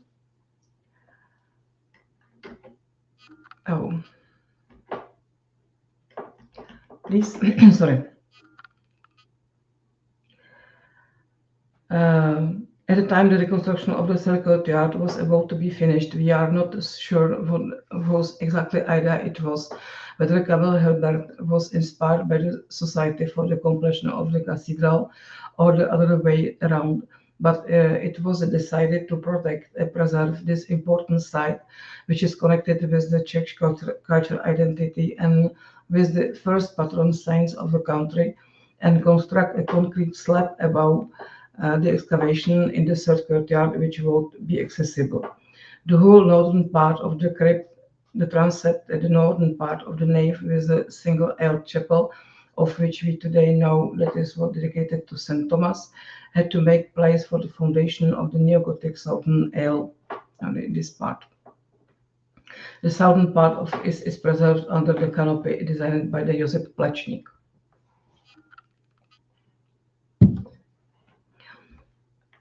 In this image, you can see the excavation records is accessible part of the pre-Romanesque Rotunda and Romanesque Basilica in these days.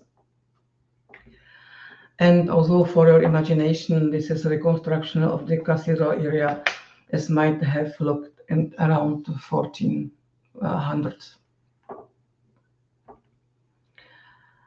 And this is the etaps, the phase of the archaeological excavation from the 19th century to the 1929-28.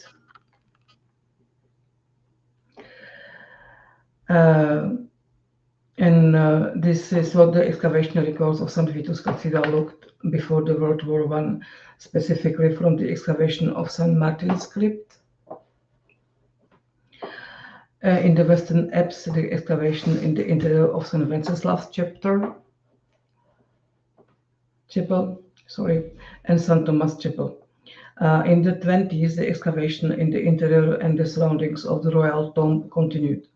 The remains of the crypt of Saints Cosmas and Damian and St. Gaudentius, as well as the fragments of the cloister, were discovered. Apart from photos and plans, also peculiar drawings by Fix Margot, the architect of collaborator, have been preserved. I think this one. Now,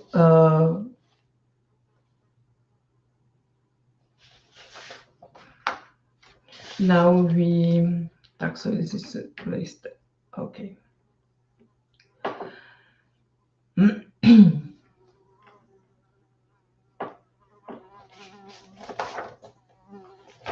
Now we come to excavation in the southern part of the third courtyard. The excavation started in the 20s, at first under the supervision of Karel Fiala. So it is the third courtyard. Some words should be said on the social and political situation at the time.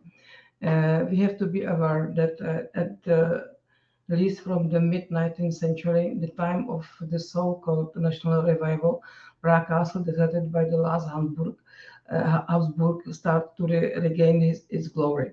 The first generation of Czech historians established and stressed the glory of Bohemia in the Middle Ages, the might and strength in the first Bohemian dukes and kings. Hand in hand goes the admiration of Prague Castle as their seat.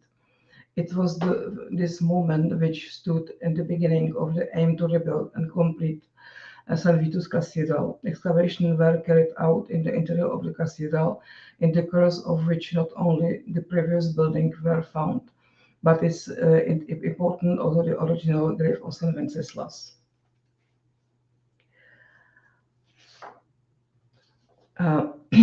Patron saint of Czechans has gravely enriched symbolism of Prague Castle. It's only logical that after the foundation of Czechoslovakia in 1918, Prague Castle became the seat of the first president, which still today, to fit this purpose,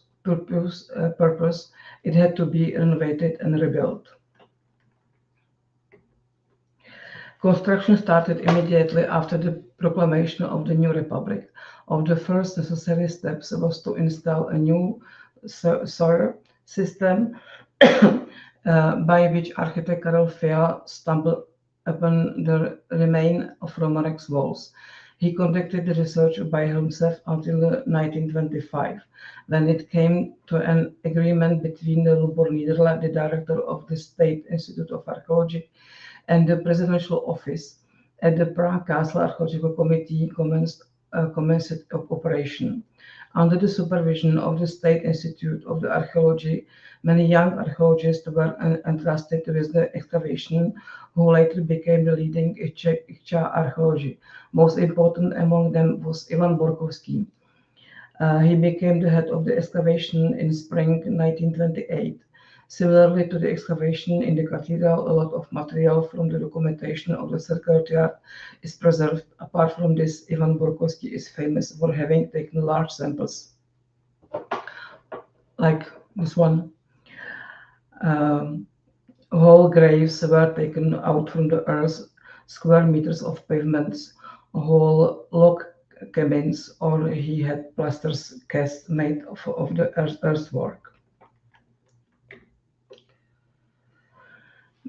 Before tiling the whole surface of the third courtyard dug out, the results were surprising. Really, the remains of a Romanesque church This hallway came to light, as well as some Romanesque and Gothic houses, various construction phases of the earthwork, and the Romanesque stone fortification wall, an abandoned wing of the old royal palace, and other things. Still in the course of the research, it was decided that the most important finds should be covered with a concrete slab, and the whole area would be part of the sightseeing tour of the old royal palace. Work started on the eastern side with bricked crypt for the found Romanesque church. Later it was enlarged to the west up the face of central wing.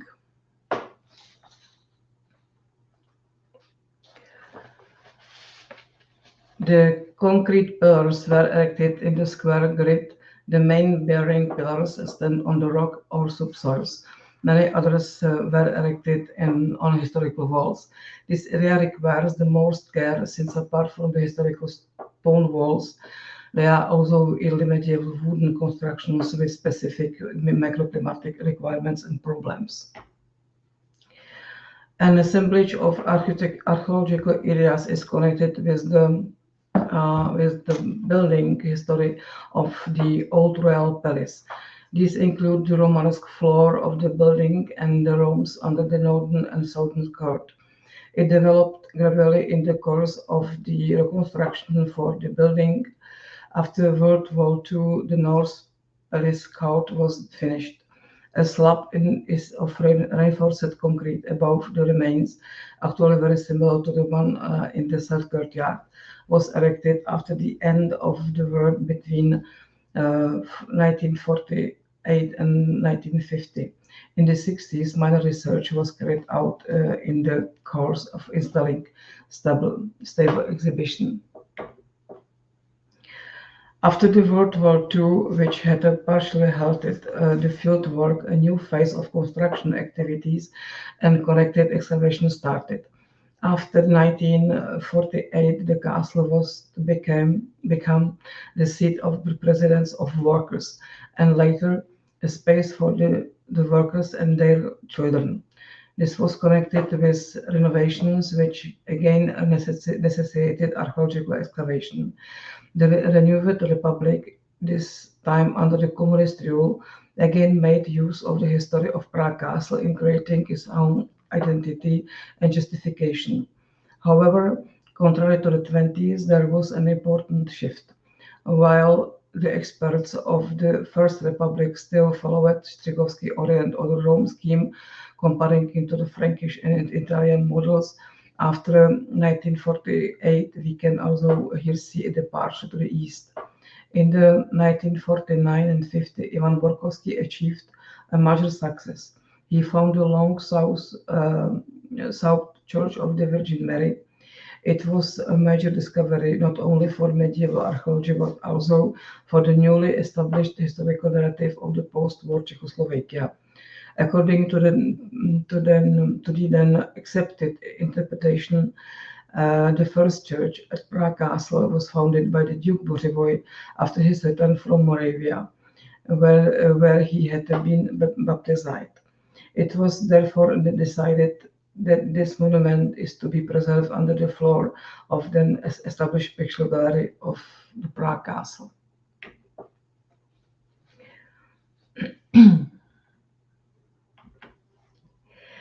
A larger archaeological area and two small isolated underground rooms are to be found in the complex of the Basilica and Convent of St. George. The larger area can be accessed under the slab of the cloister and the convent parts of the underground of St. Anne Chapel. Originally, it was a chapel of Virgin Mary. Can be accessed as well. The remains of the older building face of the pre-Romanesque church are preserved in a smaller room in the center of the main aisle of the basilica. The area was created in the course of the reconstruction of the basilica and the convent and the end of the 50s and the 60s. Some of the alterations touched the basilica At that time, the convent was a desolate state, and so often in its history. The facilities were used by the military and the castle guards and fell into disrepair. The reconstruction was based on a project by František Zuber and Josef Pilař. The archaeological excavation took place in 1959 to 1963, and the whole surface of the basilica interior was unearthed. The chapel of the Virgin Mary and the cloister minor excavation were undertaken in other area of the convent. The aim to preserve and make accessible parts of the uncovered finds to the public made only use of the similar experience with already existing heritage areas of Prague Castle. The assemblage of architectural remains under the slab in the whole area of the cloister has remained accessible. You can see the remains of the Romanex building face of the convent, consisting of the western and northern wings of the cloister with preserved floors. The construction consists of drilled pillars and regular grid. The drilling had started in 1963. Still in 1972 and 73, the static and conservation work in the unearthed remains of historical walls was ongoing. The basic maintenance consisted rather of overseeing the drainage of the yard and ventilation. Since its creation, there have been no larger intervention in the conservation regime, and we have no records of ongoing regular monitoring of diagnostic. Compared to the third courtyard, the area has not been subject to large climatic differences, although because of the restricted number of visitors. The underground of St. Anne Chapel has not been visited for almost 50 years.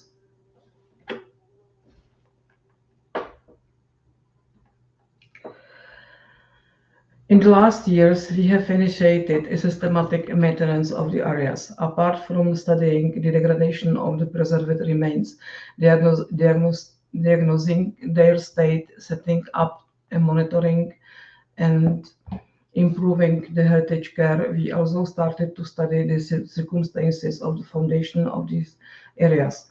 Actually, there is a thing of all of these areas have a common. Their creation is connected with our statehood.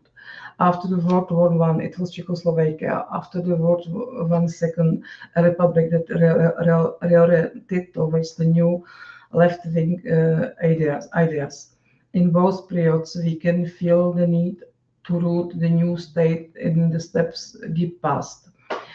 The First Republic tried to go back to the Middle Ages before the Habsburgs and tried to find proof of luxurious past under the house of the Přemyslit and Luxemburgs.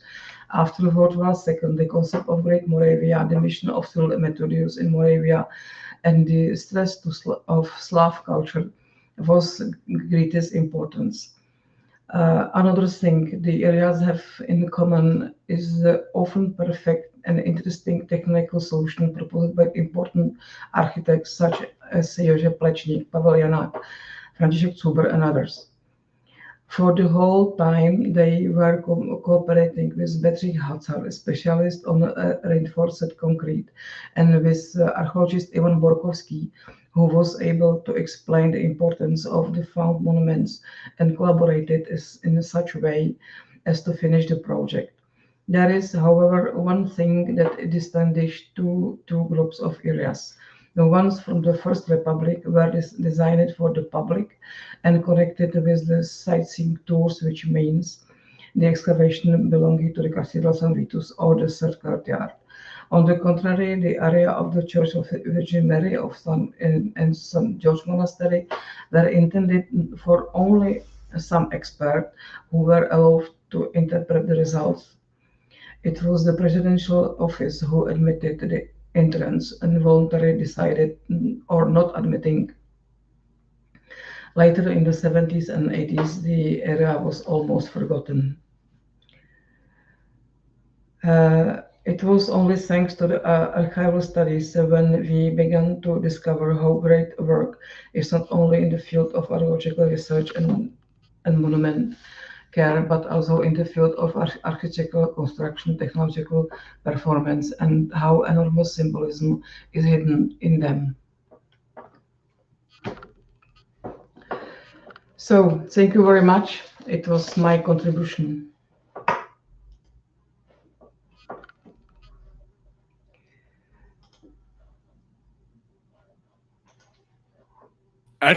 Excellent. Thank you so much for that. That was fascinating. Do we have any questions from our audience members? Let's see. All right. None at the moment. Do we have any? Let me check YouTube real quick. Doesn't seem like we have any questions there. Okay. So thank you very much, and Slava Ukraini. Excellent. Thank you so much. All right. Okay, everyone, if you're just joining us, so the purpose of this live stream is to solicit donations for a 3D handheld scanner. The purpose of this is to be able to quickly scan objects of cultural patrimony within Ukraine that are on the front lines or that need to be saved, right? We see this all across the globe during times of great conflict in which antiquities are not only destroyed, but also usually heavily looted and sold on the black market. A really great example of this is the Baghdad Museum during the American invasion of 2003, in which was completely cleaned out within a matter of hours after the invasion of Baghdad. So with that, let's go ahead and bring in our next guest. Excellent. How are you doing this afternoon? Hi, I'm fine. I'm fine. Excellent.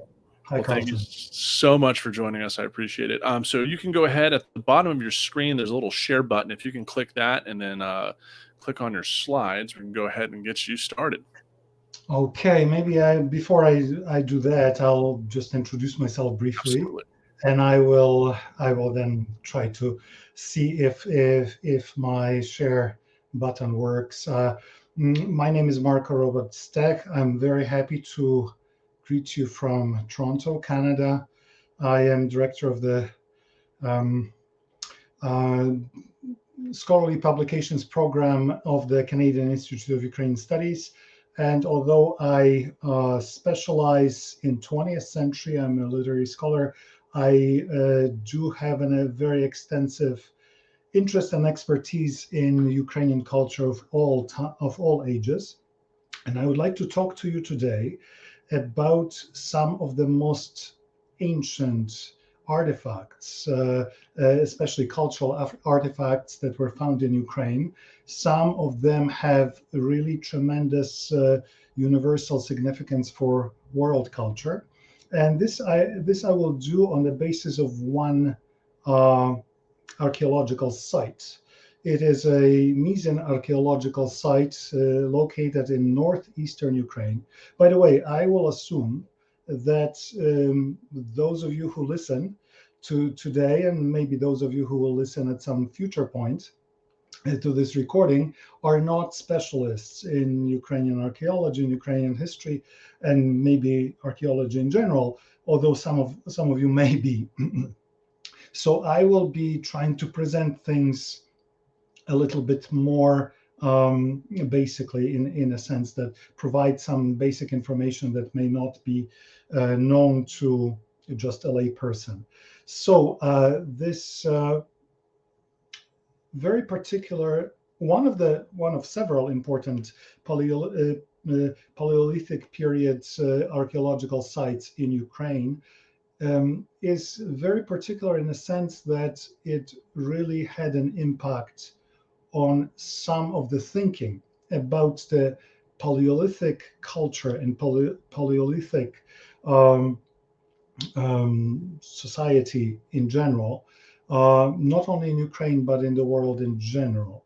Paleolithic, as I'm sure most of you know, is the most ancient period of culture and history of the humankind, not only of the Homo sapiens sapiens that we are, but also the earlier types, Neanderthals and Homo erectus and so on. It starts from the very depths of prehistory and runs up until some time of 10,000 BC, more or less, in Europe. When it switches to sort of Mesolithic period after a series of great climatic changes, which were quite revolutionary, which caused major changes in Europe. And some of you at least may be familiar with the classic work on the history of mythology by Joseph Campbell, the eminent American specialist in mythology. This is of what I have in mind is his 4-volume edition of Masks of God, and the first volume of it was Primitive Mythology. And in this primitive mythology, while dealing with Paleolithic period, Joseph Campbell was so fascinated with the artifacts exactly from this particular Mysian archaeological site that he was ready to designate Ukraine, specifically Ukraine, as what he called the mythogenetic zone of the mythology of naked goddess. If, for those of you who don't know, there were two main sort of almost only trends in the mythological, cultural, cult culture of the Paleolithic period, roughly from 40,000 BC to 10,000 BC, throughout Europe and actually throughout Eurasia. And one was associated with the paintings of animals in caves. We all know them. We all know those paintings from south of France or north of Spain, but there are actually much more of them. There are very interesting cave paintings in Romania. They are going as far as Siberia and so on. And so this was this one animalistic type of art, including sometimes shamans dressed as animals. And then the other trend, extremely important trend, was the one of naked goddess. They were called Venuses, and I'm not exactly sure if this is the right name for them. They are much more than just simply Venus type of symbols. And Joseph Campbell, based on these few things that I will show you later, considered that Ukraine was the mythogenetic zone, meaning the place where actually the entire mythology of the naked goddess began.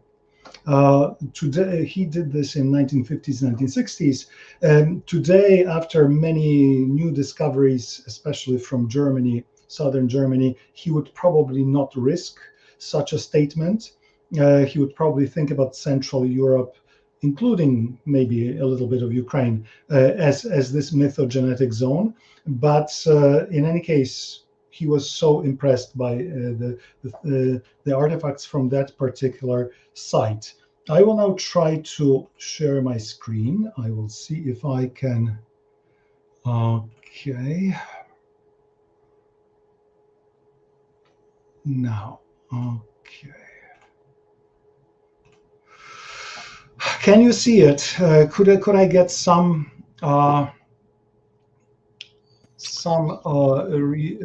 yes, we can see it. You can see it. Okay, great. Perfect. So I will sort of start with just general introduction.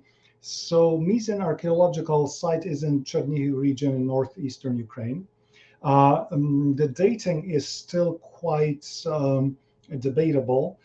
There is, if you go to Wikipedia, the Ukrainian Wikipedia, you will find the date 18,000 BC. This is a little bit exaggerated in my view. It's somewhere in between 16,000 and 13,000 BC, as as far as we can say. And I will give you the map of Ukraine. Can you see the changing of the slides? I just want to make sure. Yes, yes, we can. Good. So the map is in Ukrainian, but I think that you will sort of see the general shape of Ukraine. Those of you who actually know geography of Ukraine will be a little bit surprised. You will find that the shapes of the land mass are quite different than there are today. Well, maybe not quite different, but a little bit different. Especially the Black Sea, which is there on the bottom. It's not what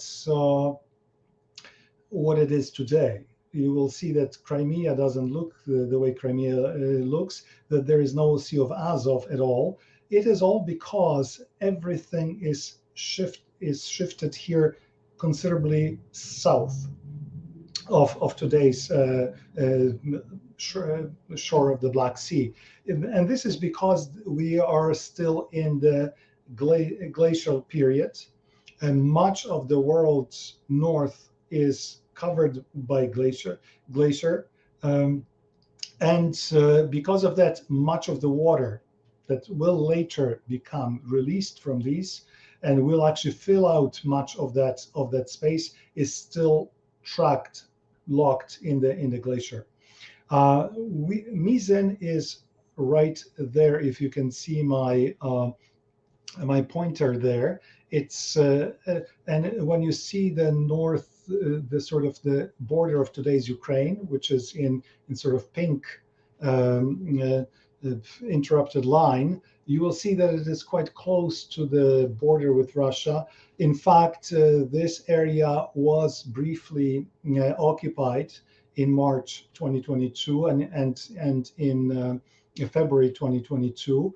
And this was one of these phenomenal, heroic places where people themselves, the local territorial defense, without army, because there was not really no Ukrainian army in that region, actually repelled the enemy, repelled the professional Russian army. And this is the Chernihiv and Sumy region where people showed just phenomenal bravery. So there's probably something in the genes since that time still, because as you will see, there was a very special place there before as well. I will look to show you what the area looks like. It's quite enchanting. It's a beautiful. It's now a national park. This is the general area of around Mizen. This is actually the hamlet of Mizen. You can see the homes there. The river that you see, it's the river Desna, one of the very picturesque rivers of Ukraine. Those of you who know a little bit of Ukrainian culture or who know world cinema would probably know the name of this river as Enchanted Desna, because Oksana Lifantii, one of the leading film directors of the early cinema of the world, early cinema in the world, wrote his sort of a novel under that name. He came from that area, and he also unfortunately never finished the film that he was planning to do. His wife finished this film, but it was not what Oksana Lifantii would have done with it. So this is how the area looks today. It looked completely different at the time that we are talking about. It was a frozen tundra right on the verge of the glacier. It was a place where large groups of mammoths thrived, and this was exactly the kind of place where mammoths would thrive, and this is why many of these settlements were in this very area, very close to the glacier. But I will still tell you a little bit about this later. I will now tell you a little bit about the history of discovery of this site. It was actually in 1907, and not 1908 that you see on the screen, that one Cossack living in this village of Mizan, started to dig a sort of hole for, he wanted to dig a sort of well, a kind of storage space for food, and he found very large bones. He alerted people in his zemstvo, that was the sort of administrative unit that was known at that time, and they passed on the information to Kiev. And Fedir Vovk, the guy here on top, one of the leading Ukrainian anthropologists of his time and in general of early Ukrainian science, was the first person in 1908 who came to investigate the site. In 1912, he had an extremely important presentation in Switzerland to the World sort of Archaeological Forum, in which he presented the findings from this. And this is how Mizan actually became very well known among the specialists. It's still not very well known among the general public. The second person that you have that you see, Levko Chikalenko. This was a graduate student of Vovk. He was also the first person who came with him to study. He studied it on a number of excavations, and I will still get back to him because he played a very important role in the future of this study, no longer in Ukraine, but in the diaspora. He lived in the United States. But what I wanted to tell you about him also, those of you who followed a little bit Ukrainian politics and know about the changing of street names in Kyiv in recent times, from the communist to the national sort of pantheon of heroes, know that now there is a Yevhen Chikalenko's street, one of the main streets in Kyiv. So this is the father. Levko Chikalenko is the son of Yevhen. Yevhen Chikalenko, one of the leading activists and at the same time very wealthy industrialist of Ukraine at the time and philanthropist. Okay, so this is the sort of the old photo of the mess that was found in this site. Now, what was that mess? It was actually what we can consider right now the earliest known reconstructable sort of architectural monuments in human history. As you can imagine, people used to live in caves, and you cannot call it architecture. People were building all sorts of temporary shelters from wood and skins of animals, but these did not survive at all the time. These very specific structures built out of the mammoth bones and wood, of course, and skins, of course, are the earliest examples of architecture that we can actually reconstruct. There are a number of them in Ukraine. Actually, Ukraine is the center of these, because the only way to build this, this kind of architecture, this kind of one single unit, one single dwelling, takes the bones of approximately 70 animals. In order to hunt 70 huge mammoths, gather the bones, you would have to, the people there would have to stay there for years before they would actually be able to build such a thing. So the only way how these things were built, it is because these Ukrainian and partially South, also there are some in South Russia, and there is also one or two examples in Central Europe, in what is today Czech Republic. These were the places where there used to be what we call mammoth cemeteries. It means that it was a place towards which mammoths, for some reason, were going before they were to die, and were dying there. So there were mass accumulation of bones. There was also in instances of constant frost of the glacial period, the meat of the dead animals stayed preserved for quite some time. So actually, it's such a cemetery served also as, you know, an emergency supply of food if necessary. It's likely something like this that the settlement looked. Actually, in Mizen there were five dwellings that we know of so far. And here there are three sort of presented in the imagination of the artist who did them. So, but in any case, this already is an extremely important aspect of this particular site. And there are other sites in Ukraine, especially Mezherich, Hinci, in Poltava region, Dobranichivka, that also have even sometimes more, especially Hinci has a very, it's probably the most urban center of that time in Ukraine, of that Paleolithic time. Now, this is one of the findings that both Vok and Chikolenko found in 1908, or maybe a little later, but during their early excavations. It's, if you see, you see on the one hand side, this is from the tusk of a mammoth, bent in a very, very unusual way, and then extremely precisely carved into a Greek key or meander.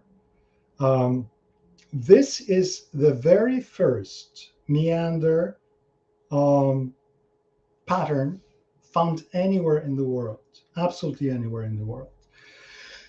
For a long time, people thought that this meander pattern, which was the main decorative pattern of the ancient Greek society, was developed in ancient Greece, meaning roughly 10,000 years later. Nothing like this has been found anywhere in the time-space continuum that is comparable to this. And I will just tell you how precise that is. For one, there was a Russian Soviet archaeologist Frolov, who in the 1970s did some mathematical calculations of this, and we are seeing this here. And he claims, by far not everybody agrees with it, that this is actually the first known calendar, that the meander recreates exactly the 360 solar year, this 360-day solar year, and the zigzags that are in the meantime in between meanders are reflecting the 10 lunar months, and that this was used for all sorts of things, and for planning, for hunting, for planning, for fishing, and so on. As you know, calendar is an extremely important thing in any community that depends on natural resources for survival. But there is something even more. Actually, there is, and for all of this Frolov guy also said that the next one, there is another bracelet from Mizen found. It has 5 separate parts, but it also has this zigzag form, which, according to Frolov, exactly replicates the 10 lunar months of the year. But I would like to actually ask you, whoever is now listening to me and whoever will be looking at this, to do something that is extremely difficult, which is practically impossible, but to imagine that you don't have all of that preconceived, preconditioned knowledge, that you're not a person of the 21st century who can go to any store and buy any sort of thing that has a meander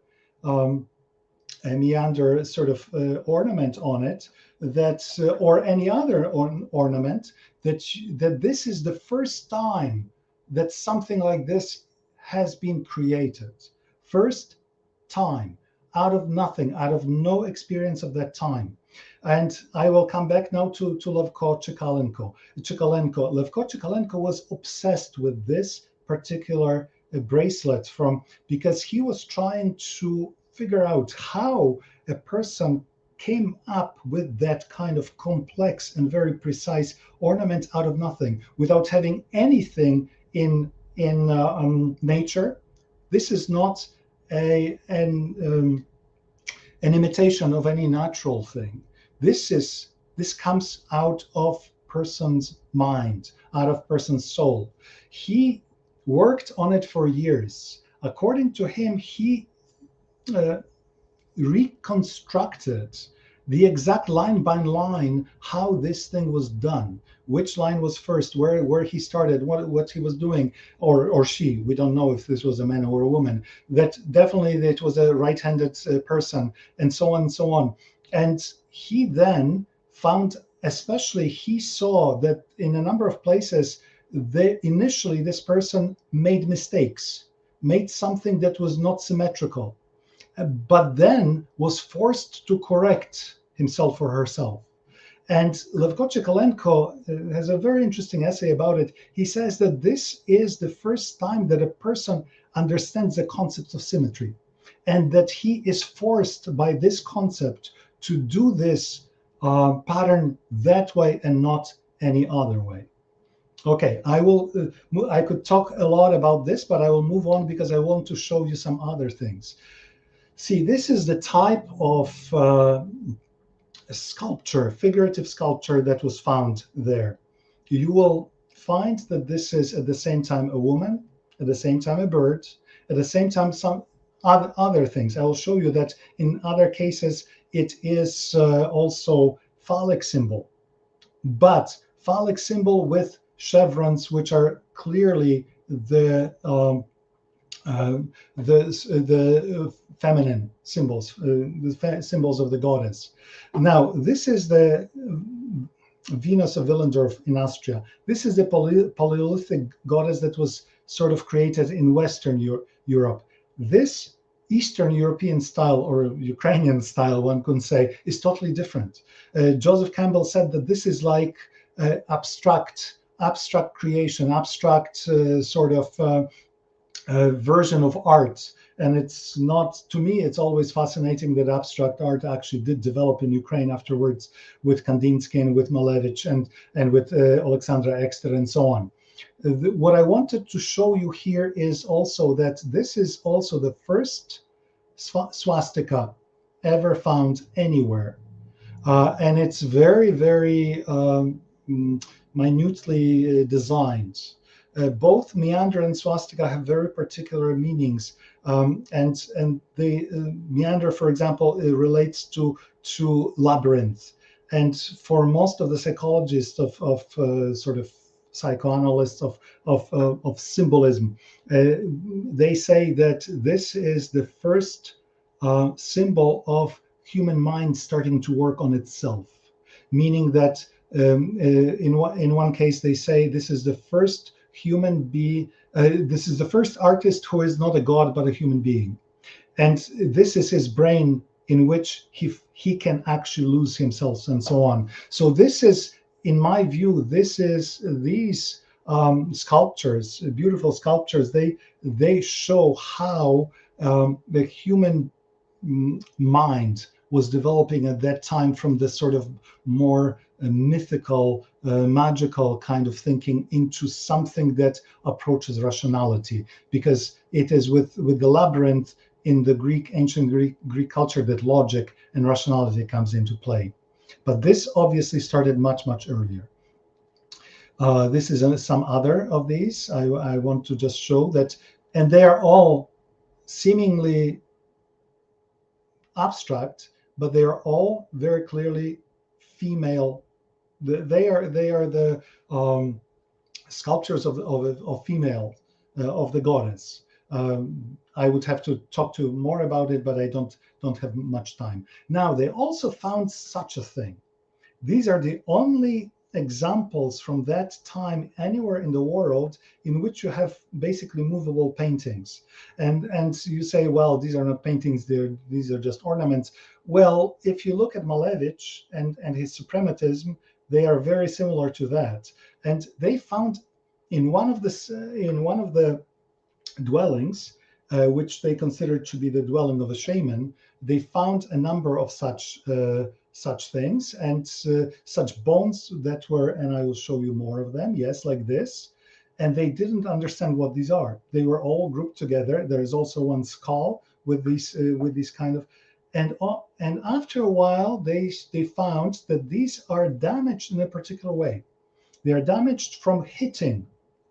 And it was the Kiev Ukrainian archaeologist Serhiy Bibikov who understood that these are the oldest musical percussion instruments, that they were hit in a particular way. Actually, this one is modified. There is a hole made inside to make it sound differently, to make it more resonant. And this thing is used as sort of a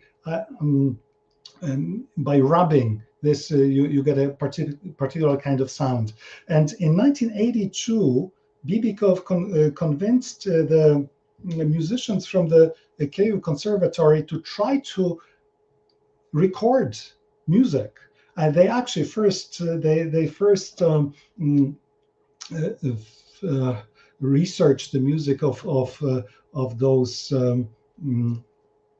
northern nations in Siberia and in the Arctic, and who still use similar types of things. And then they actually recorded some music, and I will actually play it to you for a moment. I hope that you can hear it.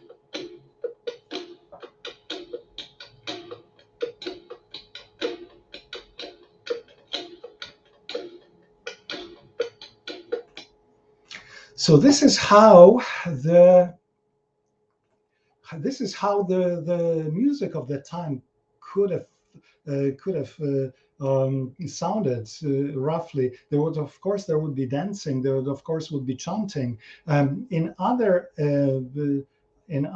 another archaeological site in Ukraine, in Molodova, in Bukovina, they found the oldest known in Ukraine, not in the world, flutes, which could also be used in various things like that. And just to finish, because my time is up, I wanted to say also that Mizin was a very, very special place as far as the jewelry was concerned. There is masses and masses of jewelry in these, and almost all of them are from shells. And what is fascinating about it is that these shells are not from the area in which around Mizin.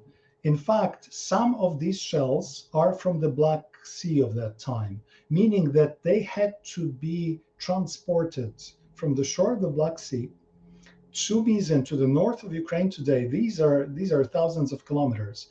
It means that there existed some sort of a trading route, some sort of a contact between the various societies of that time, because of course the south of Ukraine also had its own very interesting Paleolithic culture. And Mizin in particular, that dwelling where the music instruments had the massive concentration of these shells of absolutely various sizes and various types. And obviously the scholars believe that this is that Mizin was a center. It was actually a specialized center of that kind of sort of artwork. And I will just say one more thing for the end before I leave you with your thoughts. A person who did this absolutely precision work of art could not have been taking part in everyday life and everyday chores of the community. This required masses and masses of time. And so basically we can guess that already at that time, 16,000 years ago, or even maybe 18,000 years ago, there was a function of an artist in a community. They had to feed this person, whoever he was or she was. If he or she did not contribute to the hunt, it means but only created this. And by the way, some of the current scholars believe that that 3 different sculptors worked in this, and they even divide the sculptures, and this one is the most important. They call him the Paleolithic Ukrainian Michelangelo. So this person most likely was supported by his community to do these things, and this leaves us with the thought, why? How important and was it for the community? Was it really a calendar on which everybody depended, or was it simply the artistic, mythical cult behavior that was part of that community's life? Thank you very much.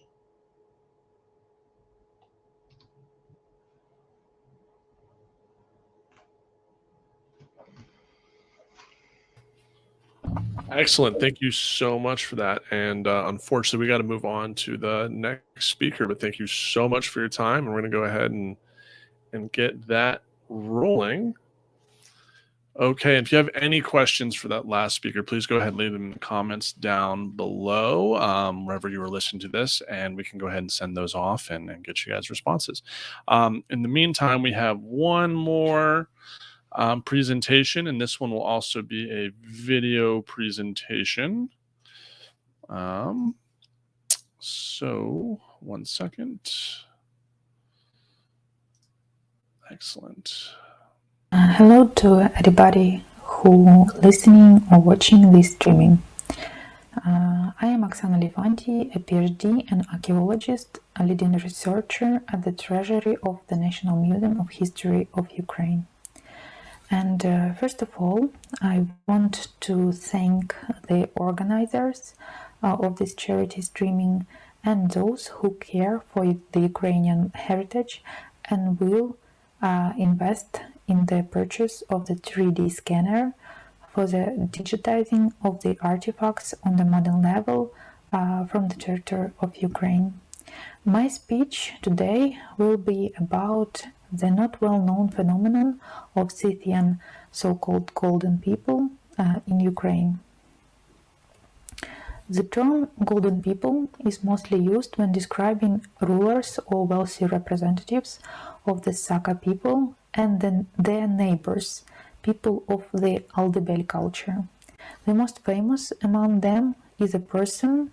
You can see reconstruction of his costume here in the middle of the slide. A person from Isyk-Baro in eastern Kazakhstan. His grave was excavated in 1969. The big part of the costume of such people, including clothes, shoes, and headgears, was covered with sewn on or sometimes glued on gold appliques. However, much less famous, if at all known, are discoveries of the Scythian elite representatives from the territory of Ukraine. Here, in this left part of the slide, you can see maybe the only existing in Ukraine full-size reconstruction of the garment of the wealthy Scythian woman, probably the wife of a king, who was buried in Tavsta Mohyla kurgan. This kurgan is situated near Pokrov town in Dnipropetrovsk Oblast in Ukraine. The other example is full-size reconstructions from the costumes of couple that were buried in other kurgan from the territory of Ukraine, Velika Ryzhanivka barrow that was situated in Cherkasy Oblast. These reconstructions belong and was made for the Krakow Archaeological Museum in Poland. Most of such Scythian golden clothes or golden costumes found in Ukraine are reconstructed in drawings. Here you can see some of them. It's basically the works of artists in cooperation with archaeologists, or sometimes they done by researchers themselves. They recreated costumes of some well-known in Ukraine, but not so well-known abroad, kurgans of Scythian elites from all over Ukrainian territory. This, for example, reconstruction of a couple from the Tavsta-Mohyla barrow in the Dnipropetrovsk region. This costume of a young man from the barrow near Pisky village in Mykolaiv Oblast. This is a reconstruction of a costume of a wealthy woman from Novosilka barrow in Cherkasy region. This is from Melitopol barrow in Zaporizhia region. This one is from Vodoslavka barrow in Kherson Oblast. In his book Greco-Scythian Art and the Birth of Eurasia, Kaspar Meyer pointed out that the major problem of Scythian archaeology is that the precise meaning of the term Scythian is rarely explained. Agreeing with him, I should stress that by this term I mean both nomadic and sedentary communities who lived north from the Black Sea, mostly in the area between Danube and Don rivers, from the early 7th till the very end of the 4th century BCE. And they leave behind many kurgans and settlements that were grouped within the archaeological culture of the same name. All other close and faraway neighboring peoples cannot be called Scythian in their original meaning. As Herodotus wrote in his 4th book of histories, when one crosses the Tanais, and the Tanais is situated on the east of Ukraine, one is no longer in Scythia. The first region on the crossing is that of the Surmati. Also, you can see here his quote with the list of main rivers of Scythia. However, most of the well-known reconstruction of the costumes and appearance of these other close and faraway neighboring peoples are often called Scythians. This term becomes again more political after the Russian occupation of Crimea. You can see a poster of the exhibition that existed in 2017 till 2018, where artifacts from the collection of Hermitage Museum were exhibited. But these artifacts were found, some of them were found in Ukraine, but when it was a colony of the Russian Empire. However, in this and in such projects, Ukraine is never mentioned as a place of origin. Instead, such artifacts are marked as finds from northern Black Sea region or middle Dnieper area. It's very interesting that designers of the British Museum decided to use this applique as the visual main visual feature of this exhibition, and this applique were found in Kuleba kurgan that's situated in Crimea. And you see the name Scythian warriors of ancient Siberia. However, such political approach to prehistory is not new in Russia. Here you can see some samples of books where the Scythian costume was also analyzed, and where the Scythians were often described as ancestors of Slavs.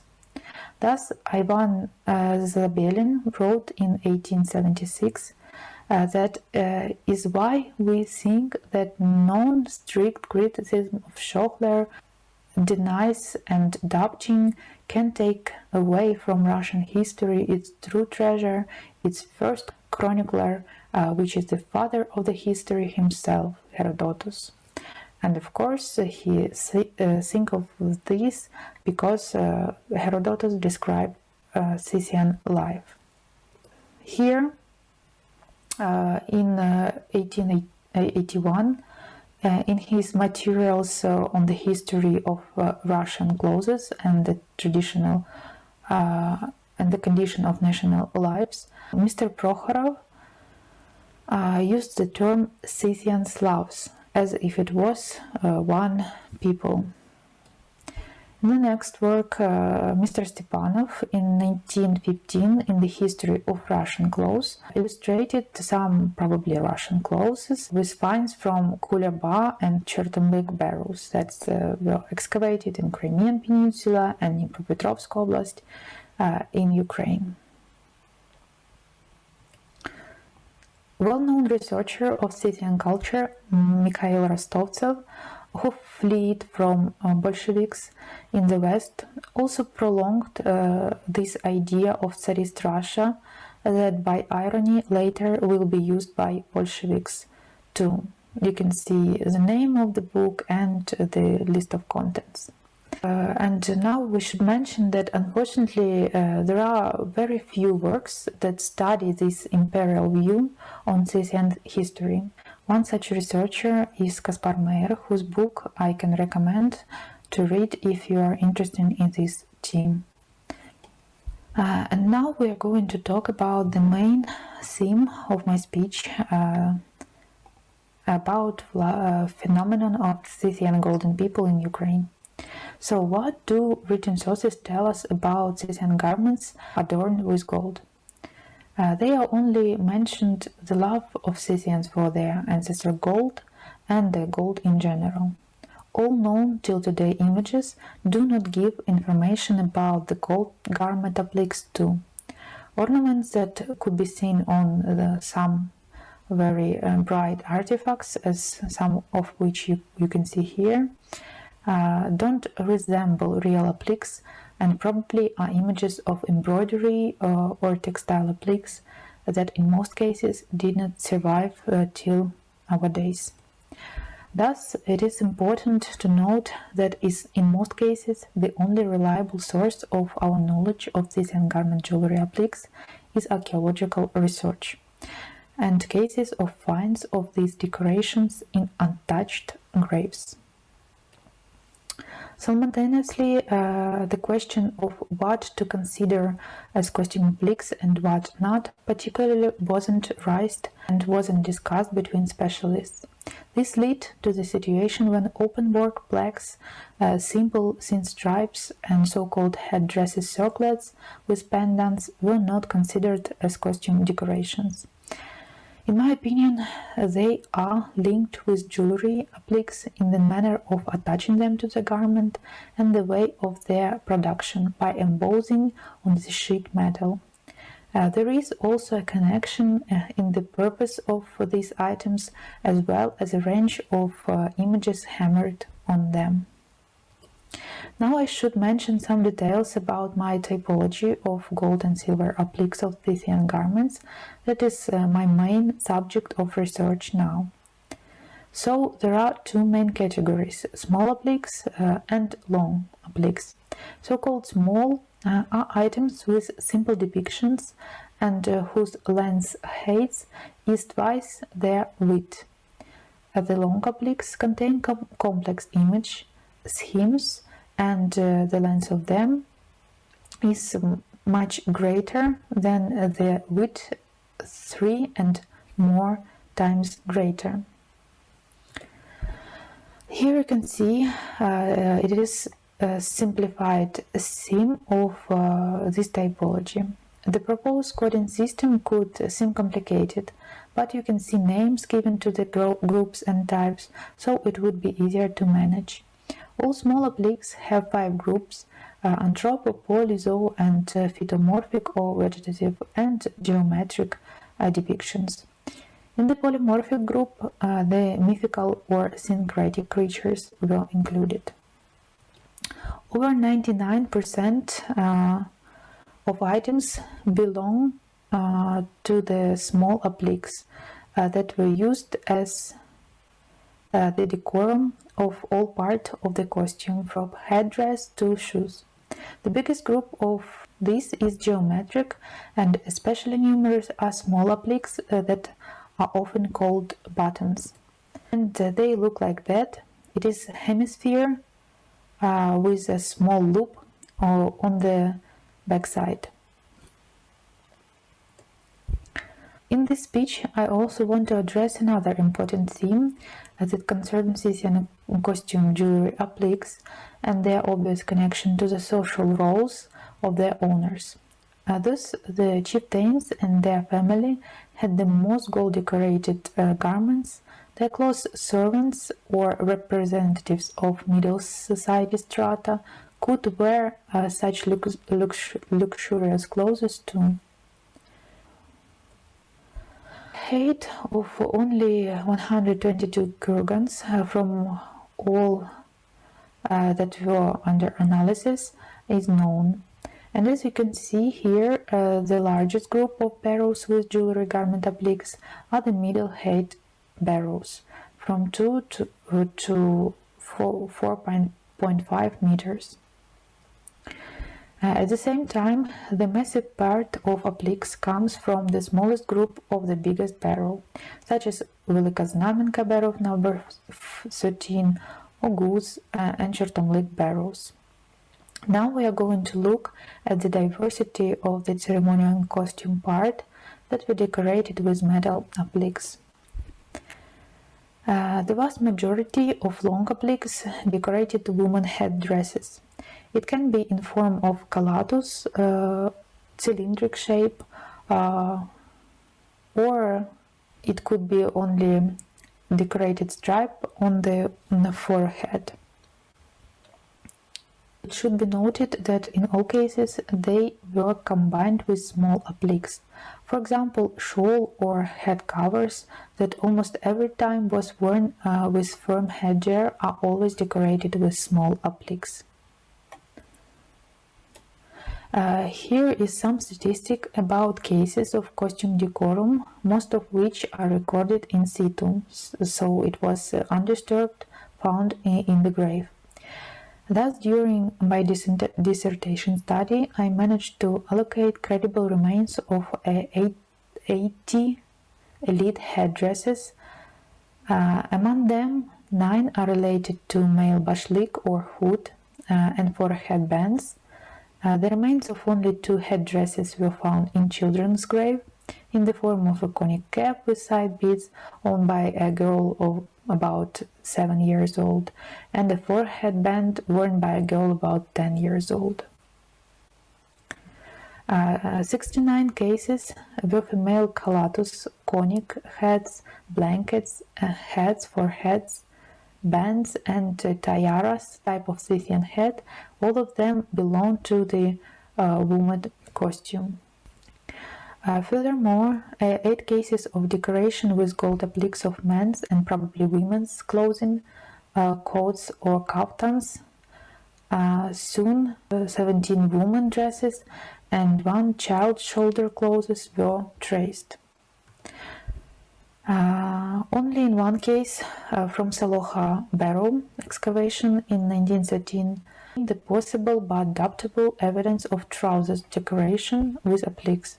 Here you can see the quote engraved draft from the excavation report and the drawing by the Angus McBride of possible reconstruction of these trousers. You can see it here. But this reconstruction is mostly imaginative, unfortunately. Of 9 remains of belts with appliques found in graves, in 1 case belt belonged to the armed woman, the so-called Amazon, who was buried in Velikalipetiha kurgan, and you can see here the reconstruction of her belt. There are 7 cases of woman shoe decoration unknown, and you can see a reconstruction of shoes and also photo from the excavation. The problem of the origin of this tradition to decorate clothes with gold I will consider now, but only briefly because it's very complicated theme. Here you can see evidence of the costume decorum with gold, the gold appliques on the territory of present-day Ukraine in the 7th and the 6th centuries BCE. Most of them decorated headdresses of noble women, but some probably decorated clothes of chieftains, for example, this depiction of eagle or this long plaque. In the 7th century BCE, this tradition appears in Central Asia too, so it is hard to tell who influenced whom. Coming back to the finds from Shelikty and Arjan barrows that have about the same date that the earliest materials we know from the Ukrainian territory, and here you can see two pretty different opinions on the origin of this tradition. The first one is that Saka-Scythians, so researchers mean a pretty broad territory by using this term, were the first one who had such tradition in such full volume. Another opinion based on the analysis of the technology of gold appliques from Arjan and by Gatabe is that it originates from some unknown jewelry centers in Khwarezm, the historic region along the Amudarya, ancient Oxus River, in the territories of present-day Turkmenistan and Uzbekistan. However, these two beliefs do not correlate with the actually Scythian territory because they do not take into account materials of previous periods such far west.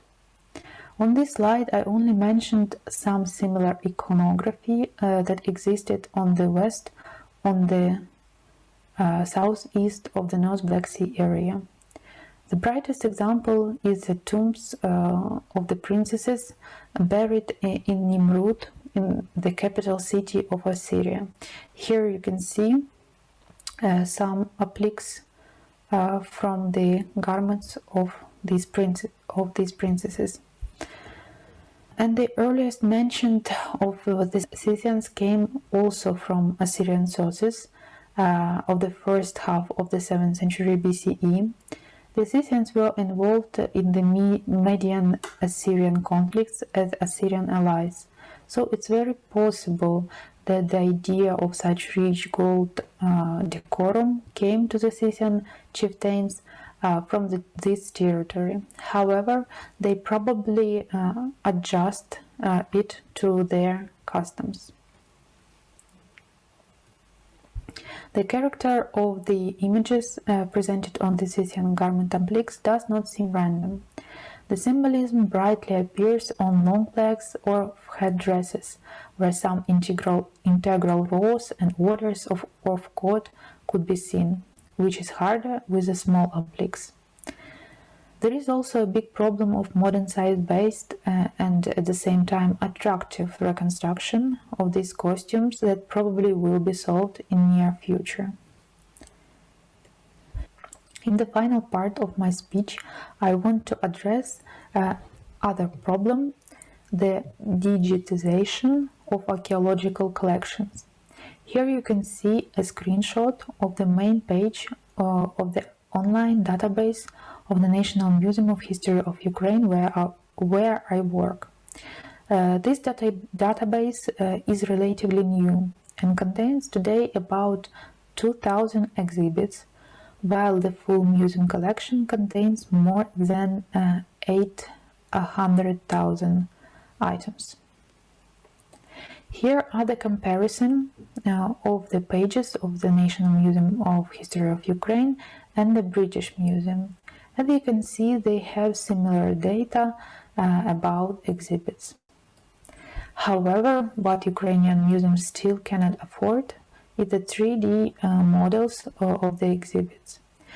There are occasional projects on digitizing some of the exhibits, but this is far from the systematic work that is pursued by other countries' museums. Here you can see the example of the page of British Museum situated and at Sketchfab resource.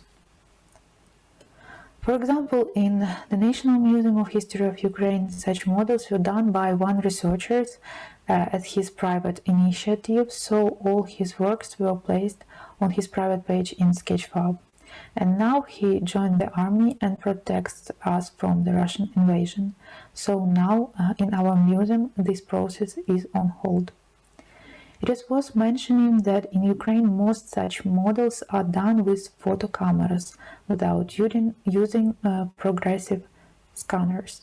So you can see that this charity streaming is very important for the recording of the data about archaeological artifacts, about exhibits that are stored and before the war was exhibited in our museums. Now all our heritage is under attack, so it's very important to record and to save as much information about them as we can. Thank you for your attention.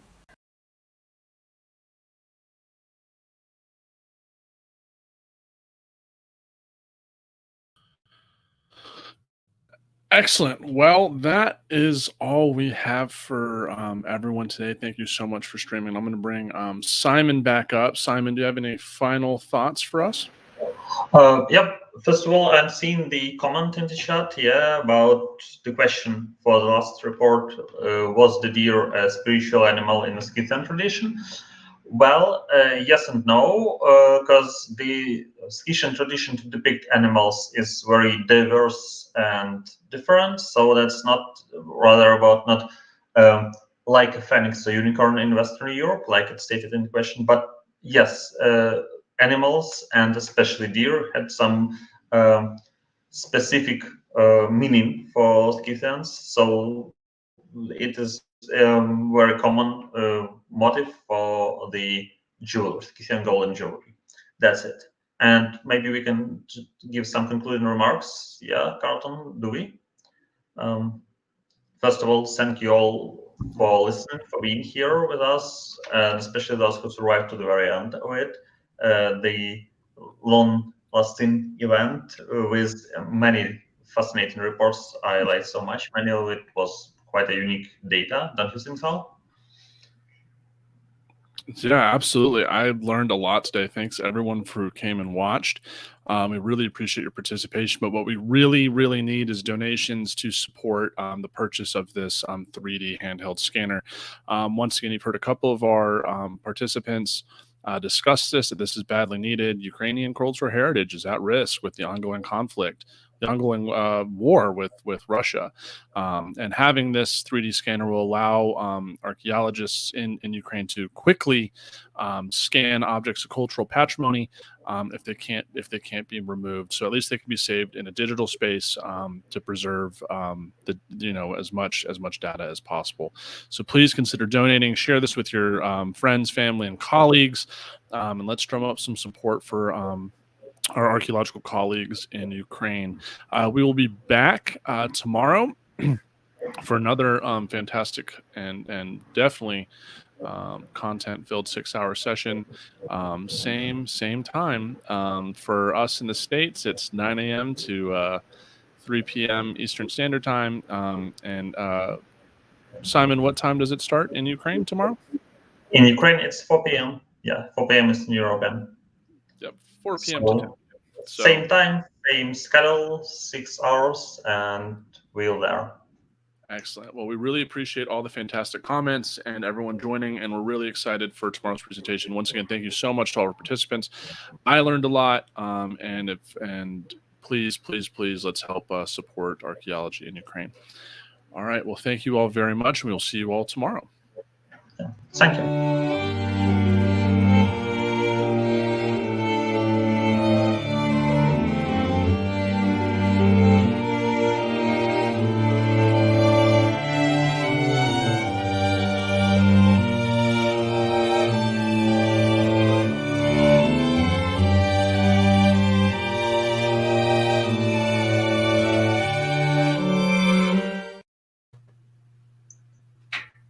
let's end it.